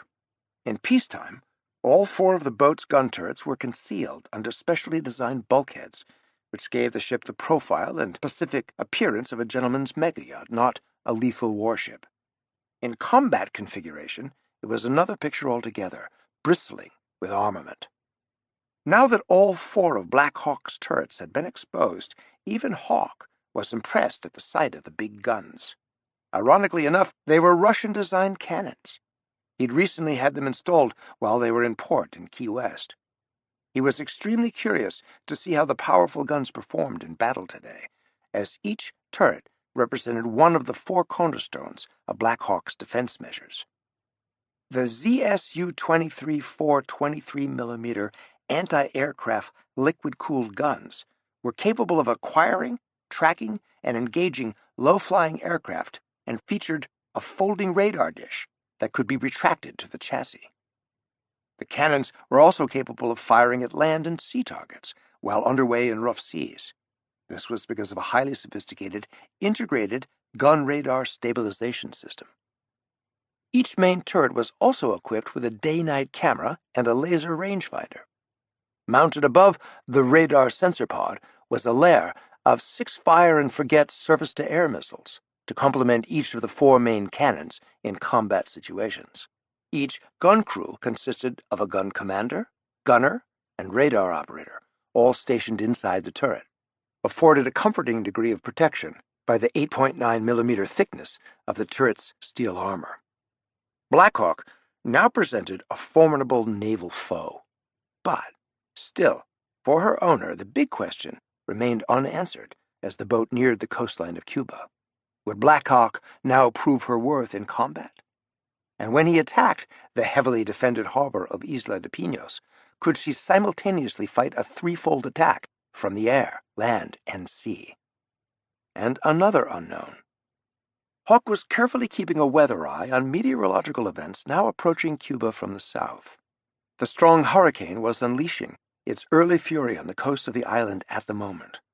The eye of the storm would provide a window for his assault. As soon as it passed over the mainland and headed over warm water, the boat would be making its escape. Would that weather, too, become a factor? He would find out soon enough. Hawke was still up forward, talking with the young commander of the No. 1 gun crew when the war started. He looked at his watch and noted the time to be used later. It was now 1830 hours, Zulu time. The No. 3 turret radar operator was the first to disturb the false calm. "I've got contact, sir," Hawke heard in his headphones. "Go ahead, Sparky. What have you got?" Hawke said. "Radar showing 4 fighter aircraft approaching our stern, out of the east-southeast, sir. Altitude 3,500 feet. Speed Mach 1.14. Range 9 miles and closing." "4 bogies?" Hawke said. "4 total, Roger. 3 bogies now breaking formation and shedding altitude," the gun commander said. "Looks like they may intend to get on our stern quarter, sir. Lead airplane now climbing. New course south-southeast. And, climbing through 40,000 and diving now. He's on us." "Take them out, gentlemen," Hawke said, climbing down from the turret and getting the hell out of their way. He dropped nimbly down to the deck and headed back up to the bridge where he naturally belonged when in combat. The turret behind him instantly rotated 45 degrees as the gun dish locked in on the single approaching Cuban fighter. Hawke, headed aft, could actually feel the deck shudder beneath him as the crew fired a burst from the 23mm cannons. Looking back over his shoulder as he made his way up the steps to the bridge, he saw the muzzles spouting flame as they recoiled in anger. Hawke was racing upward, taking the steps 2 at a time, when he saw the solitary Su-35 diving on them. The single-seater fighter had a brown and gray camouflage paint scheme and Cuban flags on her fuselage and wings. Her 2 thrust-vectoring turbofan engines were screaming as she maintained her descent and opened fire on Black Hawk. As he bolted up the last few steps, Hawke saw the Cuban fighter's single 30mm nose cannon blazing away at his bow turret, rounds zinging off the steel. a multitude of geysers erupting in the stormy seas around the boat. As he watched, he saw the forward turrets swiveling, her guns locking in on the approaching enemy airplane as the anti-aircraft crew opened fire with a vengeance, throwing thousands of frag rounds in the face of the oncoming fighter. When Alex pushed inside the bridge, a loud cheer went up from his officers, not for him, but celebrating the sight of the flaming, disintegrating carcass of the Russian-built Su-35, just missing the bow, and trailing a flame of burning jet fuel before impacting the hard and unforgiving sea. Hawke took a quick look at his navigator's air combat radar display and said, "Looks like that guy's 3 friends are no longer all that sure they want to mess with us at the moment. The other 3 bogies now peeling off and appear to be hightailing it back to sunny Cuba, land of enchantment." "I'd say round 1 goes to us, Commander," the ship's new skipper, Geneva King, said. "Now comes the hard part." Chapter 66. Hawksmoor. Bing Crosby and Louis Armstrong. He'd never forget it. The 2 crooners were singing that lovely old duet, Gone Fishin', from the 1940s. Pelham Grenville would later recall that when he first heard explosive gunfire erupt beyond the kitchen windows, it was playing softly on his old radio, and Satchmo was singing, "You gone fishin', you ain't got no ambition." It had just gone midnight. He was perched on his stool in the butler's pantry, finishing the needlepoint Christmas bell for Alexei, singing right along with the 2 crooners. "Gone fishin' by a shady, wady pool. I'm wishin' I could be that kind of fool." And then it started. Bombs, explosions, a terrific fusillade of gunshots ringing out in the night as, outside on the lawn, the heavily armed Scotland Yard royalty protection officers defended the house. They were up against a sudden and devastating ground attack. Pelham shook off the shock and moved. He dropped his needlepoint and ran for the main hall. The exchange of gunfire rapidly grew in intensity and volume out on the lawns. His sense of terror grew. It was quickly turning into a pitched battle with the Scotland Yard and MI6 defenders, and it was edging nearer to the house now, much closer than when he'd first heard the single shots ring out. He raced into the darkened main hall and switched off all below-stairs illumination, his mind suddenly reeling at what he next heard. Was that noise coming from upstairs? Distant echoes of gunfire could be heard from somewhere inside the house. The intruders must be inside now. Had someone gotten in through a blown-out window up there? Had an exterior door been breached in another wing? Racing up the winding marble staircase, Pelham called out to Inspector Walker and Archie Carstairs. Pelham shouted, "Walker! Carstairs! They've gotten inside the house! Shooting over in the west wing and getting closer! Turn around! Go grab Alexei from his bed and head for the roof! Now!" He continued to shout at the top of his lungs over and over as he climbed. Perhaps Tristan and Archie had been firing upstairs, probably shooting from their windows overlooking the entrance to the main house. But now he heard shouting and gunfire in the great hall below. No more doubts. Gunmen were in the house now. He almost made it to the top floor. "Is Alexei all right?" Pelham cried out to Detective Walker. The boy's room was to the left of the stairs. When they emerged, Walker, cradling the boy in his arms, Alexei, appeared to be unhurt. Walker said, "Yes, he's fine, but we've not a second to lose. Russian paratroopers with mortars, a bloody invasion. We've counted a dozen or more on the south lawn. They're about to breach the main entrance to the house. Every second counts."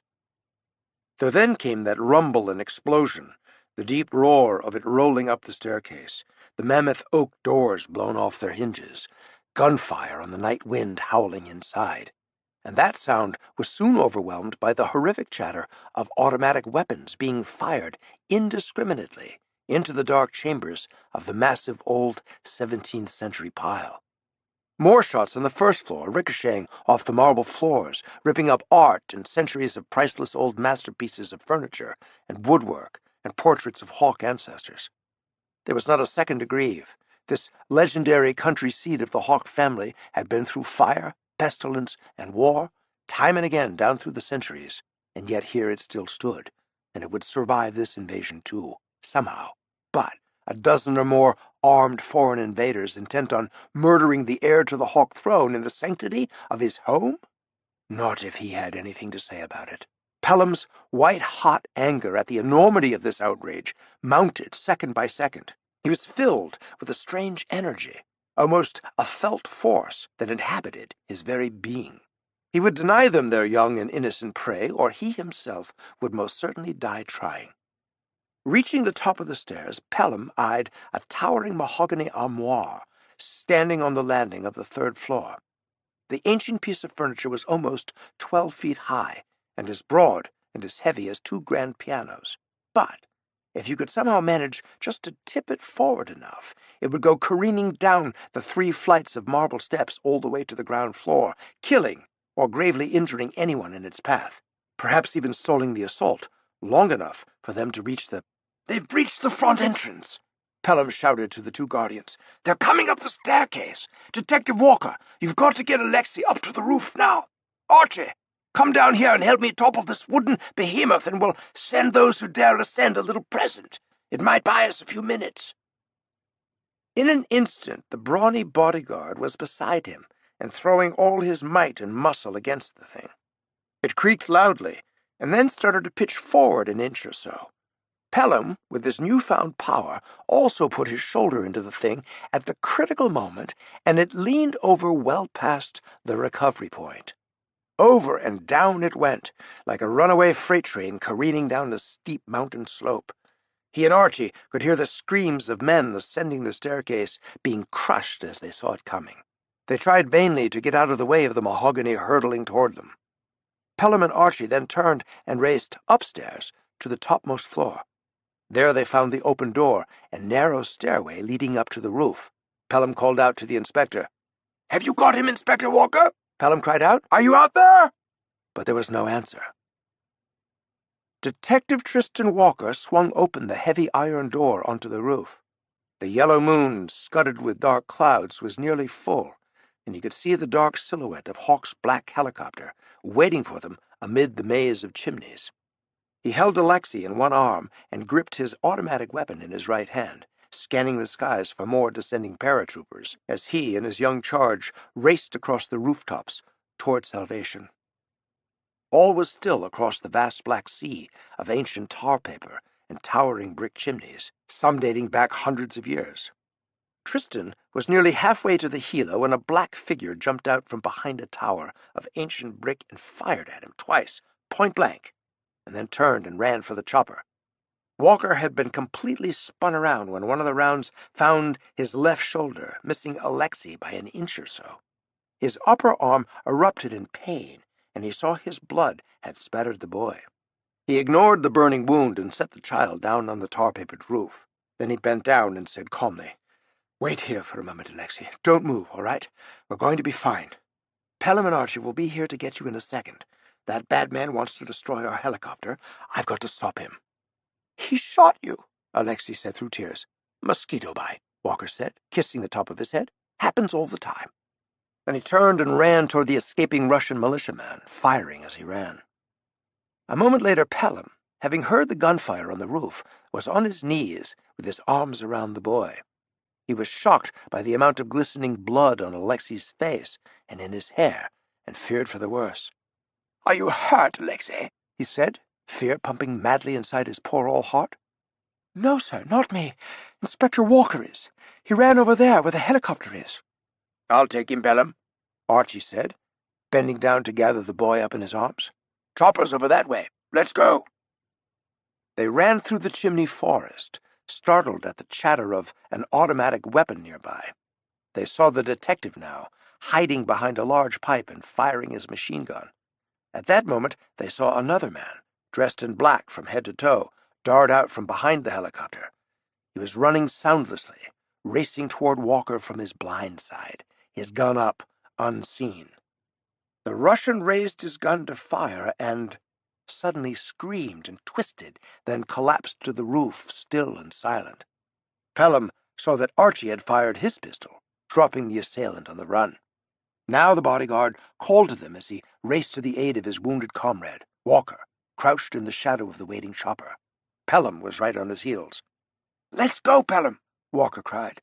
"They'll reach the roof any second." Archie had started the chopper's motor. Pelham took Alexi's hand, and they raced toward their only hope of escape, its large blades beginning to rotate slowly beneath the unblinking white stare of the cold and oblivious moon. Chapter 67. Isla de Pinos. The wind had increased dramatically. The big ship was pitching and yawing in heavy seas, towering waves of green water crashing over her bow and superstructure. A hard, slanting rain hammered the bridge so hard you could hear the thrumming through the steel bulkhead above. Every now and then a jagged spear of lightning would crack nearby, lighting up the night outside the forward bridge windows, illuminating the rain so brilliantly that it looked like a solid wall. One they somehow penetrated as the ship steamed on toward the mouth of the island harbor. Hawke looked at the Chelsea barometer up on the bulkhead and was shocked to see how quickly and how far the thin red needle had fallen. Masses of dark purple thunderheads were stacking up on the southern horizon, and the sky was now the color of a nasty bruise. Cuba was directly in the path, soon to get slammed by Hurricane Annabelle. Unless, as sometimes happened, the storm changed its mind, veered west-northwest for the Keys and the Gulf of Mexico, but that was a very big maybe. Hawke remained on the bridge, watching for any early skirmishes at the outset of the coming battle. The relatively moonless night and increasing dark clouds provided good cover for combat operations tonight, but the approaching tempest was putting severe pressure on the mission timetable. In his head, Hawke now advanced every aspect of his battle plan, and made mental notes to keep his crew abreast of these critical changes as they happened. He was one of the few naval officers ever to graduate from Dartmouth Naval College who could hold an entire battle plan within his mind. Everything was now dictated by the changing course and speed of the storm bearing down on them. When the real battle commenced, former SEAL snipers with IR scopes and full camo, having taken concealed positions on the ship's highest deck, would take out any uninvited waterborne guests who happened to make the serious mistake of getting too close to the bizarre yacht they declared war against. Or, onshore, his Navy snipers would handle enemy soldiers advancing on Stokely's raiders' defensive position once they were safely ashore. And finally, they were tasked with taking out all the enemy's searchlight towers looming over the harbor compound to enable Stokely's guys to breach the perimeter and attack their targets. For now, the boat proceeding at dead slow, all calm aboard. Minutes passed. The peace was soon shattered by the sonar radar operators' warning booming over the PA system. Two 30-foot Cuban Coast Guard high-speed patrol boats made a fatal error as the strange vessel steamed into their harbor. Despite Black Hawk's stern radio warning to their skippers to give the big yacht a wide berth and come no closer than 1,000 yards, the Cubans chose to come charging out into the harbor, engage, and open fire, each with two deck-mounted 50-cal machine guns. Hawke endured this pestilence of bee stings for as long as he could before giving the 4 turret commanders the engage, fire-at-will order to silence all that infernal buzzing. Suddenly, Black Hawk's fore and aft 23mm cannons opened up, all 4 turrets swinging around, blazing away in tandem. The fire had a horrific effect on the lightly armored patrol boats and their crews. The barrage of incoming rounds was causing serious damage to the 2 enemy vessels. But either bravely, foolishly, or both, on they came. "Enemy vessels closing to within 1,000 yards, skipper," said the voice on the PA system, heard throughout the bridge deck. Hawke acknowledged as he spotted the approaching enemy blips on the nearest radar screen. "Enough of their crap," Commander Hawke told his gun crews. "Attention 2 and 3. Send those 2 bastards to the bottom where they belong." Gun turrets 2 and 3 immediately whirled and tracked and locked onto the 2 closing targets. Both turrets belched fire as 2 deadly anti-ship missiles were launched. The perfect twins arced into the deep black sky en route to their targets. Leaving a billowing plume of orange and white smoke trailing in their wakes, the pair of hellfires raced upward, reached the apogee, and dove, screaming downward. They closed on the two zigzagging Cuban attack vessels, both captains now effecting desperate evasive maneuvers and hoping to escape. But any hopes the Cubans had of avoiding catastrophe were instantly dashed. 2 missiles struck each boat simultaneously, instantly turning both vessels into twin balls of hellish fire and death. Black smoke and flame rose up some 50 feet into the air, while spilled fuel oil raged on the roiling surface of the blackish water. "On we go," Hawke said. The battle was joined. The yacht Black Hawk had just made a spectacular and very noisy announcement of her arrival in port, and she had plainly demonstrated her further intentions as she stormed deeper into the enemy harbor, all guns blazing. A half-a-dozen Cuban Navy patrol boats buzzed around her, but the fire from their deck-mounted machine guns had negligible effect, and they were dispatched to the bottom forthwith. Commander Hawke was back on the bridge, and his blood was up. Captain King was standing at the helm, watching him bark orders, as she witnessed what was for her a miraculous transformation. The kind and courteous man she'd only recently come to know had been replaced by a modern gladiator with an air of utter invincibility. Steel true, blade straight. The cowardly saboteurs ashore would soon begin to feel his true heat. "Come on out, you bastards. Come out and fight." Hawke glanced up at the mission clock above his head, the minutes relentlessly ticking down. It was now 2 a.m. Zulu time.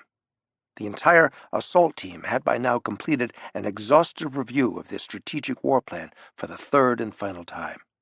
They knew the Cuban and Russian Guard units' rotation schedules down to the second, and they knew it by heart.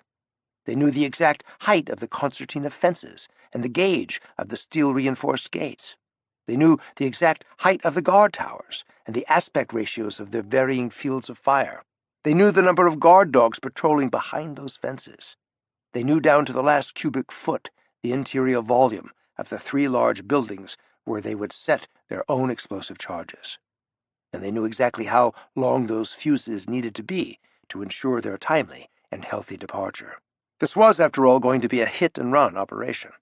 There would be no hanging around later to mop up and take prisoners. When this one was over, Stokely's raiders would just pick up their toys and go home. But right now, as Stoke told his guys, it was nut-cutting time. It was time for Alex Hawke to make one final appraisal of the troops before they went ashore. He left the bridge and headed aft, then down 4 decks to the stern of the vessel. There in the aftermost part of the ship, Grand Deluxe had given way to the austere. Here was the true home of Stokely Jones, Jr. and his raiders. Their no-nonsense assault team accommodations, their mess, their weapons storage, machine maintenance shops, military communications post, and their combat satellite uplink, all were in a state of high readiness. But Hawke had a personal need to witness and feel that sense of urgency and commitment in the men he was about to send into harm's way. Here in the Spec Ops part of the ship, he found the Stokeland Raiders gathered. They would form 2 squads for the mission, Redcoat and Bluecoat. Both teams were kitted out in head-to-toe black Kevlar assault gear, looking like some demented alien NFL coach's football fantasy of the most badass damn team in the universe, which is exactly what the hell these guys were. Hawke was now down in the ship's well, a large rectangular opening cut into the aft section of the keel inside the very bottom of the hull. He saw black seawater sloshing up onto the surrounding decks. The steel decks were strewn with various items the assault teams had selected but chosen to discard at the last moment.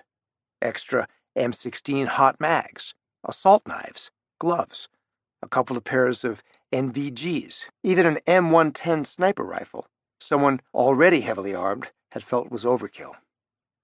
Hawke had ordered this undersea launching platform for the 2 SDVs, sealed delivery vehicles, built when the boat was still in dry dock back in Key West. It was comparable to the dry deck shelter used aboard U.S. Navy submarines. Stokely's raiders, the 16-man platoon divided into two squads of 8, and containing battle-hardened frogmen, demolition experts, and snipers, were already splashing around in the black water inside the ship's enclosed well. They appeared to be simply a bunch of incredibly fit young men without a care in the world, laughing and joking. Beach boys, who just happened to be swimming around inside the hull of a mega-yacht, waiting to climb aboard a pair of highly classified U.S. Navy torpedo-shaped mini-subs and to go to war instead of playing water polo. Humor was a great armor to don before battle. It offered a kind of mystic or mythic protection, some of them thought, and those who didn't believe such stuff went along with it simply because, after all, you never know, do you? How many guys die laughing? Prayer takes many forms on the grim eve of battle. One younger guy hollered to his mirthful brothers, "So this flashy car salesman says to the young black guy, 'You thinking about buying this Cadillac convertible, son?' And the black guy says, 'Hell no, man. I'm thinking about how much pussy I'd get if I bought this Cadillac.'" And the echoes of laughter of a bunch of men who had been there and back more times than they could count filled the steel interior of the ship's well. Every one of them knew that as soon as they deployed inside the 2 SDVs and were en route to engage the enemy, everything was going to get deadly serious in a hurry. American frogmen were coming. Watch your ass, boy. Underwater, undetected, and underestimated. Hawke saw Stoke standing on the deck, looking down at his men, alone with his thoughts. "You good, Stoke?" Hawke said quietly, standing next to his old friend. "All good, all the time," was Stoke's standard reply to that one. Hawke looked down at Brock, already swimming up inside his sub on the port side of the well. "And Mr. Brock over there in SDV too? You ready?" "Good to go. He loves this stuff. Never short on courage, you gotta give him that." "Right. Listen, because he doesn't, Stoke. Tell him that as soon as he blows that Cuban command bunker, his team hauls ass back down the mountain. I want him at the warehouses to reinforce you and your guys' final attack. I still don't have a good feeling about the human intel on the amount of resistance we're going to see tonight. But hell, darkness, element of surprise working for us, superior fighting men, tactics, weapons. We're good, right?" "We got me, remember?" Hawke laughed briefly, and then turned very somber. "You get shot up bad tonight? I want you to remember what I told you about Payne, that night in that Hormuz Strait hellhole after I got shot to hell, right?" "I remember." "What'd I say?" "Pain is just weakness leaving your body." Hawke saw the concern in Stoke's eyes and looked away, embarrassed. "It's just that the stakes are as high as they can get now, Stoke. High as they've ever been. The world will little note nor long remember what we do here tonight, but if we screw this up, well, it's pretty much all over. All of it." "I do know. And I won't let you down, boss. My guys won't let you down. None of us. Never." "Give him hell, Stoke," Hawke said, giving his friend's shoulder a squeeze. "Might as well try to squeeze concrete." Chapter 68. Stoke dove below the surface and swam up inside the SDV's plexiglass-canopied cockpit. In the SDV, the pilot was dry from the waist up, wet from the waist down, giving him cockpit-style visibility to drive the boat, monitor the batteries and compressed air supply, and then egress the hell out when it was time to shoot bullets and kick commie ass. He pulled himself up into the enclosed pilot station in the port-side watercraft and said hello to his co-pilot, Gator Luthier. He'd gotten to know Gator pretty well when they'd boarded the Russian spy ship, and he'd liked what he'd seen. Another one of his raiders, the skinny kid from Kentucky, Fat Jesse Saunders, otherwise known as Fat, climbed up inside to take the helm of the other boat with his co-pilot, Harry Brock, in the vehicle located to starboard in the well. Gator and Stoke were both smiling. They loved operating these damn boats. Stoke had the most experience, having first encountered them as a young Navy SEAL in his war, his guys using them for riverine operations in Cambodia and Thailand. Gator had gained experience tearing ass all over the harbor at Tripoli during the dust-up in Libya. Clandestine SDV teams used the submersibles to operate or access ports, harbors, and beachfronts held by hostile forces. or, like now, areas where military activity would draw unwanted notice and objection. Let's just say Vladimir Putin, for starters. The vehicle was flooded during maneuvers, and the swimmers rode exposed to the water, breathing from the onboard compressed air supply or using their own scuba gear. Each of the modified Mark 8 SDVs was lithium-ion battery powered and equipped with propulsion, navigation, communication, and life support equipment. Each was also capable of transporting one-half of a SEAL platoon composed of 16 SEALs, 2 officers, 1 chief, and 13 enlisted men, from the mothership to the mission area. The submersible boat could then be parked or loiter in the area, retrieve the troops, and return home to the mothership. Black Hawk's interior SDV launch well was crucial to tonight's success in achieving surprise once ashore. The well allowed the vehicles to exit unseen beneath the ship's keel and to remain submerged and out of sight as they began powering away from the mega-yacht and across the broad harbor toward the mission target, the explosive-laden warehouses on Spy Island. The 2 boats, each fully loaded with its complement of 8 covert warriors, shoved off. They were both headed in the same direction, east-southwest, to the fortified Cuban Navy complex, about a 15-minute excursion beneath the sea. After a final video surveillance a quarter of a mile offshore, they would proceed directly to their agreed-upon insertion point. Fat, working late in the war room the night prior, had determined the single shoreline location where the invaders stood any chance of making landfall without detection. He'd done a thorough search of all the possibilities, located the ideal spot, then created a new map of the harbor that pinpointed their LZ for tonight. They would disembark just off an old and abandoned Soviet area of the port, well beyond the reach of the big searchlights and the big dogs patrolling the perimeter fences. Fat had pinpointed a dilapidated concrete launch ramp on one of the sat photos in an area built by the Soviets prior to JFK's Bay of Pigs invasion. This section of the old port was originally designed for launching amphibious vessels to use against the Americans and had not been used since. The ramp and surrounding buildings were in a section of the harbor that was no longer functional and devoid of any visible guard or other personnel. Back on duty on Black Hawk's bridge, Commander Hawke raised the high-powered Zeiss lenses to his eyes. His eyes happened to alight at the top of the ship's flagmast, mounted just forward of the wheelhouse. Damn it! The ship was still flying the Hawke Industries Burgee and the yacht Ensign, both designed to conceal the ship's true nature while in U.S. ports and in transit to the operations sector. Irritated with himself for his own sloppy lack of attention to detail, he grabbed the PA mic and depressed the transmit button. "Ahoy, the foredeck! About time we showed the enemy our true colors, gentlemen." "Aye, aye, skipper," said the young crewman, already racing toward the base of the mast. "Strike the colors," Hawke said, referring to the Burgee flying now. "Strike colors, aye," was the reply. The young sailor turned to the flag halyard, secured to the mast, eased the lines, and hauled down the offending Burgee and ship's ensign. Once they were in his hands, he disengaged them from the halyard and replaced them with a faded and tattered old cotton flag of black and white. Hawke had given the rubber pouch containing it to the sailor for safekeeping while they were still in Key West.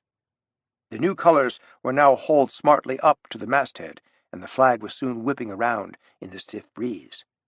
Headed yet again into the thick of battle, the yacht Black Hawk was flying her true colors once more. Something stirred inside Hawke at the sight, roiling his pirate blood. He had long admired this artifact from his pirate ancestors' treasure trove of museum-quality artifacts. It had been discovered years ago during the excavation of an area in the port of Kingston, Jamaica, and somehow made its way into the hands of Alex Hawke. It had been flown by the legendary pirate Captain Edward Teach, sometimes known by his nom de guerre, Blackbeard, the skull and crossbones of the mighty Jolly Roger. Chapter 69. Hawke shifted the Zeiss lenses down to the black coastline of Spy Island and entertained the thought, when the next war starts, it will start here, in a forgotten backwater, on a forgotten island in the Caribbean Sea. He dropped the binocs. Something troublesome on the helm radar screen above caught his eye. An unwelcome blip had strayed from his comfort zone, shifting onto a parallel heading, and "Hard to port. Engines all ahead flank," he said sharply to the helmsman. The man reacted instantly. "Hard to port. All ahead flank. Aye," came Lieutenant Des Fitzgerald's reply. The big boat heeled hard over and carved a tight turn in the rough seas, over to a new southerly course. Misdirection was what was called for now. Confuse enemy radar as to your true intentions. "Hard to starboard, Lieutenant. Come to new heading 320. Maintain flank speed." 320. Maintain flank, aye." Again the boat heeled, this time to starboard. Hawke looked up at the digital mission clock. He wanted to see if it was concurrent with the Hawke mission clock ticking down in his head. Stoke and the two SDV teams would be nearing the abandoned ramp about now. And his reverie was unpleasantly interrupted by Sparky, the ship's radar sonar officer. "Helm, sonar. New contact, bearing 395, range 36.3 miles. Screw signature indicates she's a Russian Thunder-class missile frigate, sir." "Sonar, helm," Hawke replied. "What's her bearing?" "Sorry, sir. Contact bearing 319er. We've been tracking her ever since she steamed out of Havana and made a major course correction. She's heading this way." "Roger. She'll attempt a blockade outside the harbor mouth, attempt to trap us inside." "What's her armament, sonar?" Hawke said. "Thunder-class frigate carries 4 C-802 missiles, 2 30mm cannons, and 2 23mm cannons." Christ. "What's her speed, sonar?" Hawke said, immediately heading aft to the sonar station just off the bridge. "Flank speed classified. She's fast enough, though. Engine turns for 39 knots. She's got boost gas turbines. ETA at Isla de Pinos?" "Roger. If she maintains current speed and course, 0230, sir." 42 minutes, Hawke said, looking over at Geneva. "Helm, maintain current heading," Hawke said. "We're going in. We'll find out who blinks first on the way out." "Maintain current heading, aye," Captain King said. Having relieved Fitzgerald, she was back at the helm. It was not Geneva's first taste of battle, and Hawke was glad to note that she seemed preternaturally calm and wholly in command. A very good sign, Hawke thought, adding, "Let's just hope it stays that way." Stoke was first ashore. Cradling his M16, he waded through knee-deep seawater, and then up the gradual incline of the wide concrete ramp. Redcoat Squad was right behind him. The old 1950s concrete in the harbor was intact, but barely. Great chunks had fallen off into the sea. Russian construction in Cuba was notoriously shoddy. Cheap, sand-based concrete was a mainstay of the era, and many of the old Soviet-era apartment complexes surrounding Havana had simply fallen down after the Russians packed up and went home. Brock and Fat, with the balance of the blue-coat headbangers right behind them, were slogging the ramp up to solid ground. The weather had ramped up, too, as the eye of the storm approached. Tall palm trees everywhere were bent almost double, their fronds whipping back and forth and clacking loudly in the gusts. The increasingly ferocious wind and driving rain made it difficult for anybody to see anything. Stoke could barely make out Brock 10 feet away, doing a last-minute weapons check, along with his guys from Bravo. Flipping down his IR night vision goggles, Stoke checked out the guard towers in what he'd taken to calling the warehouse district, and the fenced perimeter surrounding the naval base camp, or as much of it as he could see in this crappy weather. He kept on looking, hoping to find a weak spot he'd missed looking at charts and diagrams in the Black Hawk war room. Originally, he'd thought the best way inside was to breach the main gate, storm it, and get it the hell over with. Now he wasn't so sure. He could plainly see how closely the dense jungle encroached on the base fence line. Yeah, okay. Maybe he could do a feint. A small, noisy squad at the front gate, Meanwhile, the bulk of the raiders are disappearing into the jungle, wire cutters at 3 locations opening big holes for a lightning assault from the landward side. Yeah, that was maybe the way to do it.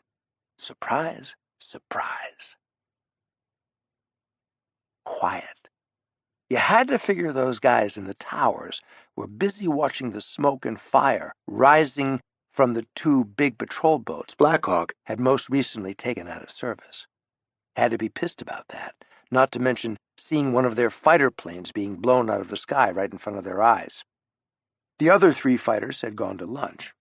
So far, anyway, things weren't exactly going their way, but there was a long way to go before it was over. Stoke, Brock, and 2 badass machine gunners packing M60s from Redcoat were all sitting beneath a row of blown-out windows in an abandoned warehouse.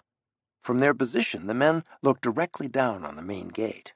Redcoat and Bluecoat teams were making their way through the jungle at the rear of the perimeter. Stoke was awaiting the signal, letting him know the raiders had successfully punched a big hole in the wire fencing and were ready to attack. "Mr. Brock, a word?" Stoke said, imitating one of Hawke's mannerisms just to stake it to Harry. The ex-Marine came knee-crawling over, lifting up the face shield used to keep the driving rain out of his eyes. "What's up?" Brock said, keeping his head down. Searchlights were now playing their beams all over the facade of the old building. "This is where we part ways, little buddy. You and Gator know what the drill is?" "Bet you ass." "Seriously?" "Some Gator says I think it's funny." Stoke tended to ignore the typical insolence, but not this time. He put a big hand on Brock's shoulder, turned him around so they were face to face, looked down, and said, "Harry, listen up, damn it. I'm communicating this to you at the request of the boss man, okay? As soon as you and Gator have taken out that mountain bunker, you get your ass back down here to the waterfront, you understand? The boss is apprehensive about the intel we got from those 2 Cuban CIA undercover guys, most especially the number of armed Russian troops defending the warehouse complex. He's apprehensive? Hawk? That means I'm double apprehensive. You hear me on the radio looking for your white ass, you get it in gear. Capiche?" Brock nodded his head, sullen, but with respect. "Something happened, some good reason you guys can't make it? We rendezvous at the ramp at exactly 0400. Don't miss the boat, Harry. You know that no man left behind tradition? Yeah? Well, I just might make an exception in the case of your sorry ass." Brock laughed it off and motioned to Gator. He and Gator got on pretty good now. Neither of them really gave 2 shits, and that gave them a kind of bond. They weren't exactly good old boys, but they liked to think of themselves that way. Country, not city. Each of them would be toting a big M60 heavy machine gun and satchels of Semtex. It was a hell of a lot of firepower for 2 guys, and Stoke just hoped it was enough. Harry said something stupid in farewell, but Stoke couldn't hear over the loud hiss of the rain and sporadic gunfire around the town. Brock and his sidekick slipped out into the rain and through the maze of falling down brick buildings and rusted-out trucks and burnt-out Russian jeeps from another war, another time. Stoke checked his steel Rolex. In 4 minutes he was going to open fire on the 2 towers to either side of the gate and pray for the best. Harry's objective was 30 minutes away, up in the jungle trail to the Command and Control Ops Center, situated on a hilltop halfway up the mountain. Give him another 10, max, to eliminate any opposition protecting the bunker and missile sites, another 15 to come down from the hills through the jungle, 5 to reach the warehouse area if he didn't face any opposition. The thump-thump of the big M60s told him Stoke was going in. Roughly half an hour, 45 minutes, say. The weather was shit. Winds had increased, and rain was coming down in sheets now. But it was just as bad for the bad guys as it was for the good guys. Chapter 70. Isla de Pinos. "Gator, get your ass up here," Brock whispered into his lip mic. He took a quick peek down the twisting jungle trail they'd just taken up the mountain. Nada. Where the hell had he got to? Somehow, a moment later, Gator was right by his side. Both of them crouched down in the creeping jungle crud beneath a pair of swaying palm trees covered with vines. They were about 1,000 yards below the summit of what passed for a mountain on this island. The heavy rains had turned the dense jungle trail they'd taken up from the port into a cascading mud bath. Gator had remarked on the way up that he found it fun. Still, where they were situated was a pretty good vantage point to reconnoiter from. The mountain they had just climbed was offering a bit of shelter from the raging storm coming from out of the south. From his new position, peering through the curtains of rain, Harry could see the whole harbor spread out below. He saw 3 of the 6 big tower searchlights snap on, meaning Stokes' guys had successfully breached the perimeter fence and were on the move inside the warehouse district. Biggest thing out there in the harbor was a big black shape moving slowly through the heavy seas. It was the dark silhouette of Black Hawk, steaming through the harbor mouth. She was ghost-like, all her lights doused, stem to stern, no running lights, nothing at all showing in the dark. Harry told Gator to keep his damn eyes open. He stood up and swung his Nikons over to the target and looked around the hilltop for surprises, then zeroed in on his target. No surprises. Nothing funky so far. He'd reconned the Cuban command bunker above him down to the nails. He knew how thick the doors were, how thick the walls were. He knew where the windows were and what they were made of, and he knew where the outdoor shitter was. The thing was basically a heavily built 2-story cement block building with bulletproof windows only on the seaward side of the structure. The whole rooftop was bristling with antennae, radar dishes swirling around, and all that good stuff sending and receiving information. The comms between this building and Moscow were probably humming long about now, Harry surmised. He could hear the Cuban guy inside there now going, "Hello, Vladimir. Your pal Alex Hawke has just showed up in the harbor with a big boat, and he's blowing Sukhois out of the sky and sinking all of our little boats. What should we do?" Only one egress door, located on the ground floor at the rear of the building, a few feet from the edge of the tropical jungle, creepy crawly shit. A lot of lights on inside upstairs. He could see guys moving around in there. 3, maybe 4 personnel, tops, upstairs anyway. Nobody out here making rounds on the grounds, at least not so far. Guards probably fast asleep in the dorm on the ground floor. Hell, it was a rainy night. You wouldn't want your dog out on a night like this. No guards out here. You believe that, Gator? Yeah, Gator said. I believe it. Who in the right minds wants to sit outside, soaked to the skin in the middle of a goddamn hurricane, bored to tears, waiting year in and year out on the off chance they might get to shoot people who never bothered to show the fuck up? Who? That's the goddamn question. Not the Cuban military, apparently, Harry said. Bet your ass it ain't. The good news here and now was this. There was a fairly wide balcony running around all 4 sides of the upper story of the building, and it appeared to be empty. Windows on the front overlooking the harbor, and a wooden door on the side he could see, but no unfriendly activity visible, at this point anyway. Normally, in a situation like this, a CIA field agent like Harry would have gone up a pole and tapped a line. He'd be crouched down here in the weeds, monitoring all the communications going in and out of this building. Find out who, where, and what the hell was what. Boots on the ground intel. But not now. Tonight, he and Gator were here simply to blow up their shit and take no prisoners. He looked over at Gator, only his eyes showing through the mud pack, crouched in some cabbage palms. Man looked like a big lanky bug with a great big gun when he had his NVG goggles flipped down. He held that M60 in his arms like it was a newborn baby, tender. He also had stuck 2 fat wads of Semtex into the Velcro snap band around his helmet. Boy was pure badass, that's all, Harry was glad to see. You got this rear door, Gator? Ground floor entrance? Bet your ass. You, my honky brother, are going to march yourself right up to that back door and rig your charges. I, meanwhile, am going up the side of that wall you're looking at. When I'm all clear up on that balcony, you will hear my signal. You then are going to blow that goddamn door sideways, get your ass inside, start shooting that pea shooter and roll right. Keep shooting until they stop shooting at you. Staircase will be on your left. Soon as you've cleared the bottom floor, up the steps you go and step on it. I may need you up there, son, or you may need me down there, in which case I'll come down the steps. With me, Gator? Bet your ass. Either way, bet your ass. You like fried rattlesnake? No. Just checking. Ready? Bet you ass. On my mark. 5. 5, 4, 3, 2, and mark. Go, Gator, go. The tough young cracker linebacker came up and out of that green wall of jungle more like a wide receiver on a post route. Harry watched him zig and zag up the hill, staying low, grabbing a little cover whenever he could, every 50 feet or so, working his way up toward the rear of the building. Brock, meanwhile, had his gun up, his sights on the balcony windows. Nothing much doing up there. Not yet, anyway. Playing cards, shooting the shit, looking at titty magazines, probably. Gator disappeared into a clump of palm trees 50 yards from the rear corner of the building.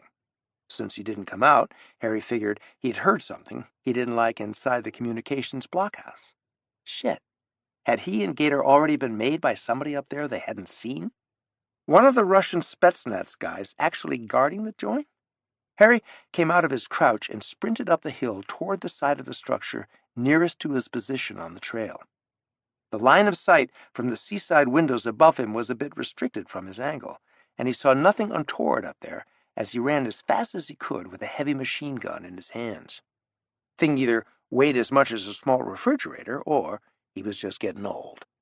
Gator, sprinting like the athlete he'd been, still hadn't reappeared. Harry, having approached the building on the run and from a different angle, was now crouching beneath the balcony, his whole body pressed up against the unpainted concrete wall, pondering the best way up the side of the damn thing. He didn't ponder long. He caught the balcony railing with the first toss of the rubber-coated grapnel hook on the business end of his nylon climbing line. Didn't make a sound. Okay, Brock. Up you go. Easy does it. He went up the wall hand over hand, his assault knife in his mouth. This, just in case some numbnut soldier had decided to spend the night sleeping out in the rain up there on the balcony. Here's the deal with that. Come over a balcony rail with a jagged dagger in your mouth, and you tend to scare people shitless, guard or no guard, outside snoozing the night away. He got a hand on the rail and heaved himself up. Harry took a quick peek over the rail. The long balcony was empty, at least on this side. Hadn't seen anybody on the seaside either, so he was good to go. He hauled himself up and over and stood for a second, going over it in his head one more time. There was a louvered wooden door closed tight, yellow light seeping through between the slats. He could hear noises inside, a chair scraping, somebody laughing, and snoring. Loud snoring. Maybe he and Gator would get lucky. Maybe they were all shit-faced in there. He turned back to the rail, leaned over, and gave the signal. "Gator's got that ramma-jamma hoo-ha!" Brock shouted, plenty loud enough for old Gator to hear him down there over all that rain. "Gator's got that ramma-jamma hoo-ha, hoo-ha!" Gator's blast shook the building. Probably shook up the folks inside it, too. Harry already had his hand on the handle of the louvered door. He yanked it open, almost taking it off the hinges, and dove inside, rolling right. He came up and out of it, bringing the fat bastard of a machine gun up, screaming for everybody to get down or get dead at the top of his lungs. Harry instantly registered 5 wide-eyed guys about to piss their pants. "Get the fuck down on the floor!" he screamed at the Cubans. He liked the look on their faces. He wasn't a man in black right now. He was a maniac in black. One guy cringed in a skimpy-ass bed with dirty sheets in the far corner by the windows, eating Chinese food. Another one over at the windows hunched over a big telescope. And still 3 more were moving fast toward him, with the pointy end of their weapons pointed directly at Harry Brock himself. "Okay, don't listen," Harry said calmly. He pulled the trigger that unleashed the monster. The heavy thump of an M60 firing 500 to 560 rounds per minute, 7.65 millimeter ball rounds, unleashed in close quarters, was enough to make anybody nervous, and that was before they got cut in half by all that flying lead. The 3 hombres who had wanted to shoot him weren't alive anymore, so Harry turned his attention to the other 2. Telescope had a Nancy little automatic in his hand, but didn't seem to know what to do with it. Sleepy, over in the corner, had both hands under a shitty blanket. Brock saw a movement of the guy's hands under the covers. Something told Harry that not even the coolest of Cuban desperados was cool enough to choose this particular moment to jerk off. "Hands out where I can see them!" he shouted at the guy.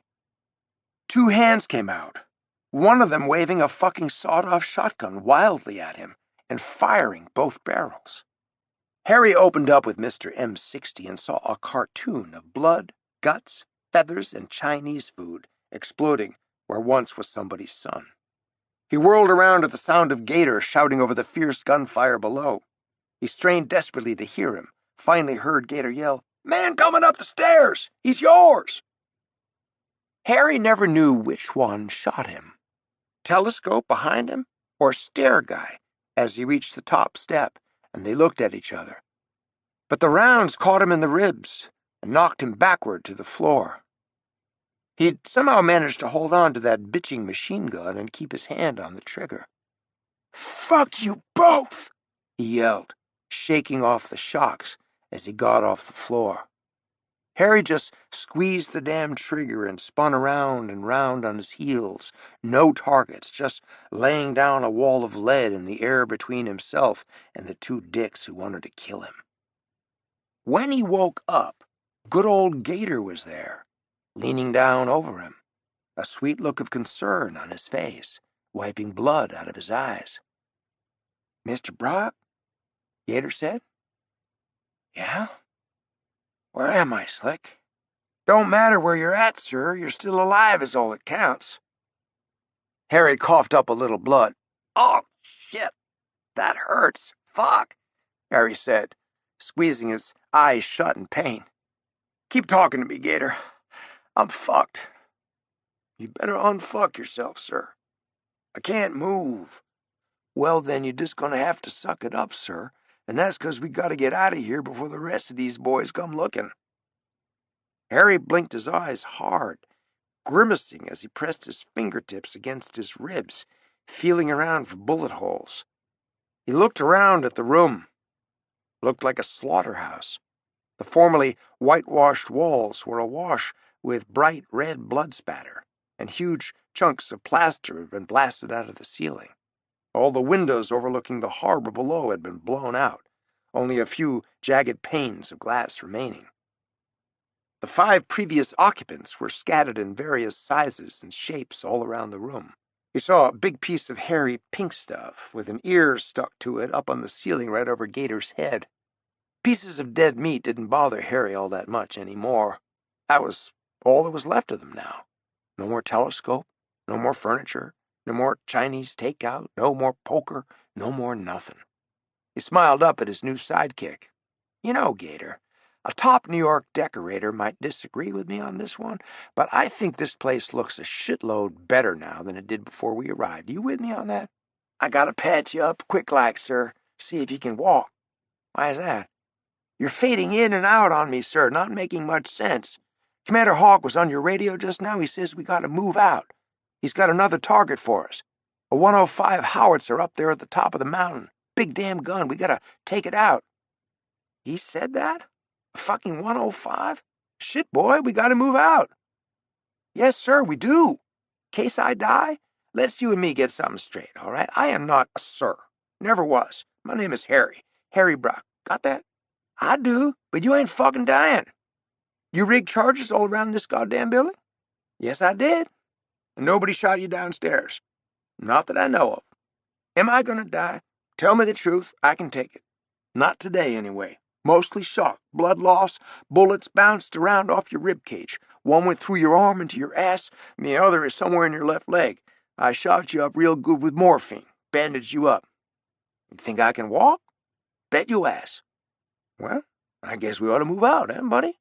"Why not, Harry?" "Bet you ass." Chapter 71. Isle of Skye. Something monstrous was moving off Portree Bay, and young Colin McPhee could not sleep. Too cold. The howling wind? Perhaps a disturbing dream or two? Perhaps his blankets were too thin for the late summer arrival of an early wave of Arctic air. Colin gave up on sleep, got up, and lit a fire. After a brief period of gazing into the flames, looking for hidden meaning, he made himself a mug of strong black coffee and walked outside into the darkness. As he stood on his covered porch, scrutinizing the night world, he was looking for fresh pictures to paint and new music to write. He was a writer, a novelist by trade, a tyro, and his innocent mind was still a youthful and hungry organ. He had a novel he was trying to finish, his first. It was a mystery of sorts, and a damn fine one by his lights. But an unpredicted conundrum in the closing pages of his tale had him stumped. How did the bloody thing end? Blocked. He sought inspiration everywhere. A seeker, McPhee had become, not only of wisdom and truth, plot and character, but of sensory inputs to inform and color his written words, all in the fervent hope of finally discovering in that intransigent final chapter he'd yet to pen just how his mystery would end. Luckily, he had soon realized there were clues everywhere, if only one took the time to look hard enough. You had to focus. And so McPhee continued his search. Above the land, beneath the stars. A phrase he often repeated to himself. He liked the sound and music of those 6 words playing inside his head. They seemed to have the power to put a bounce in his step and a smile on his face, even now in the wee small hours before dawn.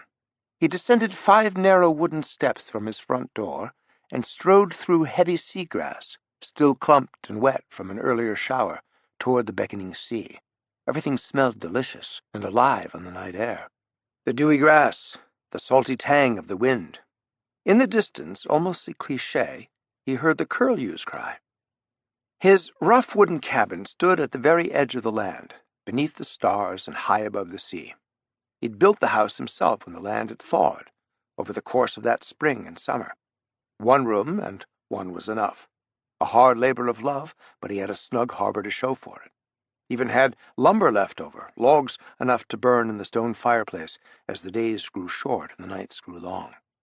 Standing now with his legs wide apart at the edge of the craggy promontory, McPhee turned his face into the stiff sea breeze. He inhaled deeply, tasting that trace of iodine on the wind, the scented bite of dried seaweed wafting up from the beaches below. McPhee was an artist who cherished his senses, primarily because he had so few other blessings to count as his own. But here, look below. Waves pounded at the frothing shore. He could watch them roll ashore down there between the toes of his stiff leather boots. They burbled and hissed, sucking at the rocks as they retreated. And fog, the stealthy gray fog, squeezed through the mountains and oozed in runnels down to the sea. His coffee had grown cold, and it was near dawn. He watched in awe as the curved pinkness at the edge of the dark world came to light.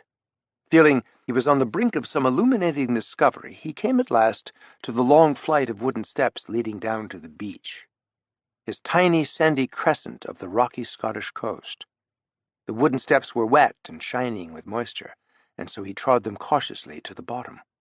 Just a mile off his rock-strewn beach, and the gentle white of the soft sand farther along, wavelets ebbed and flowed, undisturbed, relentless.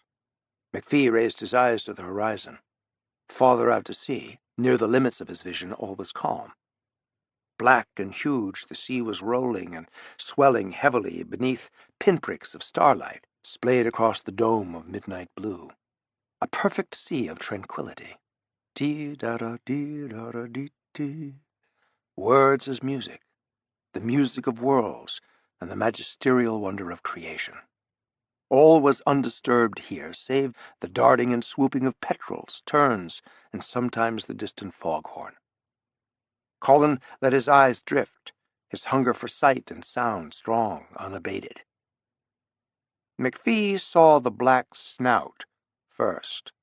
It rose up from the deep and appeared at an odd angle so acute he felt his heart leap within his chest. When, after an eternity, the great beast finally reached its apogee and crashed into the sea, it sent a great wave rolling ashore, an infant tsunami. The dark now gave way to dawn, and with it came a menacing black vision. Not a whale, no, but it was a leviathan of sorts, a monster. Oh, he'd seen them before. The slender stalks, the prying eyes. He recognized that black profile, all right. The enemy. He sensed that packs of these monsters were stalking his waters. They'd been reported off Denmark and Norway, too. But he could scarcely accept the terrible sight of one emerging from the depths so close to home, so close to the wee plot where his tiny cottage stood hard by the sea. A submarine. Russian, most likely. That is, if you believed the papers and pub talk over at Portree Bay. One had been spied in the harbor last month. The Navy came and it was gone. What they wanted, and what they were doing here on this night, Colin could not imagine, but he was willing to find out. This was the very first time he'd seen one of the sinister giants completely surfaced. He ducked back among the large boulders and squeezed between two adjacent rocks that provided good cover. He arranged his body so that he was reasonably comfortable. He had a clear view of the submarine. Although its black skin was lifeless and dull, Colin could hear faint creakings of steel and silvery pings traveling across the water from somewhere deep inside the great hulking hull. He zipped up his wind cheater and waited and watched. The first fiery red rays from the eastern rim fired across the bow of the death machine. Darkness fled, but not before he saw silhouettes emerging up onto the deck at the foot of the tower. He counted 6 men, then more, moving forward toward the bow, carrying large rectangular objects. He heard a splash, then another. Rafts. The Russians were coming. He stood frozen, watching the crews of the 2 rubber rafts pulling at their oars in tandem. Well-trained seamen who rowed with a will. He had a notion to turn and run, but the notion quickly faded when he saw how quickly the submariners were approaching, and how exposed he would be going up the cliff. 6 men in each raft, the first less than 100 yards away now, and the 12 men were starting to look not so much like fresh-faced young sailors as masked creatures from the deep. 50 yards now. 20. No, they looked like giant aliens who had made good their escape from a video game. They were wearing some kind of black body armor that reminded him of Arthurian knights, and they all had big, strange-looking weapons, for one thing. And they— "Better run, Colin," the tiny author voice in his mind was saying. Notice they didn't arrive in Portree Bay harbor with flags flying and bands playing, boy. No, they're coming ashore here before dawn because they don't want anyone to see them. And McPhee was nearly struck dumb. He'd simply gone for a walk, and it was already too late to run. He stood inside his shaking boots, rooted to the sandy soil, peering through a narrow slit in the 2 rocks as the first flat-bottomed inflatable slid up over the smooth round pebbles and onto the sand. 6 men climbed out and stormed ashore through knee-deep water as the other raft beached and discharged its passengers. 5 of the first arrivals huddled with the men from the second wave, securing their watercraft and pointing to the steps climbing the cliff. The 6th man strode up onto the beach proper to secure his beachhead with a line and a stake. Colin's legs had gone painfully numb from the awkward, cramped position. He shifted his weight from one leg to the other, and in so doing, unfortunately, dislodged a large stone. A millisecond later, a shout, a brilliant white light burst into life from atop the sub's conning tower. The strong white beam was playing over the large boulders to either side of the wooden steps. The stairway to heaven, Colin liked to say. McPhee squeezed shut his eyes, because he'd read somewhere that the eyes were always a dead giveaway, even if one were a mile away, down at the lonesome end of a dark and lonely country road. But eventually, the spotlight came to a stop, and he found himself the star of this little seaside drama. He didn't wait to be told to come out. His leg was in too much pain. He turned sideways and pushed through between the bulging walls of rock to either side until he was free. The blinding light stayed on him, and he didn't see the approach of 2 submariners who grabbed his arms and pinned them behind his back. A 3rd man, perhaps the leader, addressed him. Who was he? What was he doing here? Where did he come from? He said. Made him feel like the usual suspect in this case, even though he was just a lonely man out for a walk. Someone encountered by chance, someone completely innocent of any wrongdoing. "I live up there," McPhee said, pointing to the glowing windows in the cabin at the top of the steps. "I couldn't sleep, so I came down here to get some air. I'll be on my way if that's all right with you gents." Naturally enough, it wasn't all right.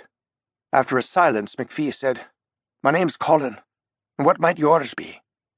"I am Ivan Isakov, captain, Russian Baltic Fleet. And what can I do for you, Captain?"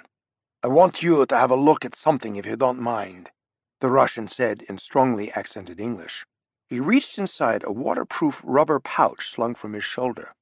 The burly captain had thick black hair combed straight back, pomaded, and heavy black brows framing his dark sunken eyes. Someone who lived beneath the sea, his skin had a deathly white pallor. "What seems to be the trouble?" Colin asked, an innocent enough question for this ghost. "We are looking for someone." He stared beyond the Russian to the far horizon. There, fat cumulus clouds hurried away, pink and purple galleons setting sail for foreign shores. The sight stirred him deeply, so deep was his grounded place in nature. The true mystery of life, a wise man once said, is that there is no mystery. "Who?" was all he could think to say to the ghost. "None of your bloody business," the captain said, almost barking at him.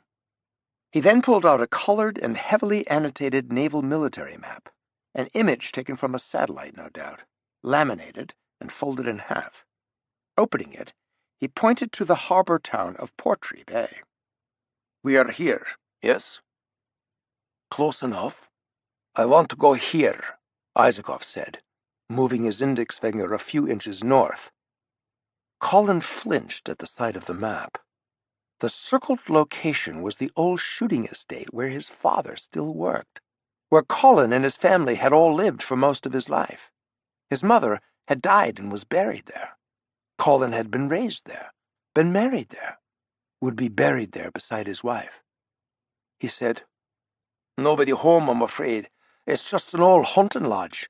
The only time anyone is ever there these days is a brief window in the fall. Grouse, you see. Ring-necked pheasant. They come to shoot." "So do I." Captain Isakov had a small nickel-plated automatic. He shoved the muzzle up into the soft flesh beneath Colin's chin. It was painful, but he tried not to flinch. There were times when a man had to show bravery, and this was one of them. "What do you want to know?" Colin said, beginning to see his denouement at last. "Do you have a truck?" the captain said. "Or an automobile?" "Yes, a truck, and an old motorcycle or two in the barn behind the house." "Good. Give me the keys, all of them." "I don't have them.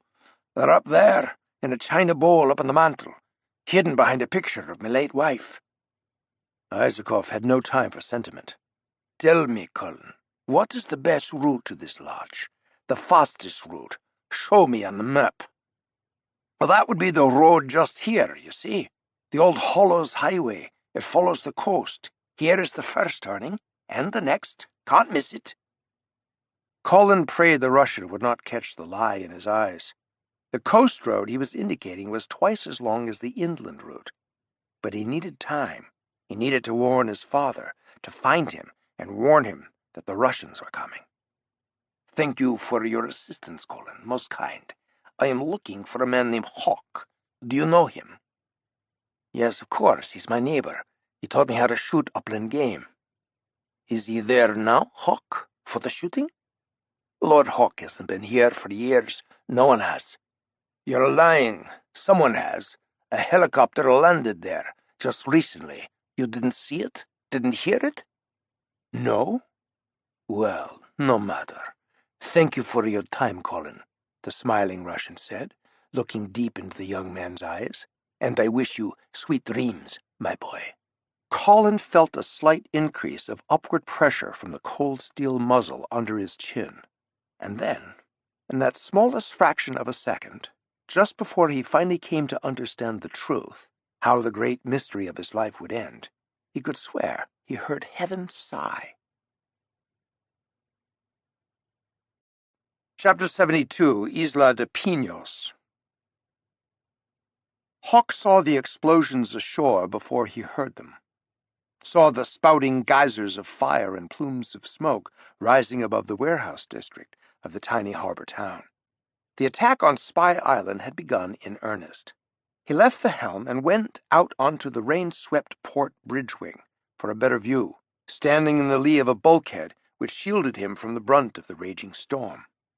He raised the heavy Zeiss binoculars and surveyed the small waterfront village.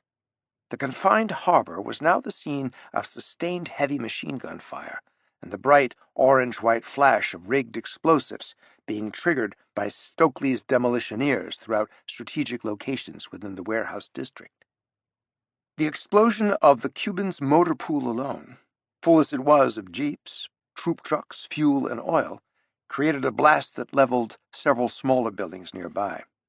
There were already a few skirmishes outside the main entrance to the enemy complex, but the main firefight seemed to be centered in the areas near the main gate. Hawke could now see heavy fire coming from the 6 guard towers, and a constant barrage of fire emanating from every window in the second story of a burnt-out warehouse. The building was adjacent to the complex's main gate. Had Redcoat already taken up positions inside? He questioned the wisdom of that.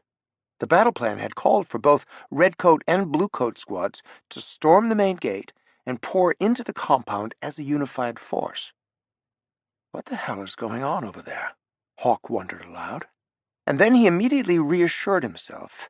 If anyone out there knew what he was doing, it was Stokely Jones, Jr., and the men who composed Stokely's raiders. Despite the impending danger of the heavily armed Russian missile frigate now lying in wait for Black Hawk outside the harbor, naval resistance inside the breakwaters was negligible. 2 or 3 more undergunned Cuban patrol boats had been sent out to harass him, mostly with their deck-mounted 50 cal machine guns and carbine fire from crewmen aboard. Hawke's fire control officer had swiftly ordered Black Hawk commanders and gunners inside the fore and aft turrets to dispatch these and any other hostile craft coming within 300 yards with 23mm cannon fire. Within minutes of one another, all 3 enemy boats had been sent to the bottom of the harbor. Hawke had an eye out for more, seeing 2 rows of them still moored to the docks. So far, at least, none had ventured forth. Black Hawk, this is Redcoat 1. Over. It was Stoke calling. Hawke grabbed the radio and depressed the transmit button. Redcoat 1, Black Hawk. What's your situation, Stoke? Over. The perimeter shows greater strength than earlier intel reports indicated. Bravo squad now breaching the perimeter on the jungle side. Good thing we didn't wade ashore like they wanted in D.C. Russians got pressure plate mines everywhere, and several rows of underwater obstacles and barriers in the tidal areas. That main gate? Gone. But now I'm looking at 2 3-ton, 15-foot-high interlocking solid steel plates. We're responding to enemy fire while we try to figure a way to take the gates out. Over. Redcoat 1. The ship's fire control officer tells me he now has a missile lock on those gates. You have anyone on the ground out there? Or in the immediate vicinity? Negative, Black Hawk. Light 'em up and launch when ready. Over. Stokely had barely gotten the words out of his mouth when the whole world outside lit up like day for night. A brilliant flash, a deafening roar, and a hole where the steel gates had once stood. The smart missile Hawke had launched from the ship had just saved Stoke and his redcoats a whole lot of trouble. Target destroyed. Redcoat 1 is on the move. Over. Roger that, Redcoat. Status of Bluecoat? Flanking action. Bluecoat is now penetrating far side of the perimeter, entering troops from the jungle. Understood, Stoke. I'm bringing the boat closer inshore right now, moving into position just offshore of the courthouse location. I'm going in to provide enfilade fire, raking fire with the machine guns, and enable the 23mm cannons to soften up the interior defensive fortifications. Over. Give me an all clear when we can safely commence fire. Yeah, roger that. Black Hawk to commence fire on my signal, Stoke said. Over. Affirmative, Stoke. Keep your head down. Black Hawk out. Stoke handed his radio over to Fat Jesse and turned to the rest of his guys, now engaged in a fierce firefight with the 2 nearest machine gun towers. He had 2 casualties, the wounded men, now being patched up by the medical corpsmen. One of them was a kid named 12-Gauge, who would lead the demo squad. "Redcoats on the move and the front doors now wide open. Raiders, let's move out," Stoke cried out. Stoke, with Fat hard on his heels, was first through the blown gates. They sprinted across open ground littered with battle debris, headed for the first of the 3 warehouses.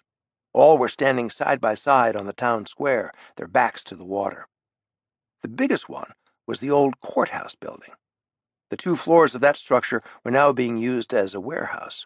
That's where, according to that CIA intel, the bulk of the explosives were stored, and 2,000 cases of high-test vodka. They got good cover from the M60s, his 2 primary machine gunners laying down thunderous suppression fire, both on the ground and up at 2 more towers that continued to harass his guys' movements below. After sprinting across 100 yards of open ground, Stoke and Fat ducked into an open doorway and returned the favor. They poured concentrated fire up into the towers.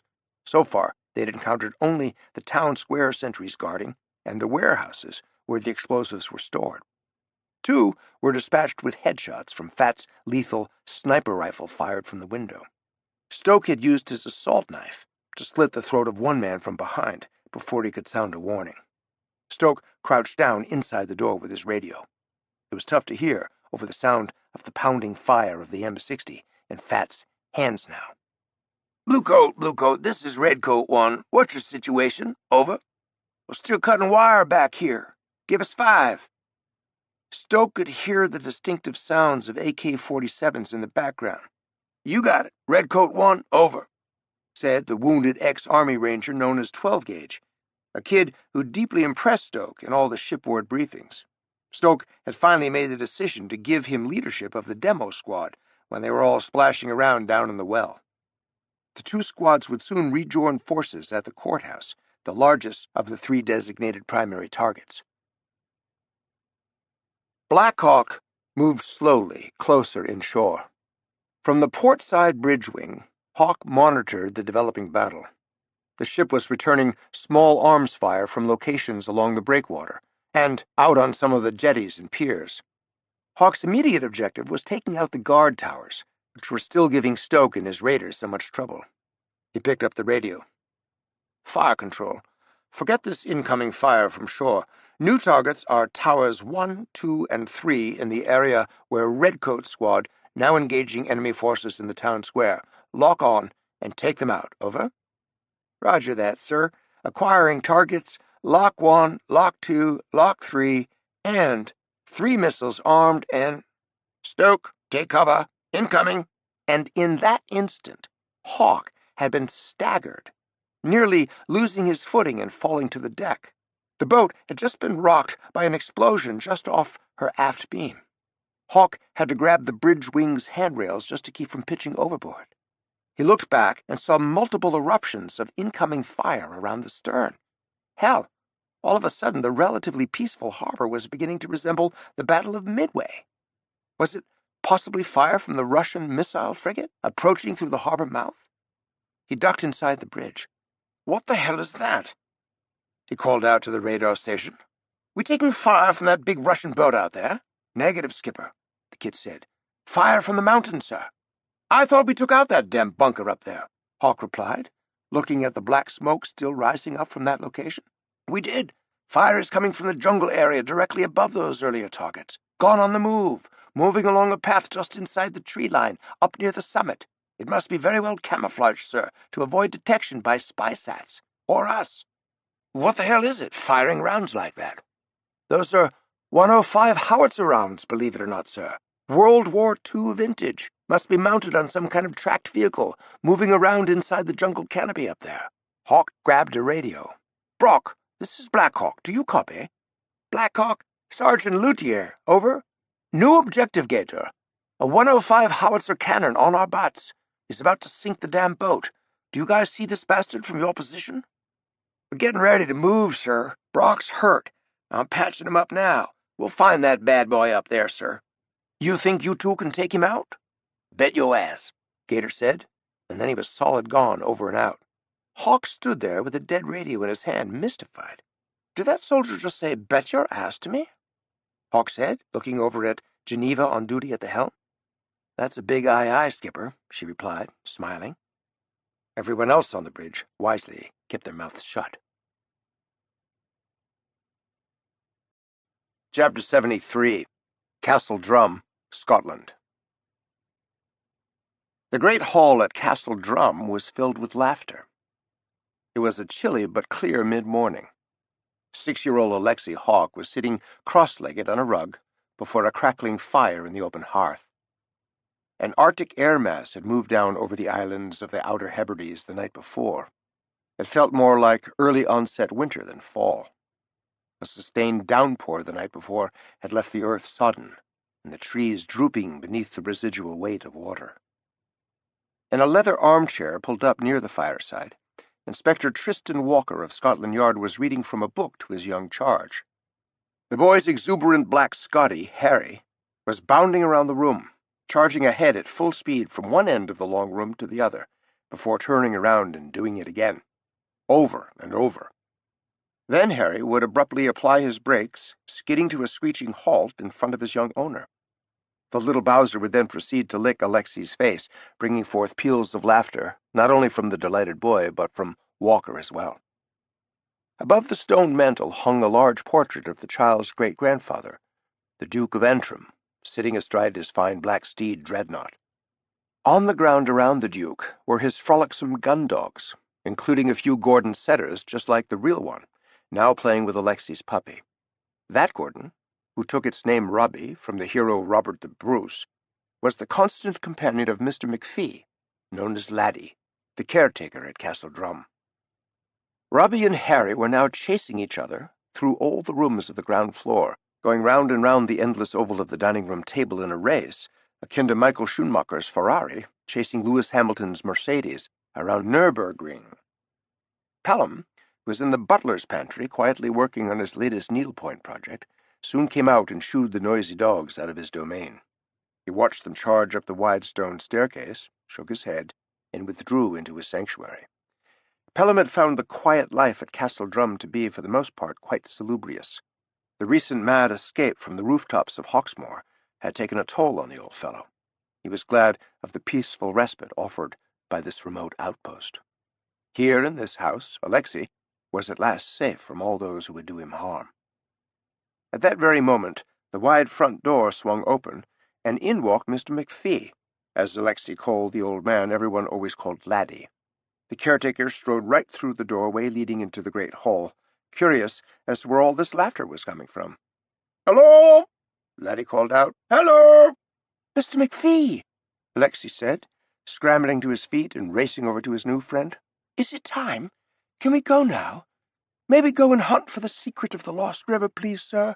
You promised." McPhee smiled and pulled off his soaking tweed cap, shaking off the dew and scratching the top of his head.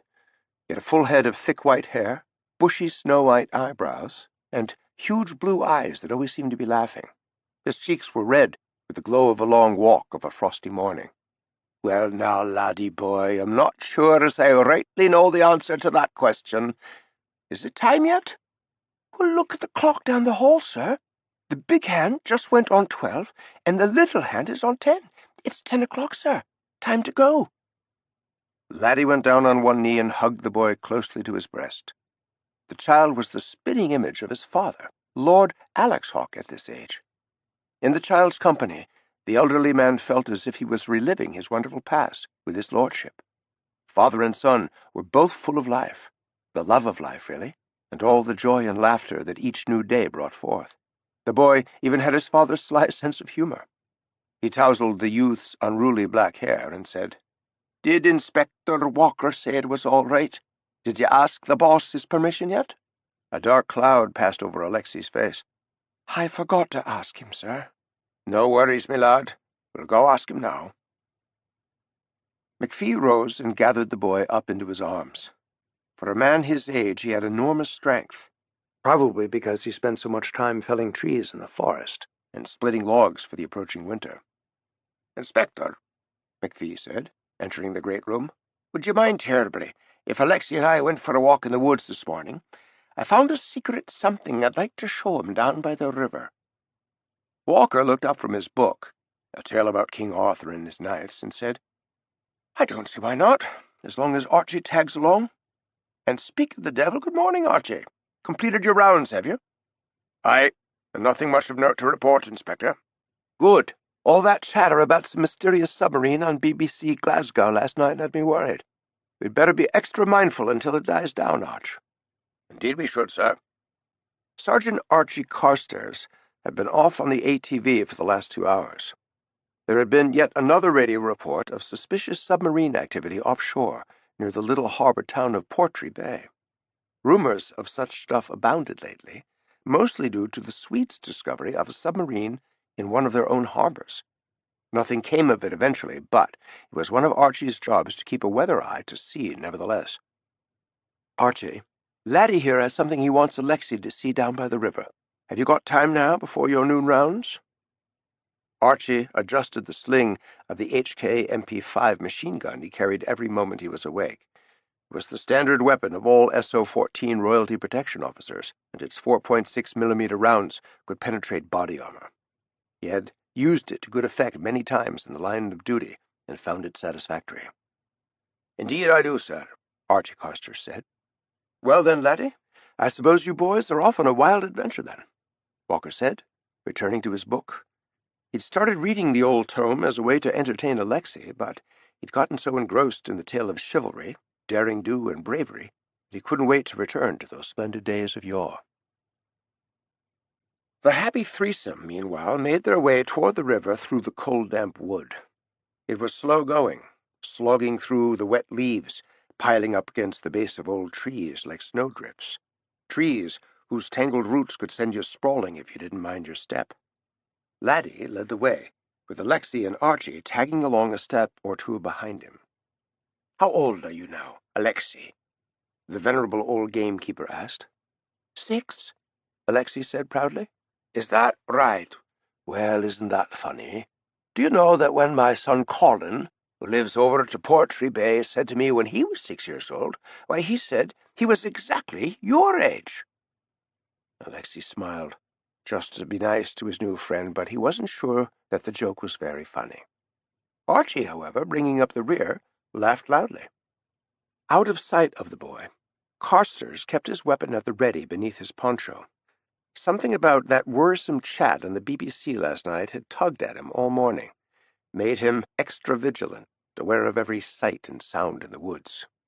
Finally, they came to a bend in the river where a huge black alder tree stood on the edge of the bank.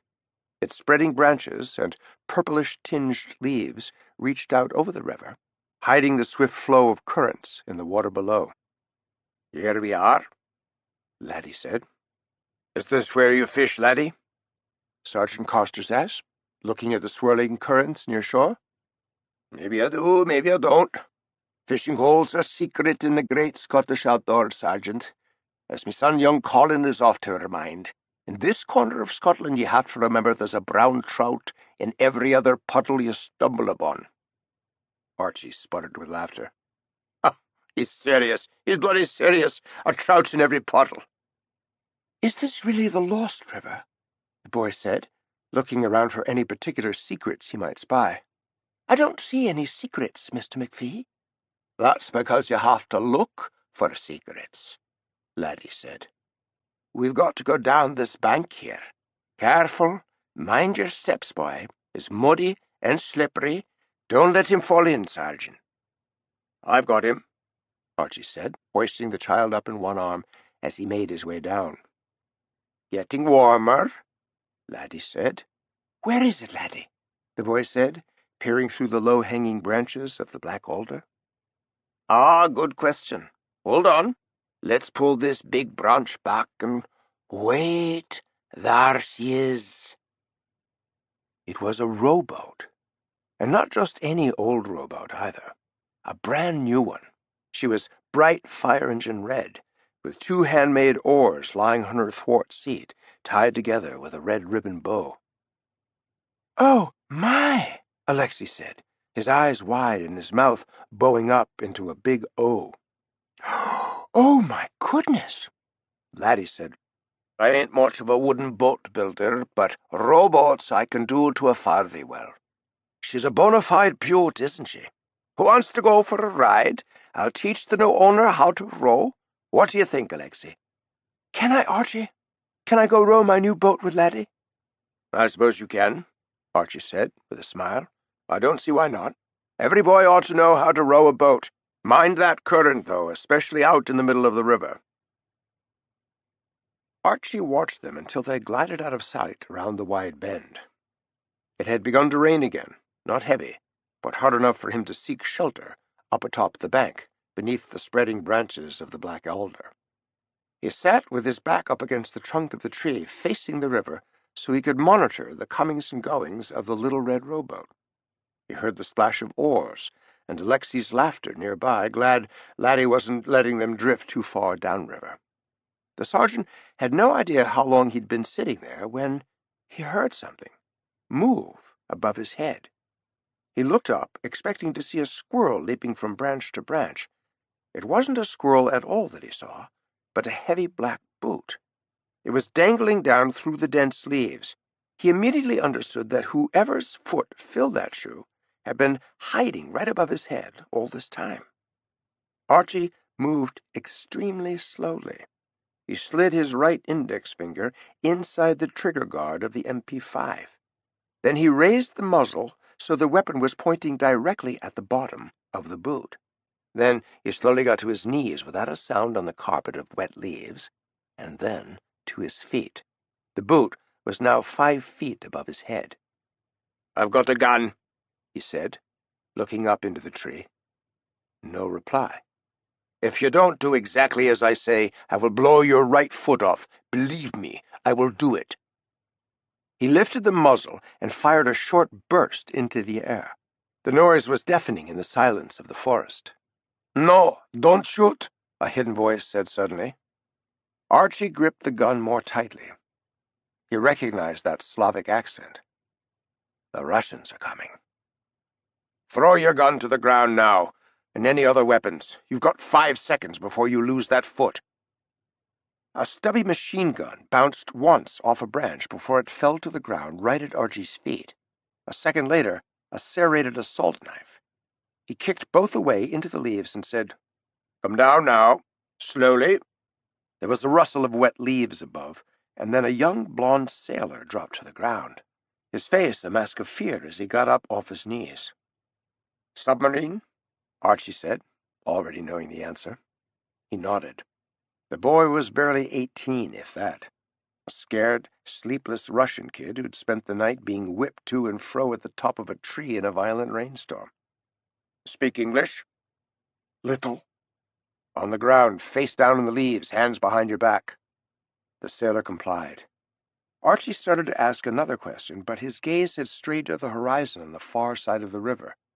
There was no time to question the prisoner. How many? Where they were? What kind of arms? No. Right now he had to get the boy back to the relative safety of the house. Time to get Alexei away from the river and get away fast.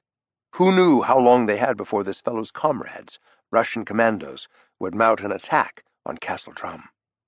Archie placed his foot squarely in the middle of the young man's back, pressed it down to keep him from moving, and called out to Laddie and Alexei. A moment later he saw them hove into view. He smiled at the child, and then gave Laddie a warning glance. The set of Archie's jaw and the dark look in his eyes told Laddie all was not well ashore. He quickly ran the boat up onto the muddy bank and handed Alexei up to the waiting arms of his bodyguard. "Visitors," Archie whispered to the old man, pointing at the submariner on the ground. "Let's go home."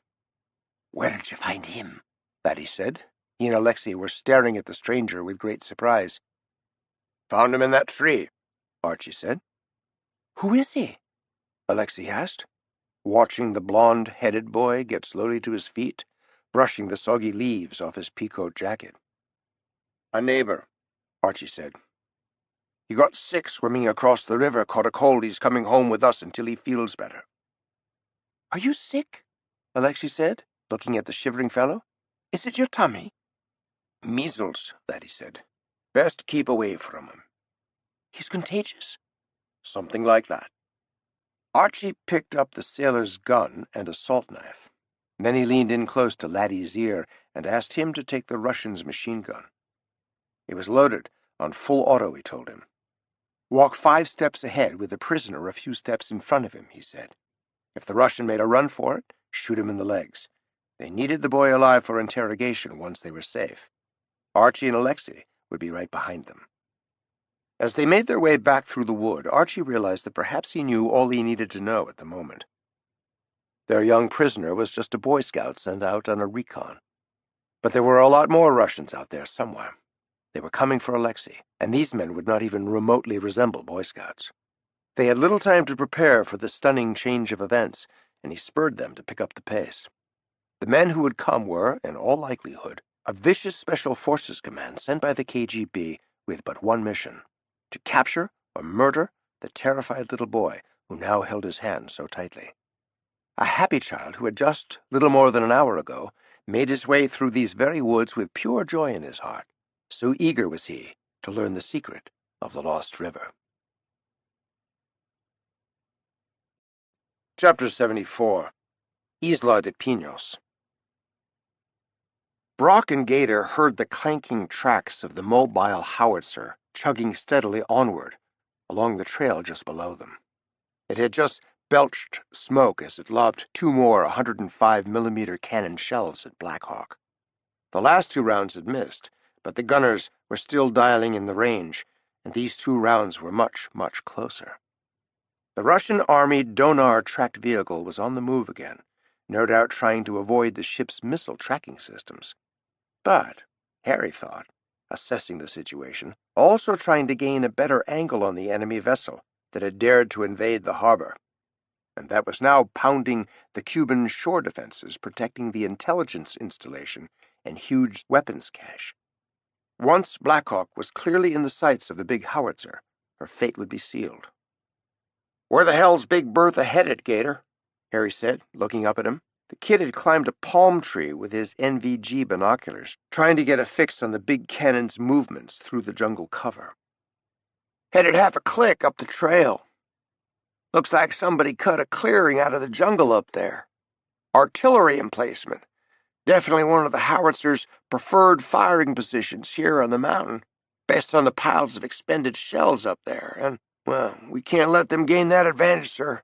Not if we're going to keep them from sinking Black Hawk." "Then what are we waiting for down here, Slick?" "Not me, Chief," Gator said, dropping to the ground and grabbing his weapon. "Let's get a move on." The 2 men kept low and out of sight, moving in tandem through the jungle, one on either side of the trail. This was good, Harry thought. His leg had stopped hurting so much thanks to the morph injection. They hadn't been spotted yet, and they knew exactly where the new target was headed. "Come to new heading 006, Hawke said, his eyes trained on the puffs of artillery smoke rising up near the top of the mountain.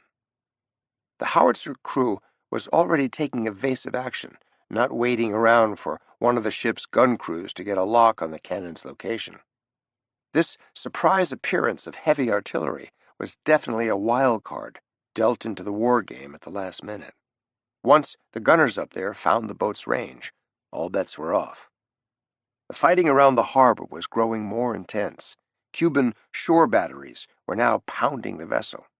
Most of the rounds were falling harmlessly into the sea, thanks to the ship's armor plating and the relatively poor training of the Cuban artillery crews by their Russian advisors. Also helping the ship were the very effective evasion tactics displayed by Geneva King, manning the battle helm of Black Hawk. The shells that hit were inflicting superficial damage, but nothing that could sink the ship. Not so far, anyway. The howitzer was another situation entirely. A direct hit in a vulnerable spot by a 105mm shell?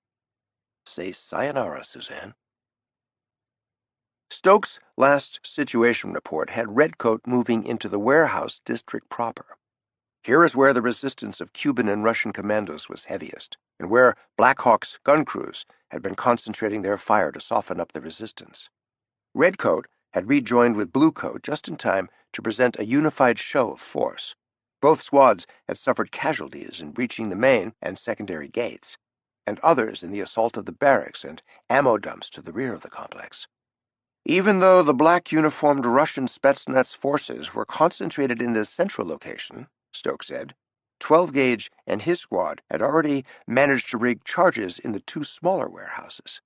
They were now working on an approach to the third.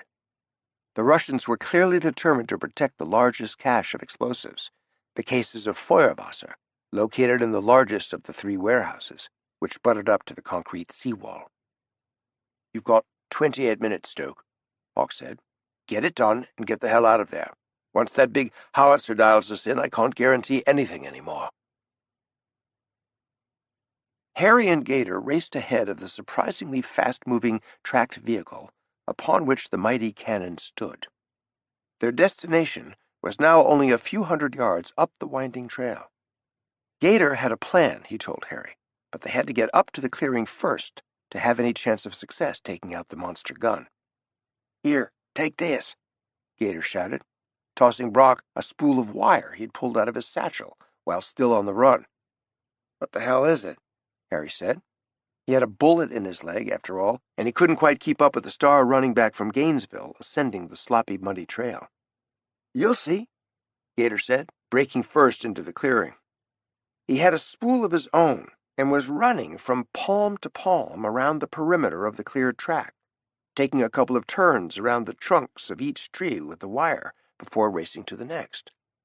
"Do the same on the other side," he shouted to Brock, "and meet me in the middle of the clearing with what's left on your spool." When they met in the middle, Harry saw that the whole of the clearing was now crisscrossed with the wire web they'd woven in under 5 minutes. The big gun was coming into view around a wide bend in the trail when Gator pulled a dull black box out of his vest pocket and jammed the two ends of the wire into slots in the side. "Explosive?" Brock said. Gator smiled as he punched in a sequence on the little black box. "Sort of. The wires are impregnated with explosives," Gator said. "This is the detonator. Sends out signals. Any metallic solid coming within 50 yards of this box ignites the wires. The wires are coated with stuff called Willy Pete, white phosphorus, burns at ridiculous temperatures and incinerates anything it comes into contact with, like, say, Big Bertha, coming up that trail right now. Better run for the woods, sir. This could get ugly." They ducked beneath the spiderweb of death and sprinted for the safety of the green wall of jungle at the edge, Brock lagging behind because of his wounds. He stumbled, almost fell, and looked back at the black-uniformed Russian stormtroopers coming in advance of the tracked vehicle. And shit, he had about 1 minute to make it to the trees or he was one gone cat. "Wrap your arm around my shoulder and hold on," Gator said. "Hurry up, I've got you, sir." The man had come back for him, and Brock knew he'd never have made it were it not for Gator's bravery. Bullets were sizzling all around the two men as they neared the green stuff. Diving into the dense jungle foliage, they just had time to turn around and see the big howitzer rolling into the explosive spiderweb they'd strung up. The whole world lit up in a blaze of white-hot fire and billowing white smoke. 1 minute the cannon was clanking forward, the next it had simply burned up along with the wires, turning into white ash and powder before their eyes. The troops who'd accompanied the vehicle were likewise consumed in the chemical fire. And then the 105mm ammo blew sky high. The clearing was a horrific and short-lived nightmare one moment, a smoking emptiness the next. Brock was staring at the devastation, shaking his head. "How the hell do I get my hands on some of that funky wire, Gator?" he said. "You can't, bro. It's illegal." Stoke didn't even realize he'd been shot. He was way too busy. He'd gotten his guys this far. The two smaller warehouses to either side of the old courthouse building were gonzo. Now 12-gauge needed to finish rigging the third. The black shirts were well entrenched in a small square outside the entrance to the 3-story warehouse building. On the top floor were port offices, harbor master, excise, logistics, and all that crap. On the first and second floors were cases and cases of the most powerful explosive anybody had ever seen, stacked up to the roof. Hawke had said this secret stuff of Putin's was dynamite to the 30th power. Hell, President Vlad had knocked Miami off the damn grid with it, and South Florida was still reeling in the dark. Stoke knew old Vladimir was just getting warmed up. Feuerwasser was leaving this port by the boatload on a weekly, sometimes daily basis, headed for the United States and God knows where else. "Fat, listen up," Stoke said. He and his wingmen had been rigging charges up on the warehouse roof, and now they were hunkered down near the oil storage drums on the dock. Not a great place to be hunkered down when the shooting started, Stoke told Fat, but then he had a better idea. He'd stashed a bottle of Feuerwasser from the second warehouse just before they'd blown the roof off the damn building. You never knew when extremely high-powered explosives might come in handy, like now. "Talk to me, boss man," Fat said. "We need a diversion. If we're going to go through those doors alive, this is it." "What?"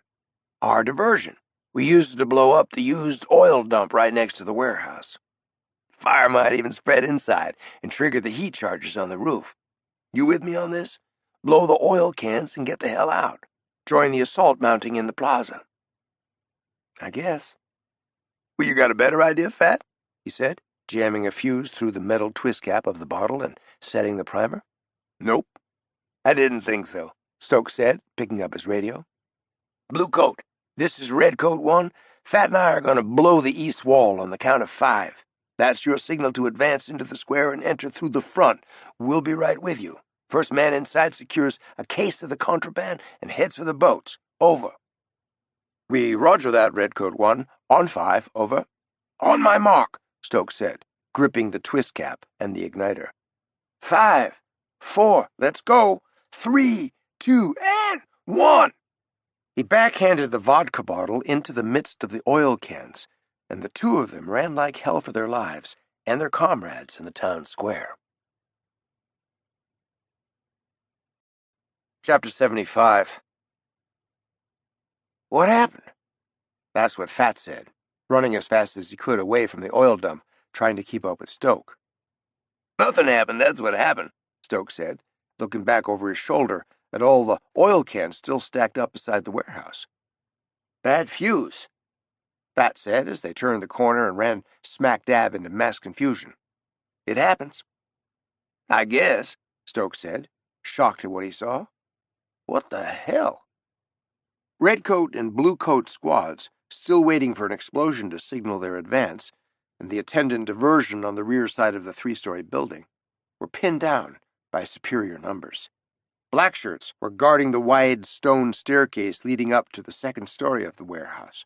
Sniper fire was coming from windows overlooking the little plaza. Nobody pinned by the withering fire could get off a shot. Stoke immediately raced up the stairs of the empty building. He and Fat both had cover up on the second floor, and the angle on the Blackshirts firing from the windows in the building across the alley. Fat immediately dropped one with a headshot, while Stoke heaved a few grenades through the windows to take out whoever the hell remained undead among the snipers up there. He and Fat ducked back behind their cover and got on the radio. Bravo wanted to know what the hell had happened to their diversion. "Bad fuse, Bravo 1. No time to worry, we'll just have to gut it out, Raiders. I got a satchel full of grenades. Fat and I will pull the pins and toss them at the troops down on the steps. We're under 9 minutes. We gotta get something going, damn it." At that very moment, an old Russian-made Jeep, painted jungle camo, came roaring around a corner on 2 squealing wheels. It got straightened out and barreled into the heart of the square. At the wheel was Harry Brock, driving like a madman on steroids. And in the rear, manning a smoking 50 cal, was none other than the Gator himself. The gun barrel was red hot and getting hotter as Luthier whirled around, unleashing a hail of lead in every direction. It was a sight for sore eyes, and it was all the troops needed to rally. With a loud hoo-ha, Raiders exploded up out of their cover and started racing toward the phalanx of stunned Blackshirts, now being shredded on the steps under Gator's withering 50 cal fire and Stoke's grenades. The man was a blur, swiveling his smoking barrel through 360 degrees and back around again. The roar of cheers from the attacking raiders rose in volume and scope, reaching a crescendo that rose above the square and seemed to hang in space. "What the hell's all that noise about, Fat?" Stokes said. "Let's go," Saunders responded, and lit out down the stairs. The two of them ran out into the square just in time to see another miracle in progress. "Holy shit, Fat! Will you look at Harry?" It was Harry, and there was no stopping him now. He plowed that jeep right through all the guards firing at him from the bottom steps. Bodies went flying as the jeep reached the bottom of the wide stone staircase leading up to the second floor. That was where the warehouse full of firewater was located. Somehow they had to get inside and check on the Semtex charges that 12-gauge had strung all over the place earlier. They would destroy the rest of the cache when this was over. This was the moment when this battle would be won or lost, and everyone knew it. But the thing was, Harry's jeep didn't stop at the foot of the steps. He just downshifted to second gear, floored the accelerator, and kept on going.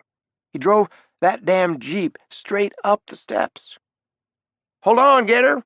Stoke heard Harry yell, and then he saw that boy holding on to that hot 50 for dear life as the jeep bounced and careened upward until it reached the top, and then blasted forward, splintering the double wooden doors before disappearing inside the cavernous warehouse. 12-gauge had used Hawke's idea of creating gaping holes in the floors of all three warehouses for the huge vodka runoff. Stoke had been told it seemed to be working, and now he'd see if it was. Stokely and his raiders had the big mo now.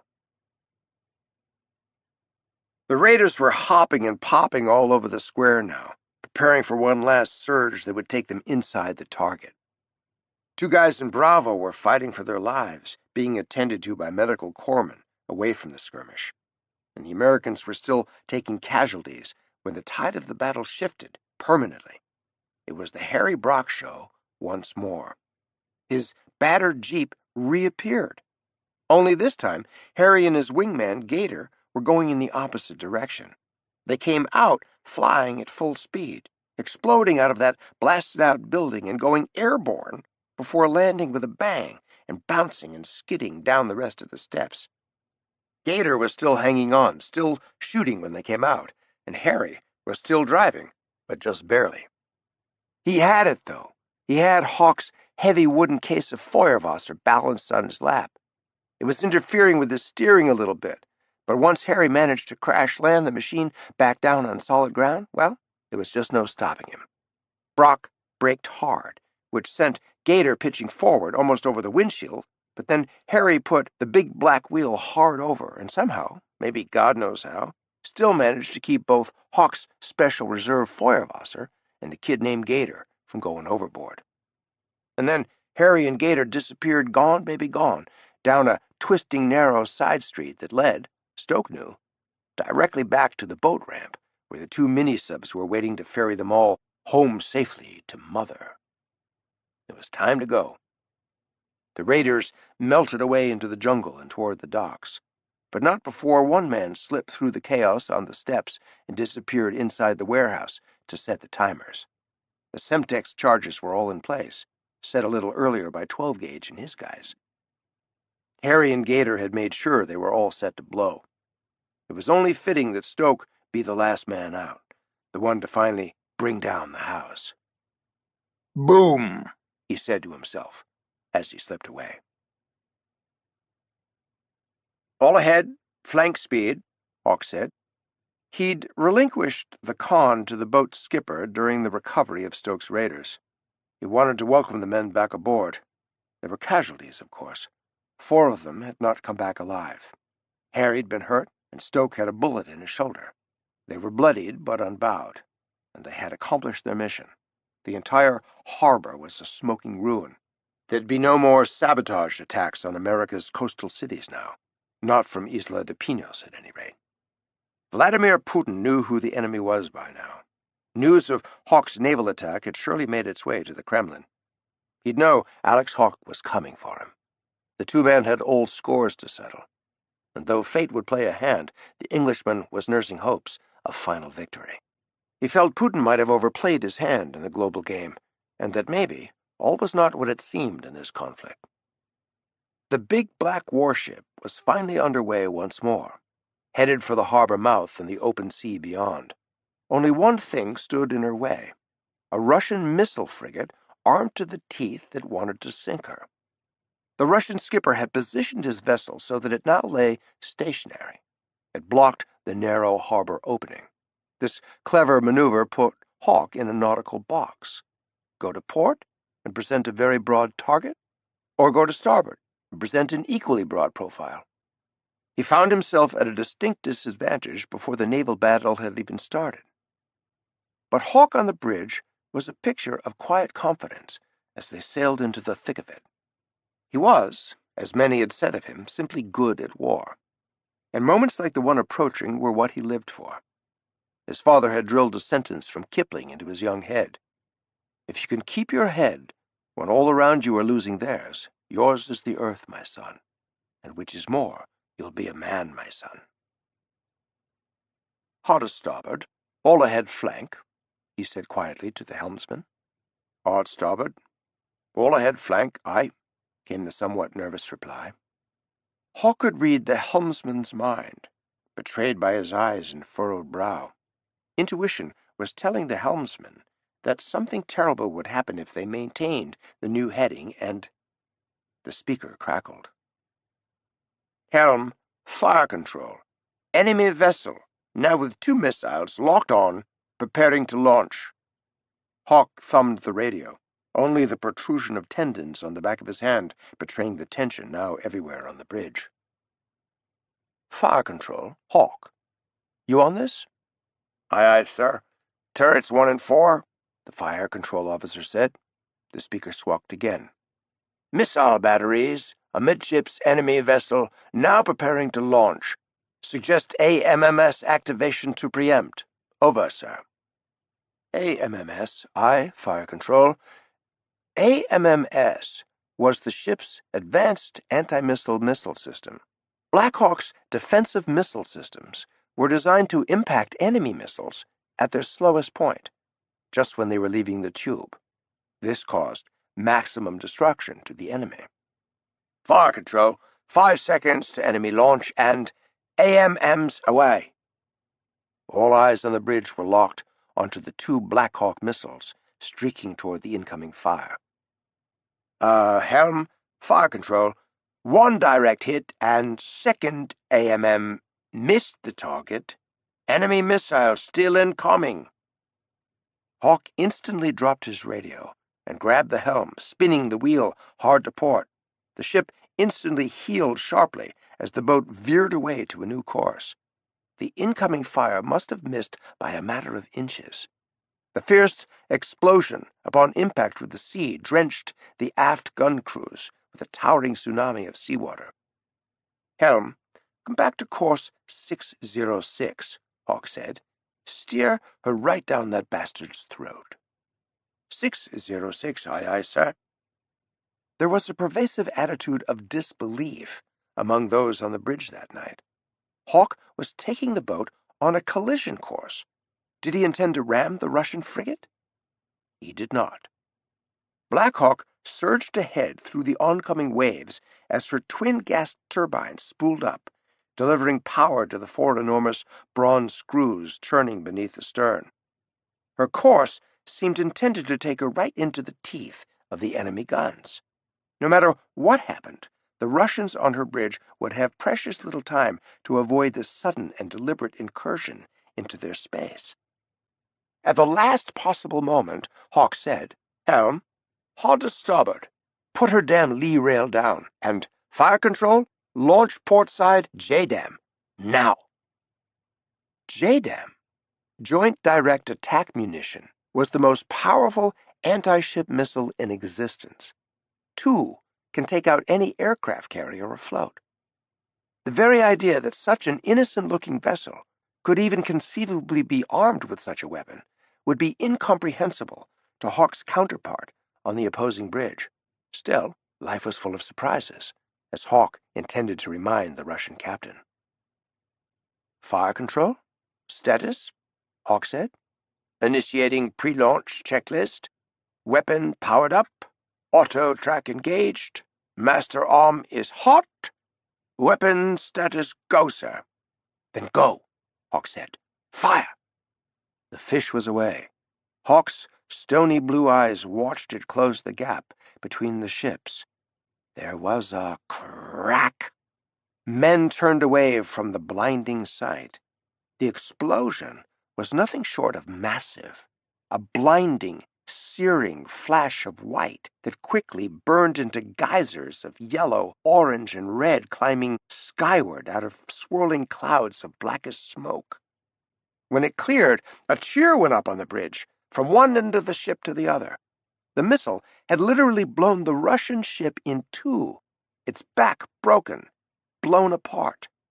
The two halves, engulfed in flame, were still afloat, canted at odd angles as masses of crewmen could be seen leaping from the rails and desperately trying to outswim the pools of burning oil spreading rapidly on the surface around the doomed vessel.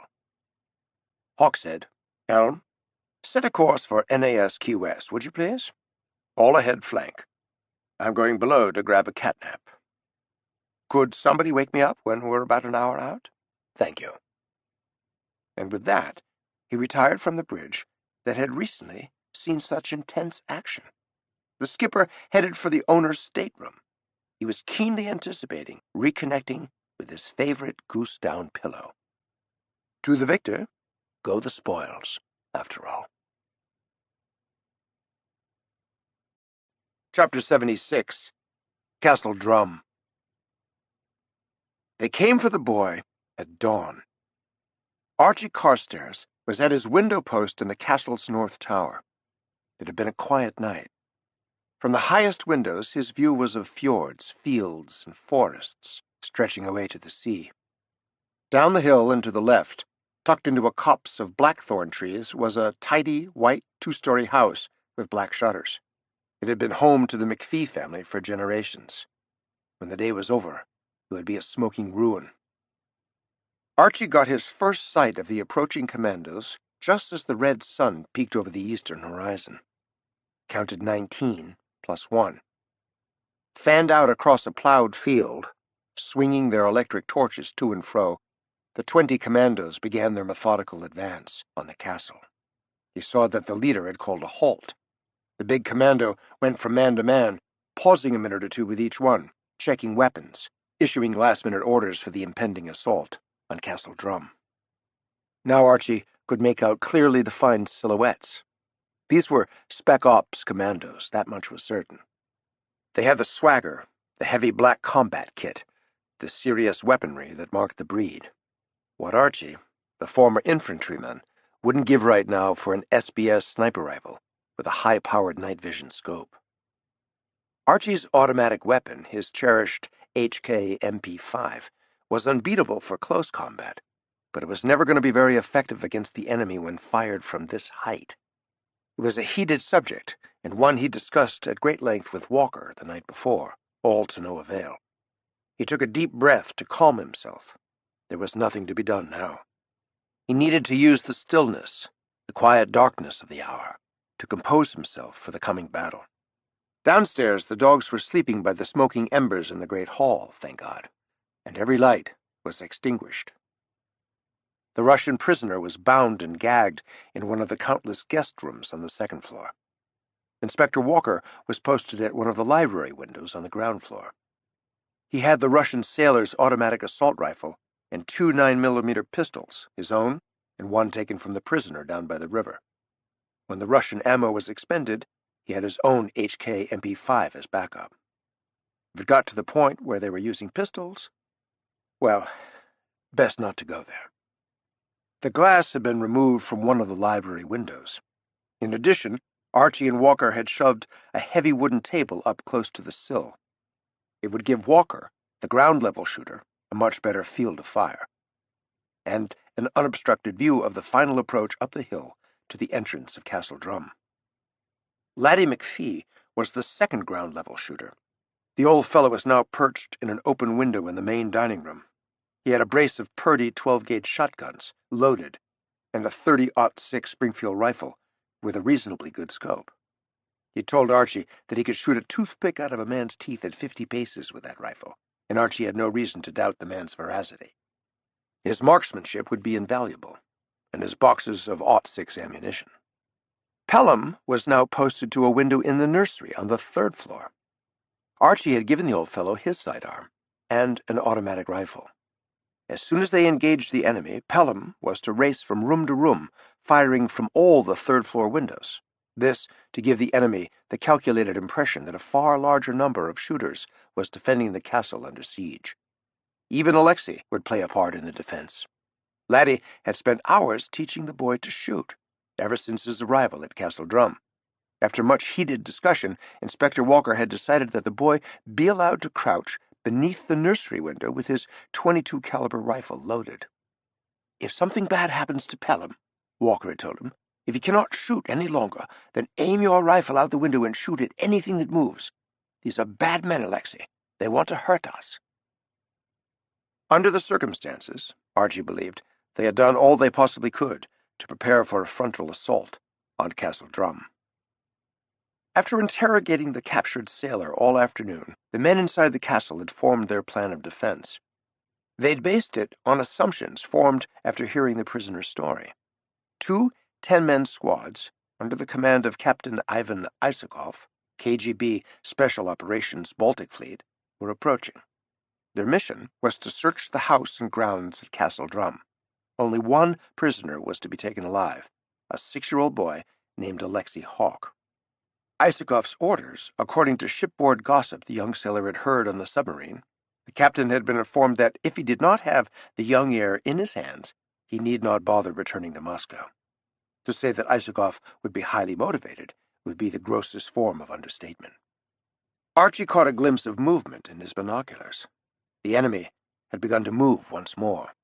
He turned away from his lookout and raced out of the small room toward the stairs. It was his first responsibility to warn the others that the enemy had been sighted before resuming his tower post. He ran out into the hall, then raced down the main staircase to the ground floor first, darting into the great hall to alert Walker. 21 total, Archie said, out of breath.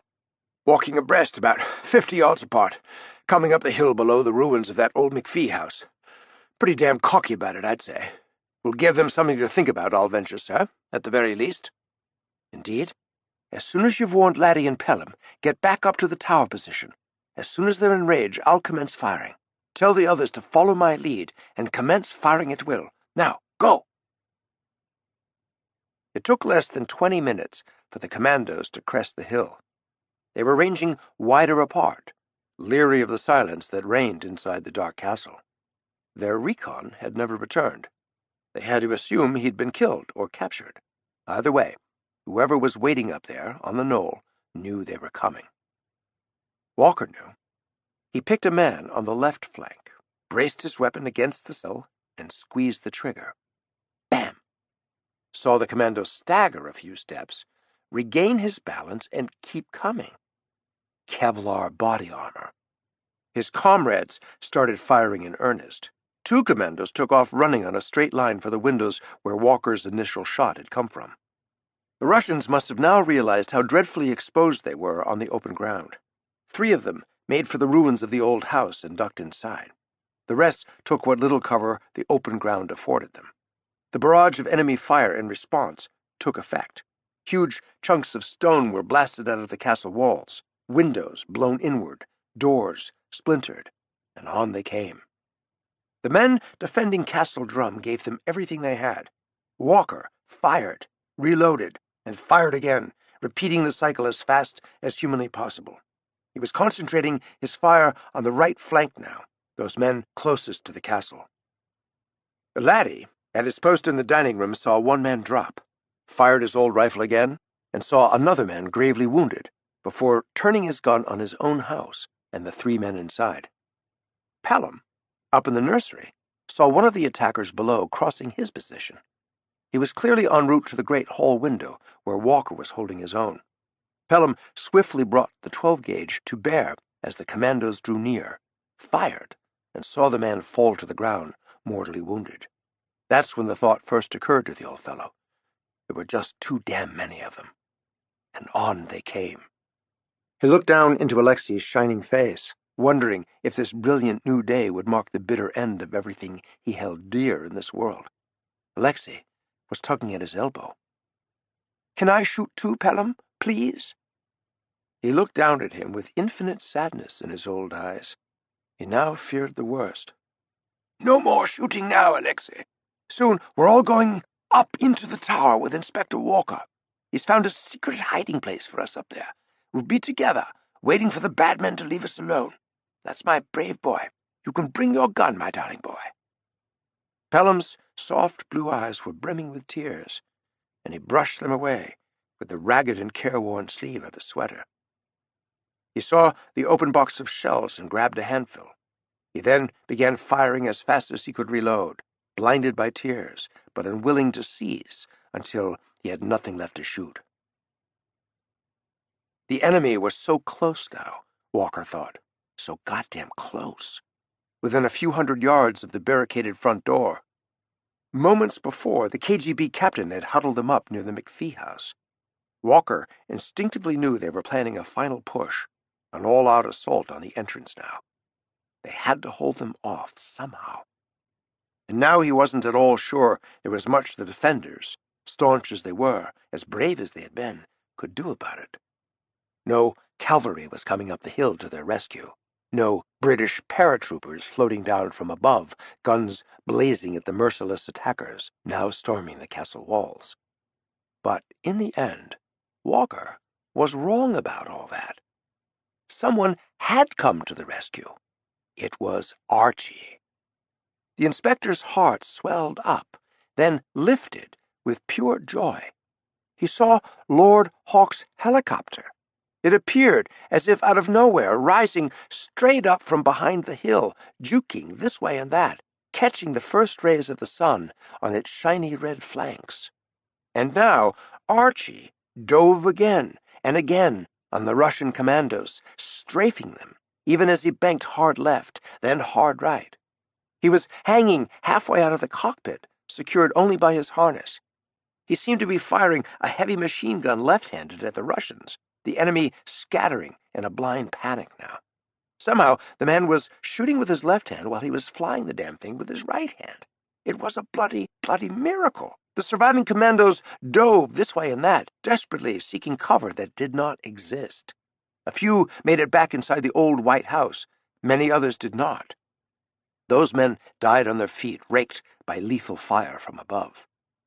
The desperate survivors, trapped inside the house, were firing up at the belly of their tormentor, hoping for a miracle that would bring the machine down in flames.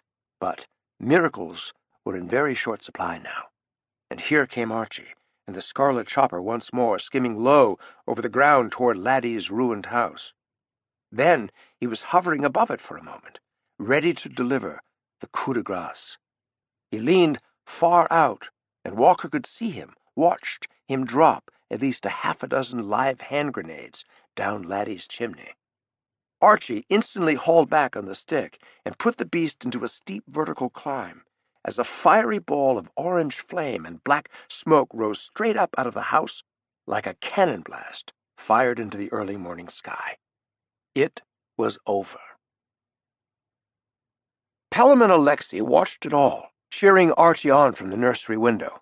The old fellow was weeping hot tears of joy when he gathered his beloved Alexei up into his arms and hurried down the staircase to find Laddie and Walker waiting at the entrance. The four of them, overcome with joy and relief, were standing just outside the splintered oak door, looking up, watching Archie land the helicopter in a rose garden 100 feet from the castle's front door. He settled the machine, shut the engine down, and climbed out, running out from under the still spinning rotors toward all his joyous comrades. They stood as one by the front door, each of them celebrating his victory in his own peculiar way. Laddie and Archie were dancing a Highland fling with Alexei in Archie's arms. Walker and Pelham, well, they just stood there, clapping their hands, applauding, giving the man the hero's welcome he so richly deserved. Pelham knew that the Battle of Drum Castle would never be recorded when historians set down the tales of epic victories on Scottish soil. But for the brave little band of men, and one small boy, who were there that day, who had fought so valiantly against such seemingly insurmountable odds, that fateful day would always have a proud place in their private memories. These were his thoughts as Pelham left them all celebrating out there in the rose garden, and walked through the sunlit rooms to his sanctuary off the kitchens. He pulled up his wooden stool, climbed up on it, and took down a dusty old MI6 high-frequency radio from the cabinet. Hawke had showed him how to work it long ago, telling him he was always to use it whenever he had significant news to impart. This would be the first time he had ever used it. Hawke was off fighting his own battles. He knew that. But Lord Hawke needed to know one thing. He needed to know that the men to whom he'd entrusted the protection of his worshipped and adored son had not let him down. Nor would they ever, as long as Pelham Grenville was alive. Chapter 77. At Sea. There was a rap at Hawke's stateroom door. Irritated because he was tired, because he never took naps but now felt he needed one, he swung his long legs over the side of the bed and crossed the room to the door. Pity the poor person who might be disturbing him for naught. It was Harry Brock. Harry and his sidekick, the kid the raiders all called Gator. Catching himself about to say something prickly, while feeling enormously grateful for all the heroics that Harry and Gator had displayed ashore that day, Hawke said, "Why, Harry, I was just thinking about you two gentlemen. I see they patched you up down in sickbay. What's up?" "You mind if we step inside? It's kind of important," Harry said. "Come in. Have a seat over there. I'll grab my robe." Hawke sat down on the small leather sofa facing the two warriors. "All right, gents. What's on your mind?" "Have you met Gator Luthier, sir?" Harry said. "I've not. Gator, is it? You did a hell of a job up on that mountain last night, you and Mr. Brock." "Thank you, sir," Gator said, and looked over at Harry to jump in. "Gator came to see me about an hour ago," Harry said. "He wanted to tell me about something that happened up in the blockhouse we took out. As soon as I heard what Gator had to say, I thought it was something you needed to be aware of, like now." Hawke sat back and lit a cigarette, all hope of any rest dashed. "Go ahead, Gator. Tell me what happened." "Well, sir, we went in together, see, me and Harry. He took the top floor, me the bottom, blew the door, and found a bunch of guys in there playing poker. Cuban enlisted men and a couple of Russian officers. We weren't expected, and we shut 'em up pretty good. Mr. Brock, well, he got hit and knocked unconscious. That was upstairs, and hell, I didn't know a damn thing about it, though. I had one man down, Russian, still breathing. He was hurt pretty bad. Sucking wound in the chest. Knew he wasn't going to make it, but still, I tried to comfort him a little, like you do, you know. All the rest were dead. He wanted to talk. Crazy talk. About how fucked everything was. How the Russian military didn't want to go to war with America. It was all that damn warmonger Putin. Him and somebody called Uncle Joe. They were the ones who would get everybody killed, and Uncle Joe." "Who the hell is that?" Hawke suddenly leaned forward. "Go on, Gator." "Well, it was all Uncle Joe this and Putin that. Whoever this Joe cat is, he seems to be running the circus. And then he really got my attention when he said something about a guy called the Colonel. Said that was the one secretly doing all the dirty work for Putin. Said he was the one who shot down that civilian airliner over China. And he ran from somewhere or other in Siberia. Well, at that point, he was pretty delirious, but I felt like I had to keep him talking.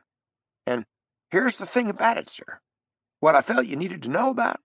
This guy, the Colonel, he's an American." "What?" "Yes, sir, I know because I used to work for him. Did a security job for him at an oil field in Saudi. He signed my paychecks. His name is Beauregard, Colonel Brett Beauregard from Port Arthur, Texas." Hawke could not contain his surprise. "Beauregard? You don't mean to say you actually worked for Vulcan, Gator?" "I did, yes, sir, before the Colonel got himself in all that hot water and went to ground. He's back, looks like, and working for Putin. He was working here in Cuba until recently, the guy said, coordinating Cuban special operations for Uncle Joe."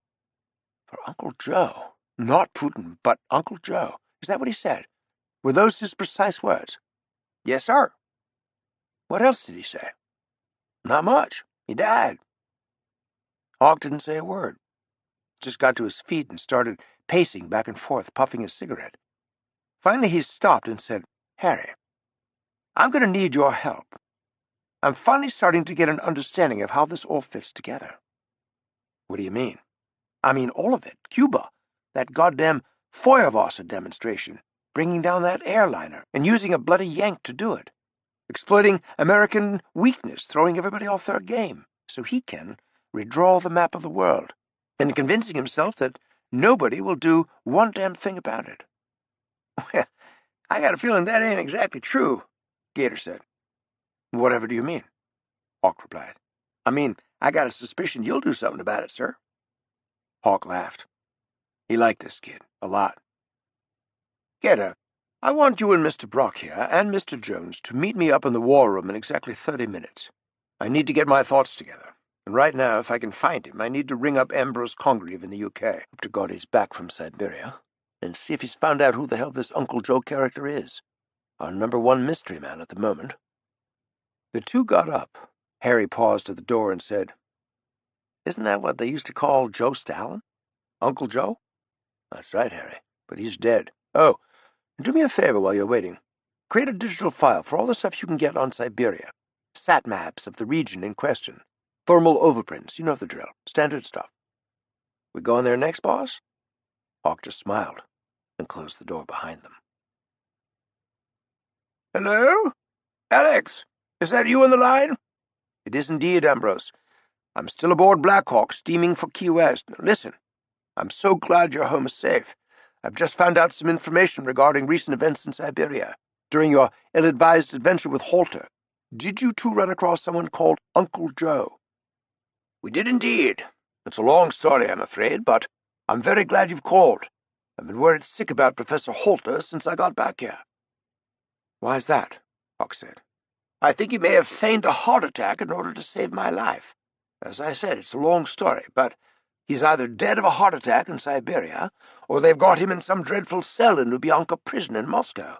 KGB goons torturing him to death for his splendid treason. I've got to do something to help him soon, or at least find out the truth. Bring his body home to Cambridge for a proper burial in St. Paul's Cemetery, if need be, Alex." "As it happens, I'm planning another Siberian excursion at the moment. Like to tag along? With your brains and my charming personality, we're bound to be able to get Halter out of there one way or another. Are you in? Diana will kill me, dragging you back there so soon, but there you have it." "Well, of course I'm in, damn you. Why didn't you tell me you were going? When and where shall I meet you?" "St. Petersburg, Central Rail Station. My pilot's waiting for me at Key West, Ambrose. I intend to fly non-stop to St. Petersburg on the Gulf Stream. Let's agree to meet at the rail station. Checked the rail schedules already.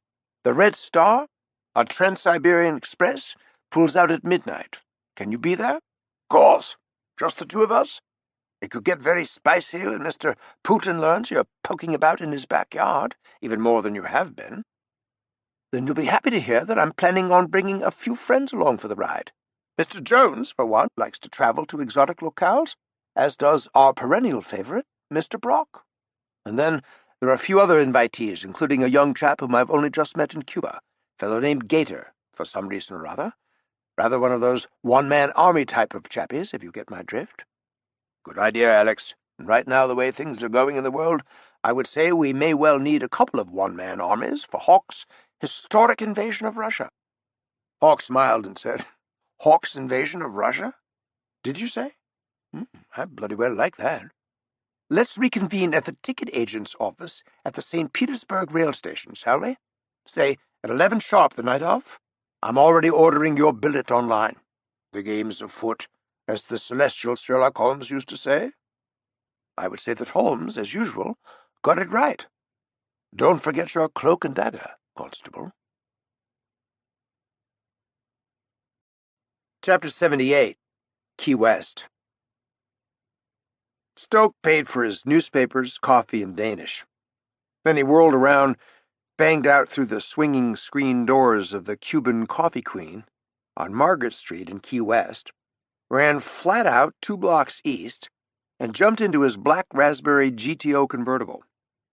The sound of that monster engine exploding and blatting into life reverberated through the sleepy, shady streets of Old Key West on a quiet Sunday morning.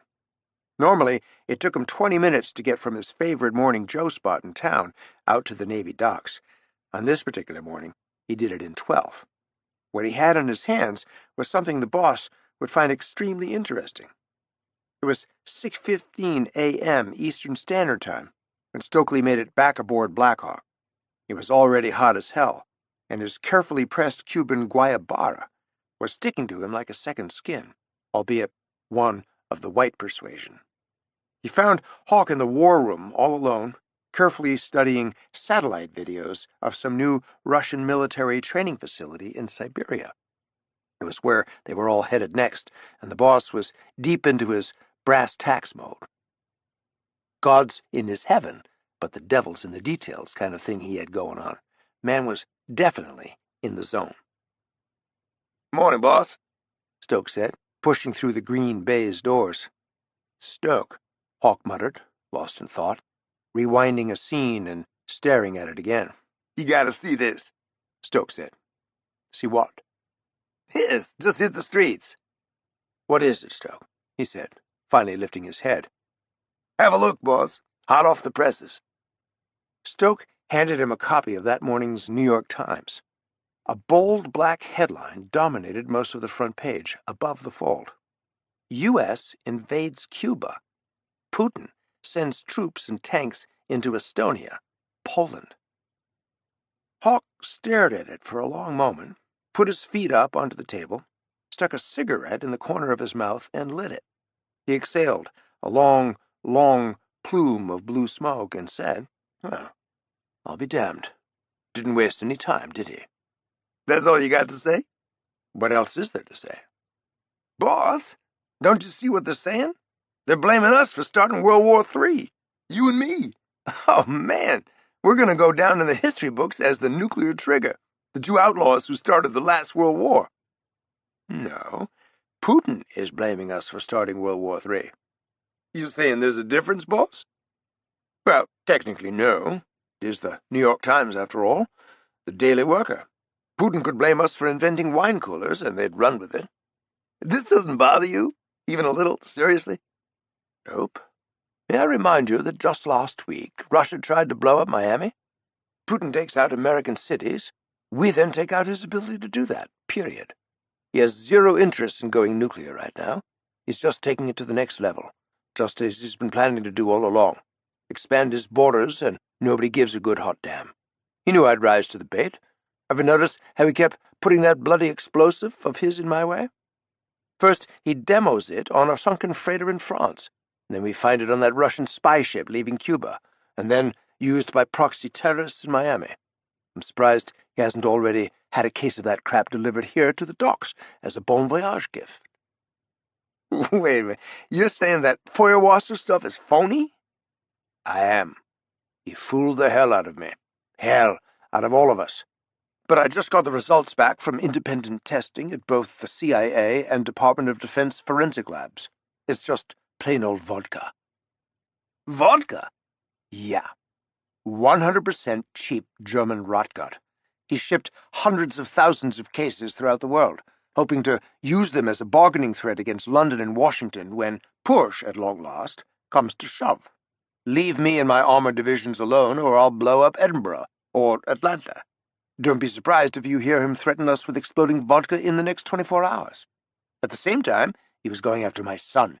Attempts to kill him in London, Washington, and just yesterday, my hunting lodge up in Scotland, trying to keep me off balance." "What? Scotland?" "Yeah. Pelham just called me via radiophone from Castle Drum, our old family lodge up in the Isle of Skye.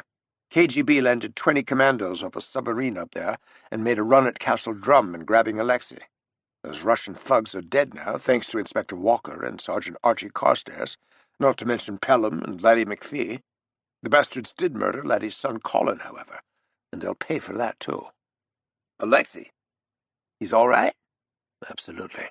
A bit young to be defending castles right after his 6th birthday, but apparently he was well up to the challenge with his trusty .22 rifle. Runs in the family, I suppose. You didn't bring me another of those aromatic Cuban coffees by any chance, did you? Is that a no? I got an extra Danish. So, excuse me, what did they use to level that power plant? Some hybrid method of imploding C4 that eliminates any trace of itself. Something like that, I think. Ask Harry, he knows. Yeah, but what about that freighter you saw in France? What about that? Hawke's mind was already back in Siberia. Stoke just smiled and headed for the door. Man never failed to amaze him. Never. Hawke was sound asleep in his cabin. He'd left instructions for his steward to wake him at dawn.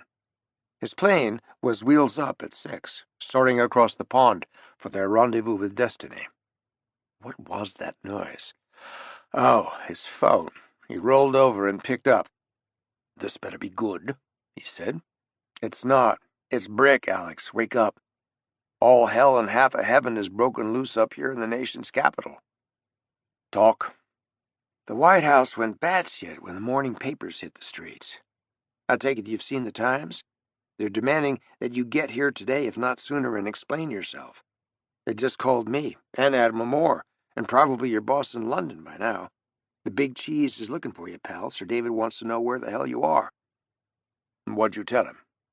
"That you were tired and taking a sick day." "It's true. But really, what did you say?" "That I didn't know, but I'd try to find out." "And then what?" "Then it's up to you. Where are you?" "Key West. Doing a little fishing. Lots of mackerel around the docks." "Can you please tell me what you're up to, Alex? I won't breathe a word, I promise, just in case I have to send somebody out to look for you." "Well, let's see. How about if you call your deep throat at the Washington Post? Tell him you've got a great above-the-fold header for next Sunday's paper. Hawke's Invasion of Russia." The Red Arrow chugged into the tiny station. Svas was deserted in the pre-dawn hours. It was cold as Billy be damned here in the Siberian wilderness, a howling blizzard.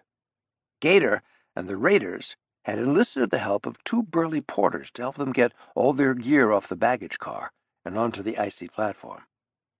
Hawke stood, stamping his boots to keep his circulation going, and gazing at the growing mound of combat materiel. "One logistics detail, I'm sure you're aware of, Constable. That would be getting to the—" "Already arranged, dear boy.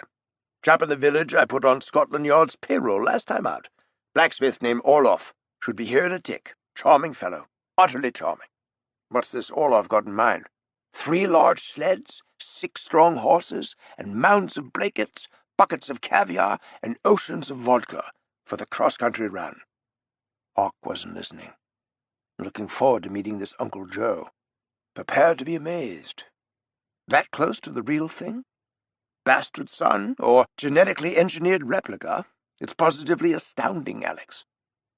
And what's his relationship with the American, the colonel, who blows civilian aircraft out of the sky?" "Stormy, to say the least. When Halter and I first saw him, Uncle Joe was reading Colonel Beauregard the Riot Act about something. Oh, and look, here's my man Orloff with our sleighs. If we press on, we can be there before first light." And then Congreve was bounding off through the snow in his bear coat, not quite as streamlined as he'd once been, but calling out for Stokely to get the men moving, for heaven's sake. Hawke smiled, listening to him harangue the team loading the dog sleds with gear. For a man pushing 60, and a bit on the plumpish side, his energy and zest for life was amazing. Just the kind of fellow any man might want for a dear friend. And standing next to you in a gunfight. Now, for better or worse, these 2 old friends were waltzing right into the bloody thick of it once more. Chapter 79. KGB HQ, Russia. Ambrose led the men into the snowy woods, to the precise spot where he and Halter had hidden such a short time ago. Their entire team were dressed in the winter combat whites of the 10th Mountain Division. Congreve had promised snow, and he'd been right on the money. They looked like swiftly moving ghosts, with invisible feet, slipping silently through the trees. "Here's the spot, just here," Congreve whispered to Hawke. "Clear shot. at the main gate just outside the entrance at KGB-2 headquarters. Something's going on. See the black Audi with the chauffeur asleep at the wheel out front?" Hawke raised the binoculars and had a look. An A8. The kind of car you're likely to see buzzing around the Kremlin, Hawke said. "Exactly," Congreve said. "I recognize that plate number from the last time I was here. He's back all right. That's Uncle Joe's car and driver all right." "Good. I thought we'd end up in Moscow, going door to door looking for a ghost. Do you know who belongs to the battered old Jeep as well?" "That would be our American cousin, Colonel Beauregard. He lives here on the base. Halter and I both saw his Jeep parked out there before we saw him getting dressed down by Uncle Joe in his military tribunal. Halter told me that both the Colonel and old Joe maintain offices in that headquarters building, and private sleeping quarters as well. I think we just got lucky. We could use a bit right now. What's at the other end of that road, disappearing around the trees over there?" "That's the original and primary Russian military operation. 4 miles away. Nearly 10,000 troops over there. I'd leave that sleeping bear the hell alone." "And what about the guards situation here?" "Standard ops. 4 Spetsnaz fighters outside the gate, 2 more off-duty inside the guardhouse. 12-hour shifts." "Okay, let's get this done." Hawke rose and went over to Stokely, who was crouching behind some fallen trees laden with snow, checking his weapons. "Stoke, sniper time. We're a go in 5 minutes. Where's Fat?" Stoke turned around and whispered over his shoulder. "Fat! On me! Now!" "What's up?" Saunders said, crouching down to join them, brushing fresh snow off the barrel of his sniper rifle. "2 guards. Spetsnaz, nothing but trouble. 1 on either side of the gate. Take 'em out." "Spetsnaz? That's all they got? Shit, man." Fat brought up his weapon and sighted in on his designated targets, adjusting for elevation and windage. "You don't think much of them, Fat?" Hawke said. He always liked to hear what the real deal had to say, the guys who were in elbow deep and knew what they were talking about. "To tell you the truth, compared to our reduced training lately, those dang boys over there are pure badass. Our current military is so watered down and pussified that it's sickening, sir. I'm former Army infantry, and I'm pretty appalled at the lack of toughness in our current armed forces. I wanted my drill sergeants to kick my butt because I thought there was more dignity in getting hit in training than getting smoked in combat. But today, that's why I quit. Hard ass is just not allowed anymore because of the gradual pussification of standards." Hawke looked at him with new respect. He had the right man with the right gun. Same gun he'd probably carried as an Army Ranger sniper. A 5.56 semi-auto sniper rifle. "Take 'em out now, sir?" Hawke looked at his watch and said, "Not just yet. More are asleep inside. Gator's going to blow the gate in 4 minutes." "Got it, sir." "The 2 outside on my signal. The main assault starts in 3 minutes, Fat," Hawke said. "Take out every guard you see as they come out the door. Then the rest. Wait a beat. Anything else presents itself, you stay here and do your job. Otherwise, double time it and get with us on the way inside that building. You strong, Fat?" "Army strong, sir." "Attaboy. There are your targets, son. On my mark. Mark. 4, 3, 2, fire." There was a barely audible and the targets dropped, instantly dead by headshots. "Gator, situation report," Hawke said into his lip mic. "Gator's in position, sir," Hawke heard in his earbuds. "Charge is set, ready to trigger." Hawke said, "Mark, 4, 3, 2, fire." The night lit up. There was suddenly a hole where the gate used to be. "Let's move!" Hawke cried, breaking out into the open and racing toward Gator's new position inside the perimeter. Stoke and the others were right behind him, charging through the hard-packed snow and racing through the blown gate. Almost immediately, more off-duty guards burst out the door, weapons at the ready, and almost instantly they were dead, smoked by Fat over in the woods. "Heads up, Fat!" Hawke cried, taking a knee in the snow next to Gator. A group of 6 more Spetsnaz came bursting out of the HQ, weapons up, and charging toward their position. Fat, fire at will, he shouted. He and Gator and everyone who had a shot took it. Even Ambrose, who was carrying a bullpup AR-15 Stoke had given him, was spitting lead with the best of them. It was over in seconds. Stokely's raiders had not only met the enemy, they had shredded them. The team bunched up at the foot of the steps to HQ. Their blood was up now. Gator, go rig those charges round the base of the main door. Fat, grab that cover over there and waste anyone you see. Charges set, Gator said, moving away from the door. Gator, on my mark, breach and clear. On 3, mark. 2. The steel doors blew off the hinges and sailed out into the night. Go, go, go, Hawke cried. Hawke and the raiders were up the steps and inside in a heartbeat. Hawke, his eyes darting everywhere at once, saw staff, military, and clerical alike, throwing themselves to the floor. These men were in a blind panic at the sight of heavily armed military types, in ghost-like white regalia, who had just burst into their lives. All were stunned that this isolated and top-secret enclave of the top KGB brass was not as inviolate as they'd been told. Chief Inspector, would you please translate something for me? Fire away. Everyone stay right where you are, Hawke said, face down on the floor. No one will hurt you if you keep quiet and don't move. Done, Congreve said, and told them what to do in Russian. Brock, get us a head count, please, and check them all for weapons. I said, don't move, Hawke shouted at a man who was rolling over onto his back with his hand going inside his jacket. Gun! Stoke cried. Boss, he's got a gun! Stoke made a move to kick the small automatic out of the man's hand, but he was a second too late. Hawke had pulled his 9mm sidearm from his shoulder holster and put a round between the man's eyes. Everyone got very still. That's much better, Hawke said. Now, who in this room speaks English? And who is the highest-ranking officer? Please identify yourself. There was silence. A moment later, someone on the floor in the far corner spoke up loud and clear and in English, with a strong Texas accent.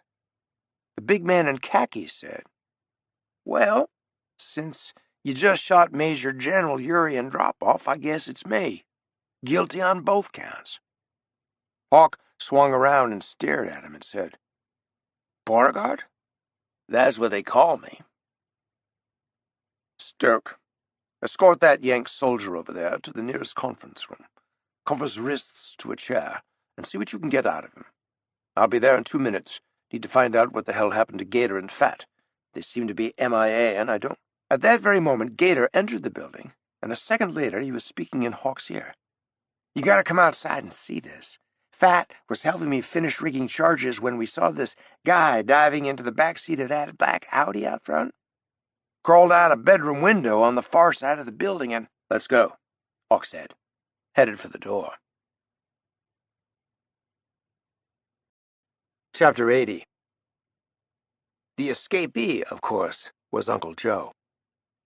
Fat had him flat on his back on the ground, hands cuffed above his head, the muzzle of Fat's semi-auto 2 inches from Joe's pale, sweaty forehead. The man's eyes were bulging, sheer terror coming off him in waves. His fingers were tapping on the snow, as if he were playing an invisible piano. Hawke looked down at him and said, Are you Joe Stalin? Yet. You sure as hell look like him. Duh. Seriously, you're a direct descendant of the man who inspired fear in countless millions? You? Sent millions more to their deaths in the gulags? You've got to be kidding me. Who the hell are you really? He's nuts, this guy, Fat said. He comes crawling out of his bedroom window over there, ass backwards and wearing those funky red pajamas. I mean, seriously, is this really somebody important? Bring the prisoner inside, Gator. We'll find some place where we can find out just how important he really is. Come on, Fat. Right behind you, Captain. Gator, Hawke said. You placed those charges around the HQ? Everything rigged? Bet your ass, sir. I can turn this place into a Siberian wasteland in about 31 seconds. It's exactly what I wanted to hear. Fat, you hear all those damn sirens blaring in the distance? Yeah, 3 or 4 clicks away. Those are warning sirens coming from the direction of KGB-1, I'll bet. Somebody's on to us, Skipper. We better grill this gentleman, level this combat control center, and get ourselves out of here faster than a bug wink. Gator walked into the conference room with Uncle Joe, took one look at the tall man in khakis, already bound to a chair with his back to the wall, and stopped dead in his tracks. "Colonel?" he said.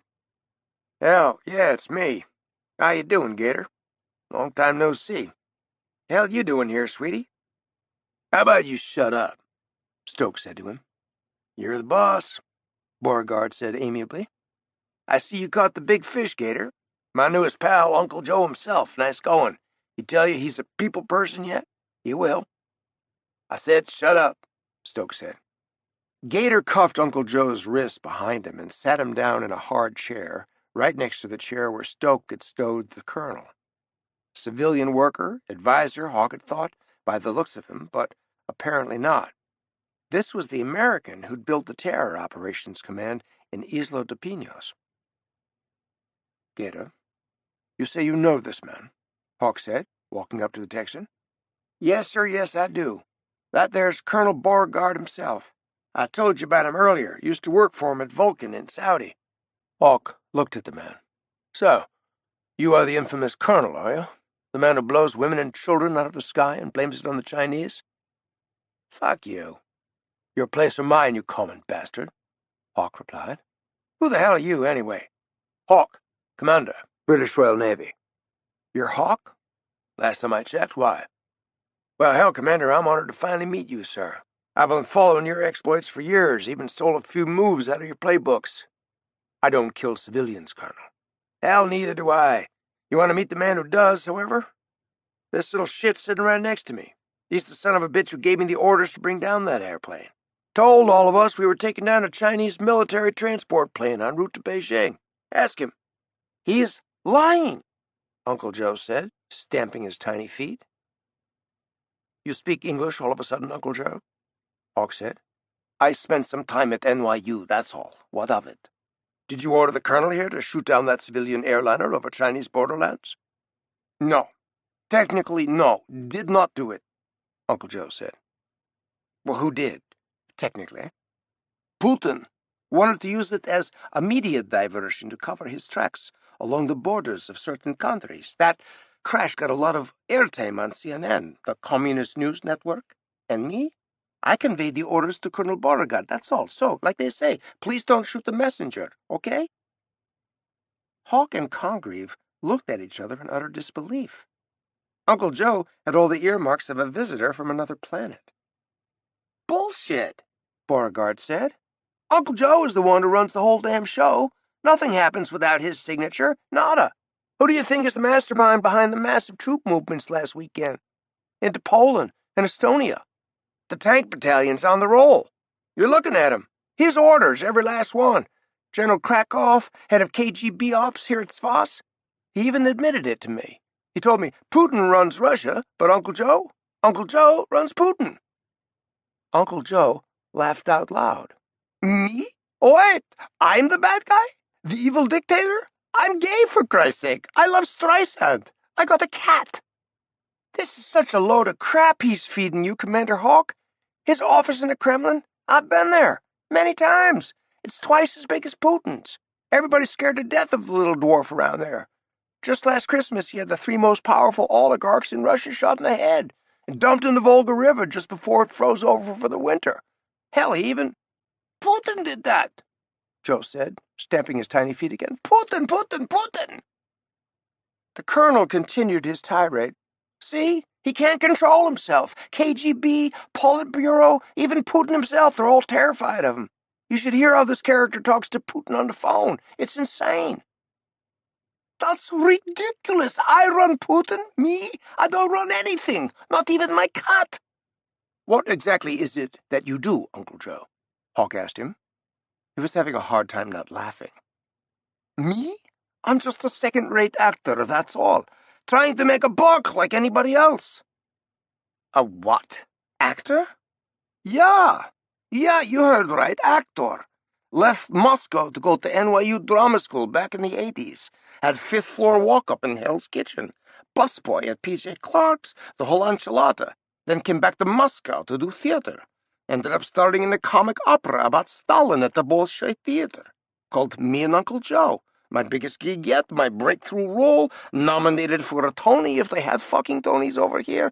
Putin and his wife were in the audience opening night, front row center. Vlad was laughing his ass off, I'll tell you that. I was great, what can I say? Mr. and Mrs. Putin came backstage to my dressing room and he offered me a job on the spot. That's it, I swear. The whole story, what can I say? The guy was crazy about me. Exactly what kind of job did he offer you, Uncle Joe? Stoke asked. Basically, reprising my starting role in the play.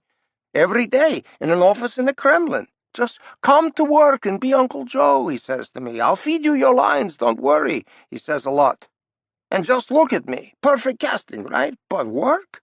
God, the hours of footage I watched on that old commie, the original. Getting his moves down, looking for nuance.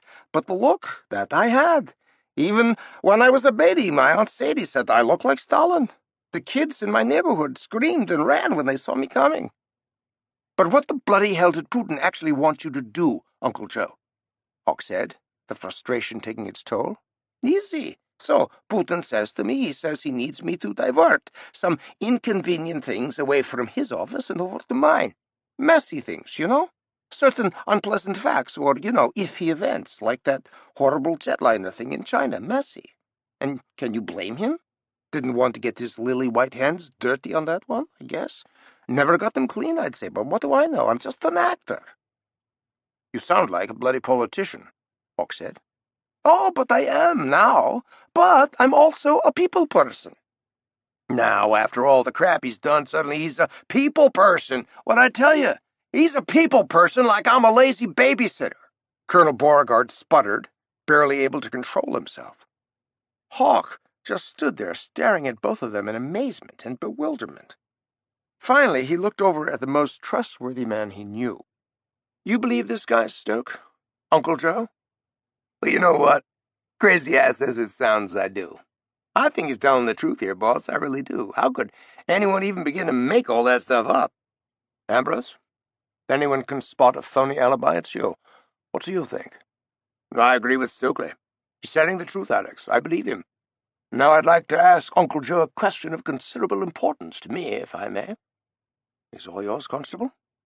Recently, a colleague of mine from Cambridge University was here at Voss on Kremlin business. His name is Stefan Holter. Steph fell ill during a meeting in this very room. You were there. Heart attack, I believe. I'd like to know exactly and truthfully what happened to him. He was your friend. Am I right on that? Perhaps my best friend, yes. Listen. I'm sorry to have to tell you this, Mr. Congreve. Very, very sorry. Your friend passed. But it was no heart attack. What do you say? He was murdered?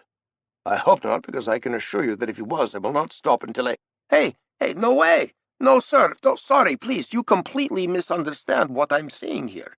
Fact one, we have a trained medical staff here in the building upstairs. Fact two, I had them called as soon as your buddy collapsed there on the floor. We, me included, told the doctors the poor guy had suffered a coronary event of some kind. What kind? I had no fucking clue, right? But when they checked him out upstairs, they found out that the heart attack thing was not a factor. Then what happened to him? He had bitten down on a cyanide capsule, see? Well, the doctor tried to revive him. But here's the thing, and you should know this, your friend. That guy was the lucky one, I'm telling you. Think about it. That lucky man, he avoided death at the hands of Putin's KGB interrogators. Whole lot worse than cyanide, and that's the honest truth, so help me God if I'm lying. Ambrose was staring at the floor, straining to rein in his emotions. After a very long time, he looked up and spoke, barely above a whisper. He didn't do it for himself. He did it for me. Well, then, he's a great hero. Yes, he always was. Congreve, overcome with grief, walked toward the door. He needed to breathe the fresh night air. I'm so sorry, Ambrose, Hawke said as he walked by. Thank you. I shall miss him very deeply. The room fell silent for a long moment out of respect. Everyone felt Congreve's loss, even Uncle Joe. "Uncle Joe, tell us all about Firewasser, the Kremlin's miracle explosive," Stokes said. "It's all bullshit. That garbage. It's no more explosive than a strawberry frosty. It's fucking vodka. For Christ's sake, Putin asked me to sell the explosive idea around town, so I sold it. I'm a very good salesman. Sell ice to an Eskimo. What else can I tell you? I was making a good buck there in the Kremlin. Gave me a lot of confidence. As an actor, I mean, not a real person. Confidence. I got that in spades. And I'm due for a comeback. Next stop for me, Hollywood, baby. Count on it." Hawke laughed. "My God," was all he could say. Joe said to him, "You ought to take a run at it yourself. Good-looking hunk of horseflesh like you. Hell, you're the one who ought to be up on the silver screen, not me." "Highly unlikely, Uncle Joe," Hawke said. "Colonel, what about it then? You didn't know about any of this so-called acting career of Uncle Joe's?" "Hell no. Not an inkling. Feel like I'm in the middle of some bizarre reality show whenever I'm around this guy." "You still think he's lying?" Hawke said. "Well, maybe. I don't know. If he is, he's the greatest damn liar since P.T. Barnum met Bertie Madoff. Or greatest actor.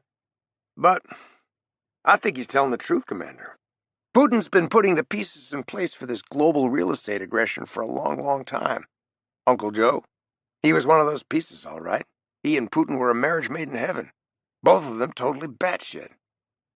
"Where is Putin right now, Uncle Joe? If you don't know, just say so, but it'll save us all a lot of trouble if you do." The colonel spoke up. "I know exactly where he is, Commander. I've been there. Hell, I'll even take it to him." "Where?"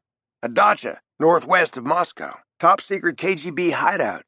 Deep forest, not in any maps, no marked roads, ridiculous security. Called Rus. But that's where he makes the plans to run this war. And that's where he is right this minute." "Get her. Cut these two gentlemen loose. We've got what we came for here. Let's get the hell out of here and blow this place off." "Commander Hawke, you've got problems," the colonel said, rubbing his chafed wrists. "I've been counting the frequency of those alarm sirens in the distance. Every 20 seconds now. Coming from the direction of the other camp, KGB-1. About 4 clicks from here. A lot of those troops have already shipped out for Poland and the Estonia invasions. But there are at least 10,000 more under arms and headed this way. They will overrun this base and kill everyone in this room if you don't do something about it. They don't like me. They certainly don't like my men. And frankly, my men hate their goddamn guts. And all these damn Ruskies." "What the hell can we do?" Hawke said, looking to Stokely for help. "Set us loose on them, that's what," the colonel said. "I got 5,000 of the finest fighting men on the planet right here living right inside this fence. Every one of them is loyal to me, not Putin. I gave the word, and they're weaponed up and marching up that road to meet those Russian bastards halfway here. Man, my guys will roll right over them and won't stop till they get to Moscow. And I'll be right there alongside those boys, too." Hawke stared at him. "Sounds like a lot of old-fashioned American patriotism, Colonel. Knowing what little I know, I wouldn't think that would be something you were capable of." "My heart's always been with the farm boys who fought at Lexington and Concord, and finally Yorktown in 1781, Commander. I stand with the Patriots. Always the Patriots." "I'll do it, then," Hawke said. "Call your troops to arms. Have you got enough time to mobilize them?" "My guys? More than enough. You've got tanks? Armored carriers?" 6 special-order Chinese T-99 battle tanks loaded with ammo and ready to roll. The best." "Good. But you're not marching in front of your boys, Colonel, however much you'd like to be there. You're coming with me. You and I are going to that dacha you told me about. Going to have a nice little chat with Emperor Putin about changing his plans." "Be an honor to serve alongside you, Commander. Now I'd like to ask you a favor." "Go ahead." "My second-in-command is Russian. Good fighter, but I don't trust him worth a shit, so I'm thinking that I'd like to ask my new friend Gator over there if he'd consider a battlefield commission. I'd like to ask him to step in as commander in charge of all our forces and lead them into battle against the KGB troopers. Man's got leadership written all over him." "Gator?" Hawke said. "What do you say?" Gator had a million-watt smile on his face. "Hell yeah! Hell yeah! In a heartbeat! Stoke, he's your guy. Yea or nay? Absolutely, boss. Give Gator half a chance, and he and his infantry will have those commie troops for breakfast. They're not communists anymore, Stoke, Brock said. Don't be so sure about that, Harry, he replied. A lot of those dudes would just love to put on the old Soviet uniforms, including Vladimir Putin. Get moving then, Gator, Hawke said. Show the enemy what you're made of, son. Sir, yes, sir, Gator said, snapping to attention. Hawke turned his attention back to the actor. Uncle Joe, can you come up with a helicopter at this hour? If you do, I'll give you a seat on it. Out of here. For that, you get 2 helicopters, as many as you need. What else can I do to help? You can spend the entire time we're on that chopper en route to Moscow giving me every single ounce of dirt you've collected on Putin, everything you've picked up, in all the years you've worked for him, which buttons to push, where his weak spots are, how much vodka he drinks, all of that. Deal. I love this stuff. You don't happen to know anybody out in Hollywood, do you, Commander Hawke? Agents? I'm just asking. Congreve stifled a chuckle. Stoke wisely remained stone-faced. Harry Brock laughed out loud and said, I love this guy. Hawke, who was about to spend a few hours locked inside a noisy helicopter in deep conversation with Uncle Joe, just looked off into the middle distance. He said, Okay, that's it. Let's go. Chapter 81. Rus Lodge, outside Moscow. I'll leave you here, then, Hawke said. They'd hiked in, the 2 of them, Hawke and the colonel. The American looked at him and said, This is a bad idea, you know. Maybe so, Hawke said, peering through the tangled branches of undergrowth in the woods. In the sky, columns of gray smoke were rising from unseen chimneys. He was pretty close now. Close enough. It was cold. It wasn't raining yet, but the woods were heavy and wet. Close. Dark. He knows you're coming, Commander. What's to stop him from having you shot on sight? God knows these woods are full of itchy trigger fingers. Pride. It would offend his precious pride. Because I told him I was coming. Killing me would solve nothing for him. It would ruin it. He likes the fact that I came. It's hard to explain. He thinks it's funny in a way. Funny? Yeah. We have a weird relationship, and this is how it has to end. You better head back to Moscow, Colonel. The rest will be worried. Oh, and Colonel. Yes, sir. Hawke handed him a leather envelope stuffed with cash and said, Keep this somewhere safe. There's quite a bit of money inside. You don't have to. It's yours. You're going to need it. And one thing before you go. Make sure Congreve gets on a train bound for England, yeah? Tonight took a lot out of him. Another thing. I want you to take proper care of Uncle Joe. Despite all evidence to the contrary, he's on the side of the angels. But right now, without our help, he's a dead angel. Smuggle him across the Russian border, out of the country tonight, fly to Switzerland, get him to the Zurich airport. Buy that crazy little bastard a first-class ticket to L.A. and give him $50,000 on me. And then tell Stoke. No, that's it, I guess. Take care of yourself, Colonel. It was a fine thing you did back there, rallying your troops just in time to save our bacon, giving that Luthier kid a break like you did. America doesn't know it yet, but they owe you a great debt. We all do. Now, like you said, not like me, siding with America, patriotism, and all that old-fashioned crap. I was a patriot once, Alex. I really was, before they destroyed me. Hawke looked at him, thinking. I knew about you, of course, back then. Before it all went to hell for you, I mean. But I want you to know something. You are a patriot, Colonel. You proved it tonight. Well, thank you. You won't, I will never say a word. Who the hell knows? Maybe we'll even share another foxhole sometime. I'd take you in a fight any time. Take care, Colonel. We almost met once, Alex. Really? Where? It was in Bermuda. There on a fishing trip? Hawke said. Something like that. Stay safe, he said, looking quickly away, trying to hide his emotions. But Hawke had seen his face and knew the man had been deeply moved.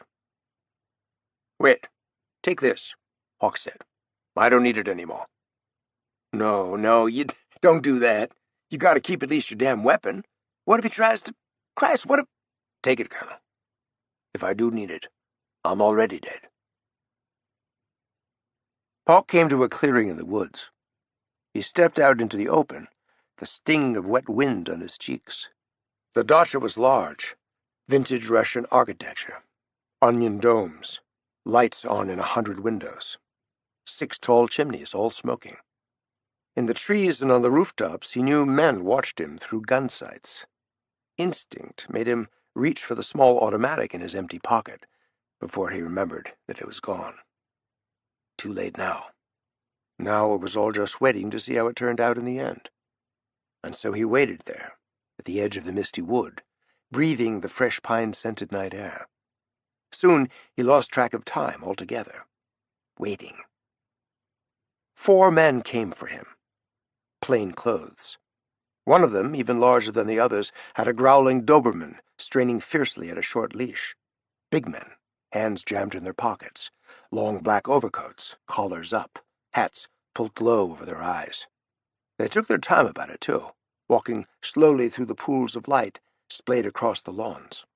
No great hurry, making him wait still longer. "Why are you here?" the man with the slavering Doberman said, shining a blinding white light in his eyes. They gathered round to peer at him. He was the object of sincere curiosity. They chatted about him like he was a new species. Maybe he was, to them. "What?" Hawke said quietly. "It seems you don't recognize me, Lord Hawke. It offends me deeply. Are you armed?" Hawke took a closer look. "Ah, so sorry. Der Wolf, is it not? Fancy meeting you here. I thought you were dead. In Cuba we met, yes? Some years ago now. I remember you left without properly thanking me for my hospitality up in those mountains.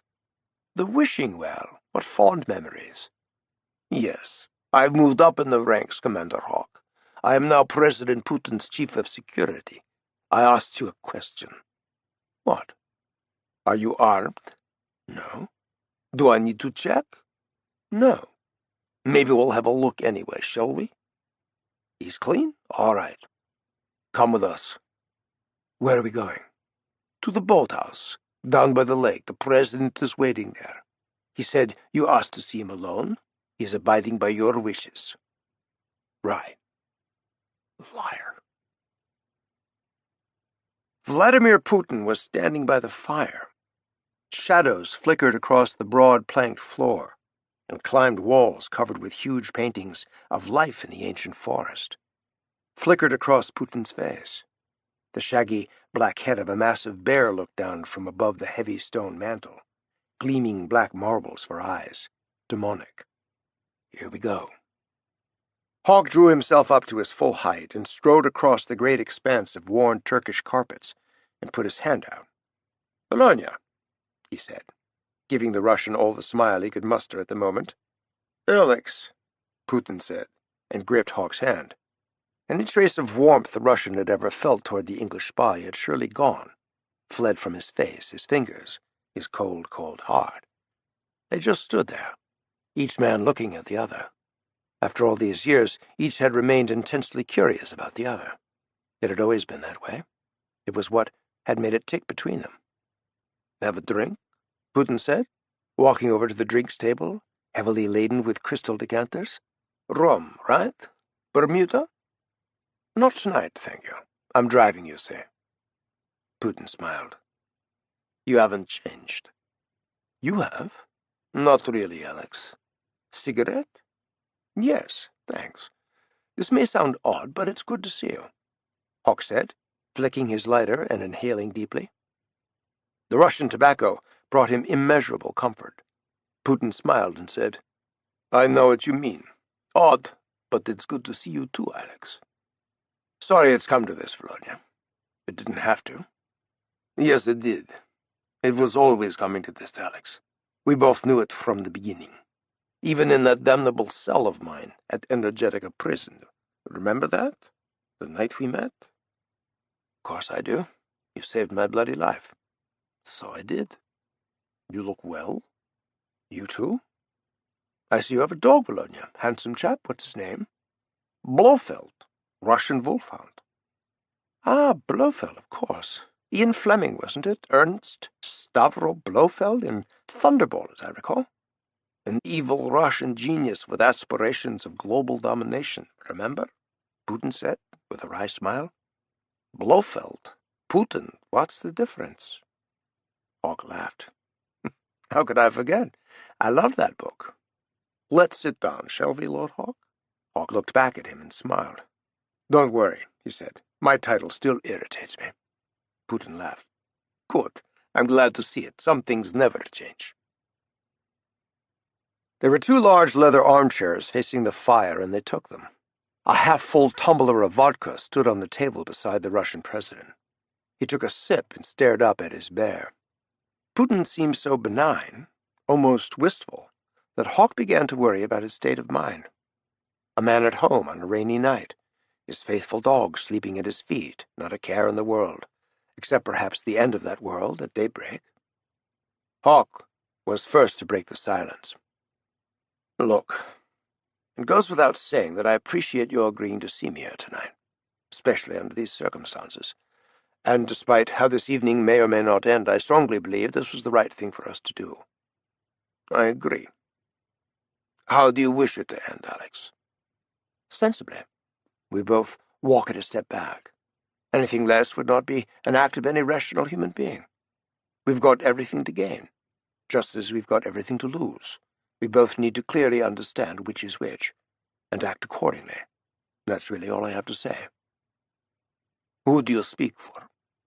Myself. Good. You are a warrior, perhaps one of the very finest who ever lived, and therefore I have every hope you will understand me when I tell you I cannot retreat from the status quo. Mighty Caesar has crossed the Rubicon, Alex. Alea iacta est. The die is cast. No turning back. Putin eyed Hawke, took another sip of vodka, and waited for Hawke's response.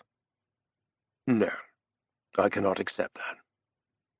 Apparently you believe you have a choice. At least hear me out, Volodya, for both our sakes. Putin said nothing. He reached down and scratched his dog's head, whispering sweet nothings to him in Russian. The meeting seemed to be over before it had even begun.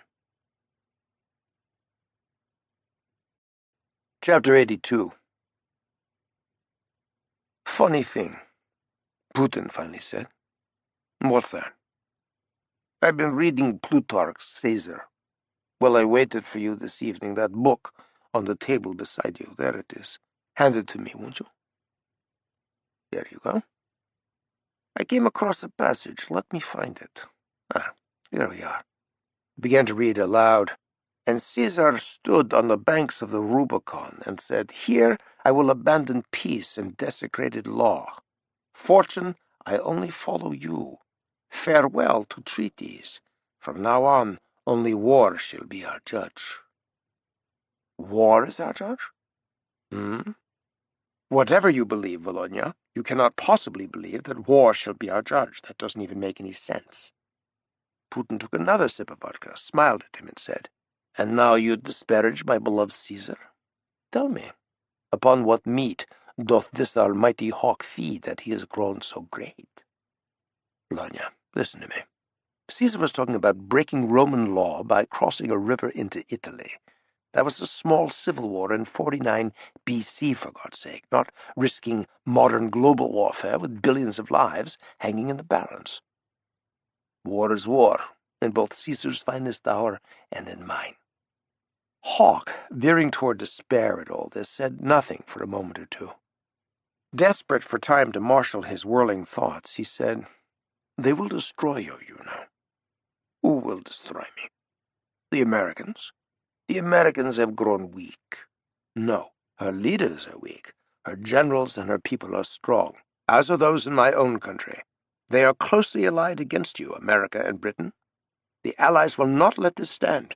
The attacks on American and British soil, the brutal invasion of Estonia, and even now your troops and tanks are rolling across the Polish border. Two NATO countries whose freedom our alliance is sworn to protect. Farewell to treaties, Alex. That time is past. You believe I come to bury Caesar, but I came here to try to help you, to make you see reason. I'm offering you a bloody lifeline, damn you, to try and save you. Say what you have to say. I'm weary of this conversation. The generals are waiting for a sign from you. What do they expect? The cessation of hostilities against my country and the United States. The immediate and permanent withdrawal of all Russian air, naval, and infantry forces inside the two besieged nations and on the borders of the others. Never. They will go nuclear then. The American and British generals. There will be no stopping them and no turning back. Over a mere political dispute, laughable. Land that was stolen from the motherland by centuries of illegal treaties? War with that? Never. It will be the same as before, Alex. Deliberation, sanctions, negotiations, delays, and more demands. Disappearing lines in the sand. Ultimatums and mythic deadlines, just as the foolishness with the Iranians. More fucking sanctions. But war? No, Alex. They are too afraid to do that. You really believe we are afraid? I do. Feuerwasser? Is that it? That magic potion of yours, the one that will end all your problems? You think to threaten the world with it. You don't drop bombs, you have them delivered by the caseload. By now you've shipped hundreds of thousands of cases of it to cities around the world. You claim that you can blow up the whole world at the press of your mighty button, as you demonstrated so convincingly with that freighter in France. You are become death, the destroyer of worlds. One does what one can, Alex. Warehouses in places like Isla de Pinos, Los Angeles, New York, or London, packed to the bloody rafters with that stuff, suddenly become ground zero. Is that it? A plague of simultaneous Hiroshimas? Is that your dream? A worldwide apocalypse with one flick of your finger? Is that it? Don't go down this road, Alex. I warn you, do not. I repeat, do not go there. I must go there, Valonia. It's the only road we've got left.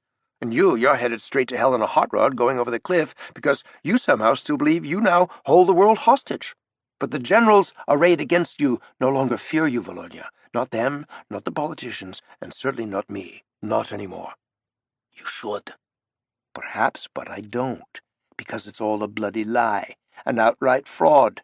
That elaborate demonstration you staged for me in the sub, that underwater light show, revealing your new secret weapon so convincingly with the vial going down the smokestack? But it wasn't true, was it, Bologna? No. It was all an elaborate hoax you spent years perfecting. That sunken tanker you blew up had been pre-rigged by divers. Traditional plastic explosives, I'm quite sure. But I was your friend, and I trusted you. That was my own stupid mistake. I won't make it again. Try convincing them of that, your mighty American generals. They saw what happened in Miami with their own eyes, and Texas, and that little coastal town in England, vaporized. And was there even the slightest trace of traditional explosive found? No. If there had been, why in God's name have they not gone public, pointing the accusing finger at the guilty, presumably me? My friend Kelly at CIA told him not to, at my request. Why ever would he do that?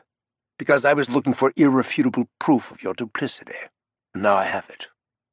You've nothing of the kind. Trust me. Putin considered just long enough. You're lying, Putin said finally. He seemed exhausted and out of bullets. Hawke saw his ray of hope. He needed to let what he'd just told him bake inside Putin's brain. Needed to give him time to reflect before taking another step. Hawke said, Unless you've got serious objections, I've changed my mind about that drink. And this, unsurprisingly, brought a smile to the Russian president's face. Goslings, he said. Perhaps a vodka. When in Russia, Putin grunted, getting somewhat shakily to his feet. Hawke smiled and sank back in his chair. Slowly but surely, he felt he might be gaining the upper hand. He needed this small chunk of time to consolidate what he believed to be his strategic gains thus far. Then he would strike. Putin went over to the drinks table. Ice and the tinkle of crystal. He returned moments later and handed Hawke his glass, sloshing a bit over the rim and saying, Careful, you don't know what's in that. Hawke smiled up at him. Always the consummate poker player, the president collapsed back into his chair and picked up his drink, raised his glass, and said, "Prost." "Thanks. This is an awfully fine vodka. May I ask what it is?" Putin could not hide a sly smile. "You wouldn't believe me if I told you, Alex. Not Feuerwasser." "Mm-hmm. Seriously? Oh, come on, Volodya." Putin just smiled and sipped his drink, staring with those bloody black poker eyes of his across the rim of his glass at the Englishman. And then it came to Hawke. Something Uncle Joe had told him en route to Moscow. Perhaps Putin had been sitting in this same bloody chair all afternoon, drinking vodka, listening to Beethoven, and feeling sorry for himself, mulling over the stirring words of his mighty Caesar, using alcohol and the ancient glory of military history to stiffen his spine. Hawke held his fire. The two men sat drinking quietly in the deep silence that pervaded the drafty wooden building. There was only the soft lapping of the waves washing ashore beyond the windows, the snoring of Putin's wolfhound, and the distant ticking of a great clock in a distant hall. Hawke's troubled mind slowed and drifted, back to the dark Siberian wood. It was near dawn, and... Chapter 83. Hawke was sitting on a fallen log, he and Ambrose studying the enemy compound gate. He was thinking then about how this would all end. Where the hell did it all go from here? War? Peace? Death? He tried to think it through. It was like driving through a dark wood with the headlamps off. He felt the clouds of self-doubt and despair rolling in, sought desperately to stave them off. Had he, finally, simply taken on too much? Overestimated himself? Deluded himself about his lifelong ability to overcome even the most insurmountable of challenges, the most impenetrable of... And then, without warning, dawn broke. It was all perfectly clear. He would contact Putin tonight. Hawke suddenly knew that somehow Putin might actually agree to see him. And therein lay the only way forward. The beckoning open door swung wide. His opponent had built his fortress of fear atop a weak foundation. Neither a castle nor a fortress, but a house of cards. Yet, thank God, the Russian president still believed the stronghold of his lie still held fast. And in that cherished belief lay the seeds of his downfall. And then came yet another illuminating ray of light. Putin knew now that Hawke had, only days ago, gone to extraordinary lengths to destroy his Cuban warehouse full of Feuerwasser. And therein, perhaps, lay Hawke's salvation, perhaps the world's as well. Putin still clung to the belief that neither Hawke nor anyone else knew his secret.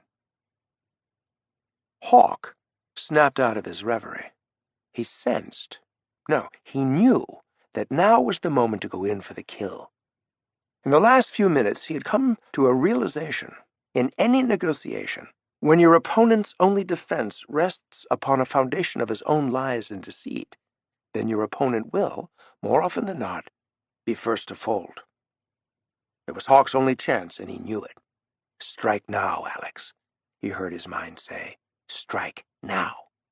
And so he struck. Please listen to me carefully, Volodya. I'm going to tell you precisely how it stands now between us. There are no more bargaining chips on the table, no more shadow armies in Siberia waiting to pounce on your defenseless neighbors, no secret weapons of mass destruction, no Feuerwasser, nothing. There is just you and just me. And the words we now say to each other, that's it. That's all we have, for better or for worse. Putin stared at his enemy for a long moment, assessing the truth of his statement. He said, "Go on. Take this." "What is it?" Hawke handed it to him.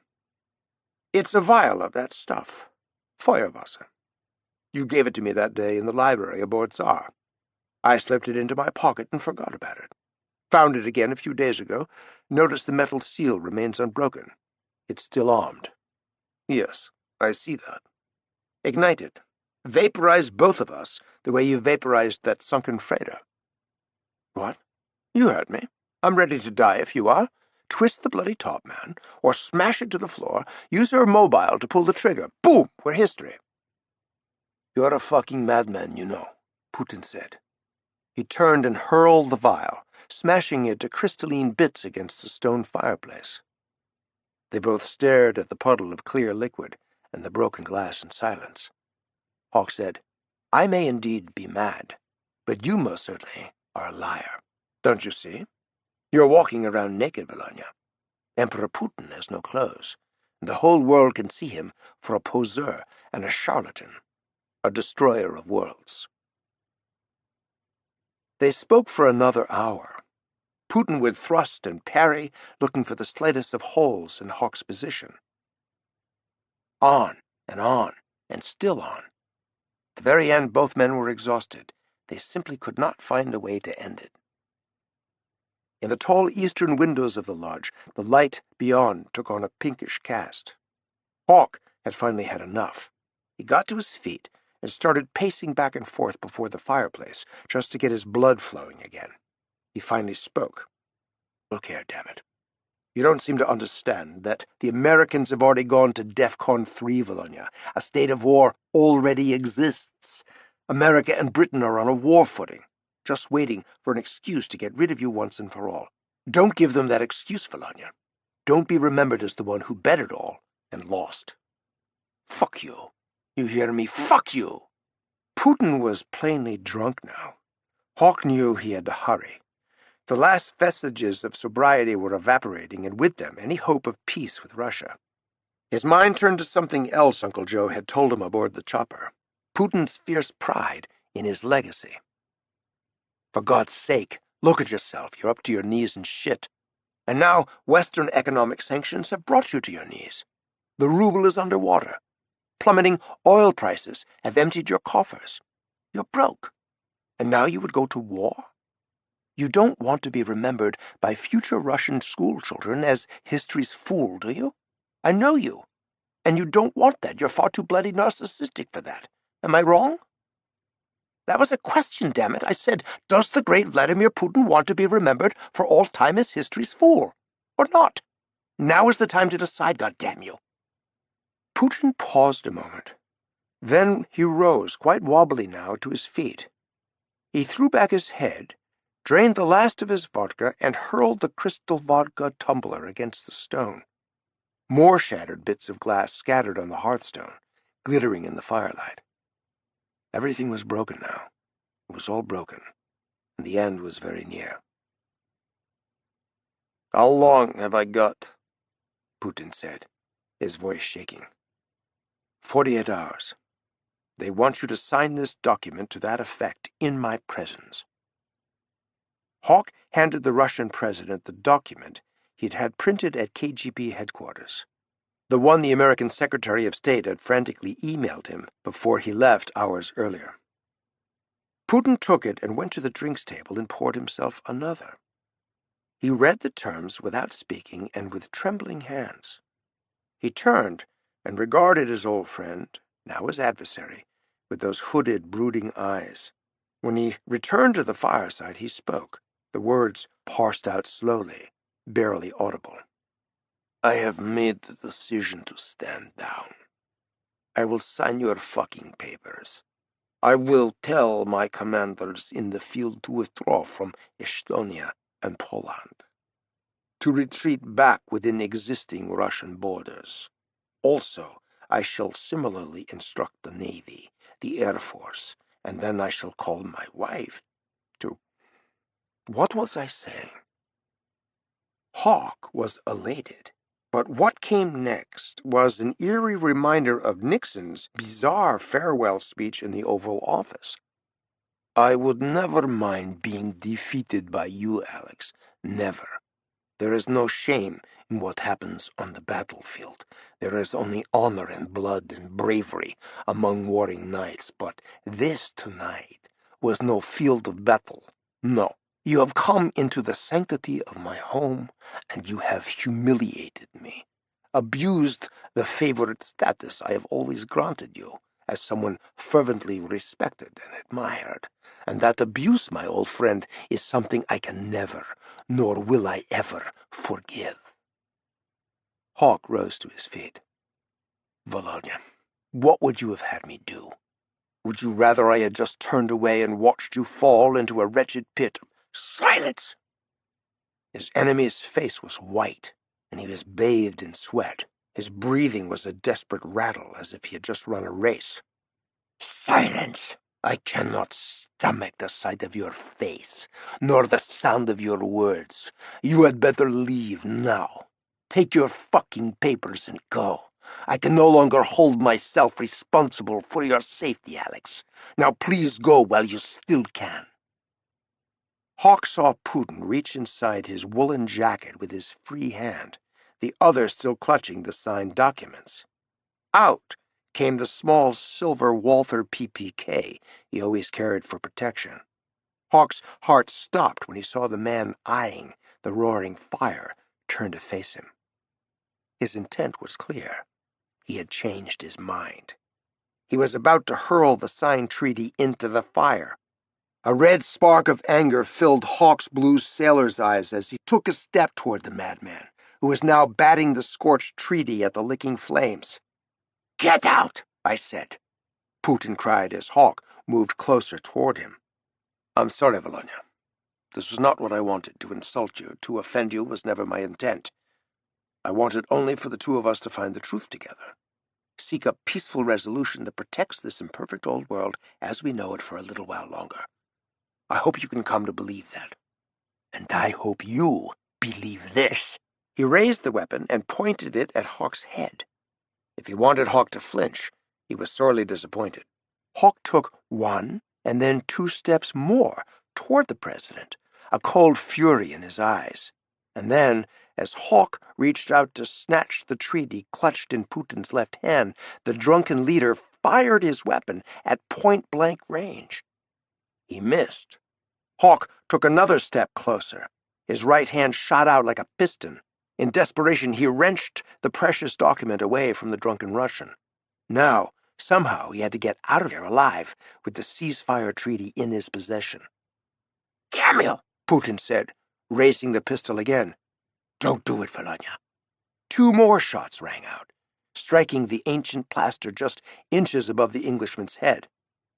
Hawke stared at Putin, knowing full well that the end of this story was very near now. It would be so easy for Putin to simply kill him. One way or the other, Hawke would stand his ground. He would do what he had always done. He would stand fast. The gun wavered wildly as Putin gave full vent to his righteous anger, firing shots into the ceiling high above. He was shouting now. "I don't believe in your old world, Hawke. I believe in the new world to come, and someday I shall have it." "All things are possible, Volodya. Yes, they are. Over your dead body. That is clearly your choice, Volodya. I took you at your word. You're the only one with a gun, remember?" Putin laughed, but it was mirthless and hollow. He took dead aim once more. Hawke stood fast and unflinching, looking into the cold, dark eyes above the barrel. He saw trickery, and he saw death. He could feel the spot on his forehead where the bullet would strike.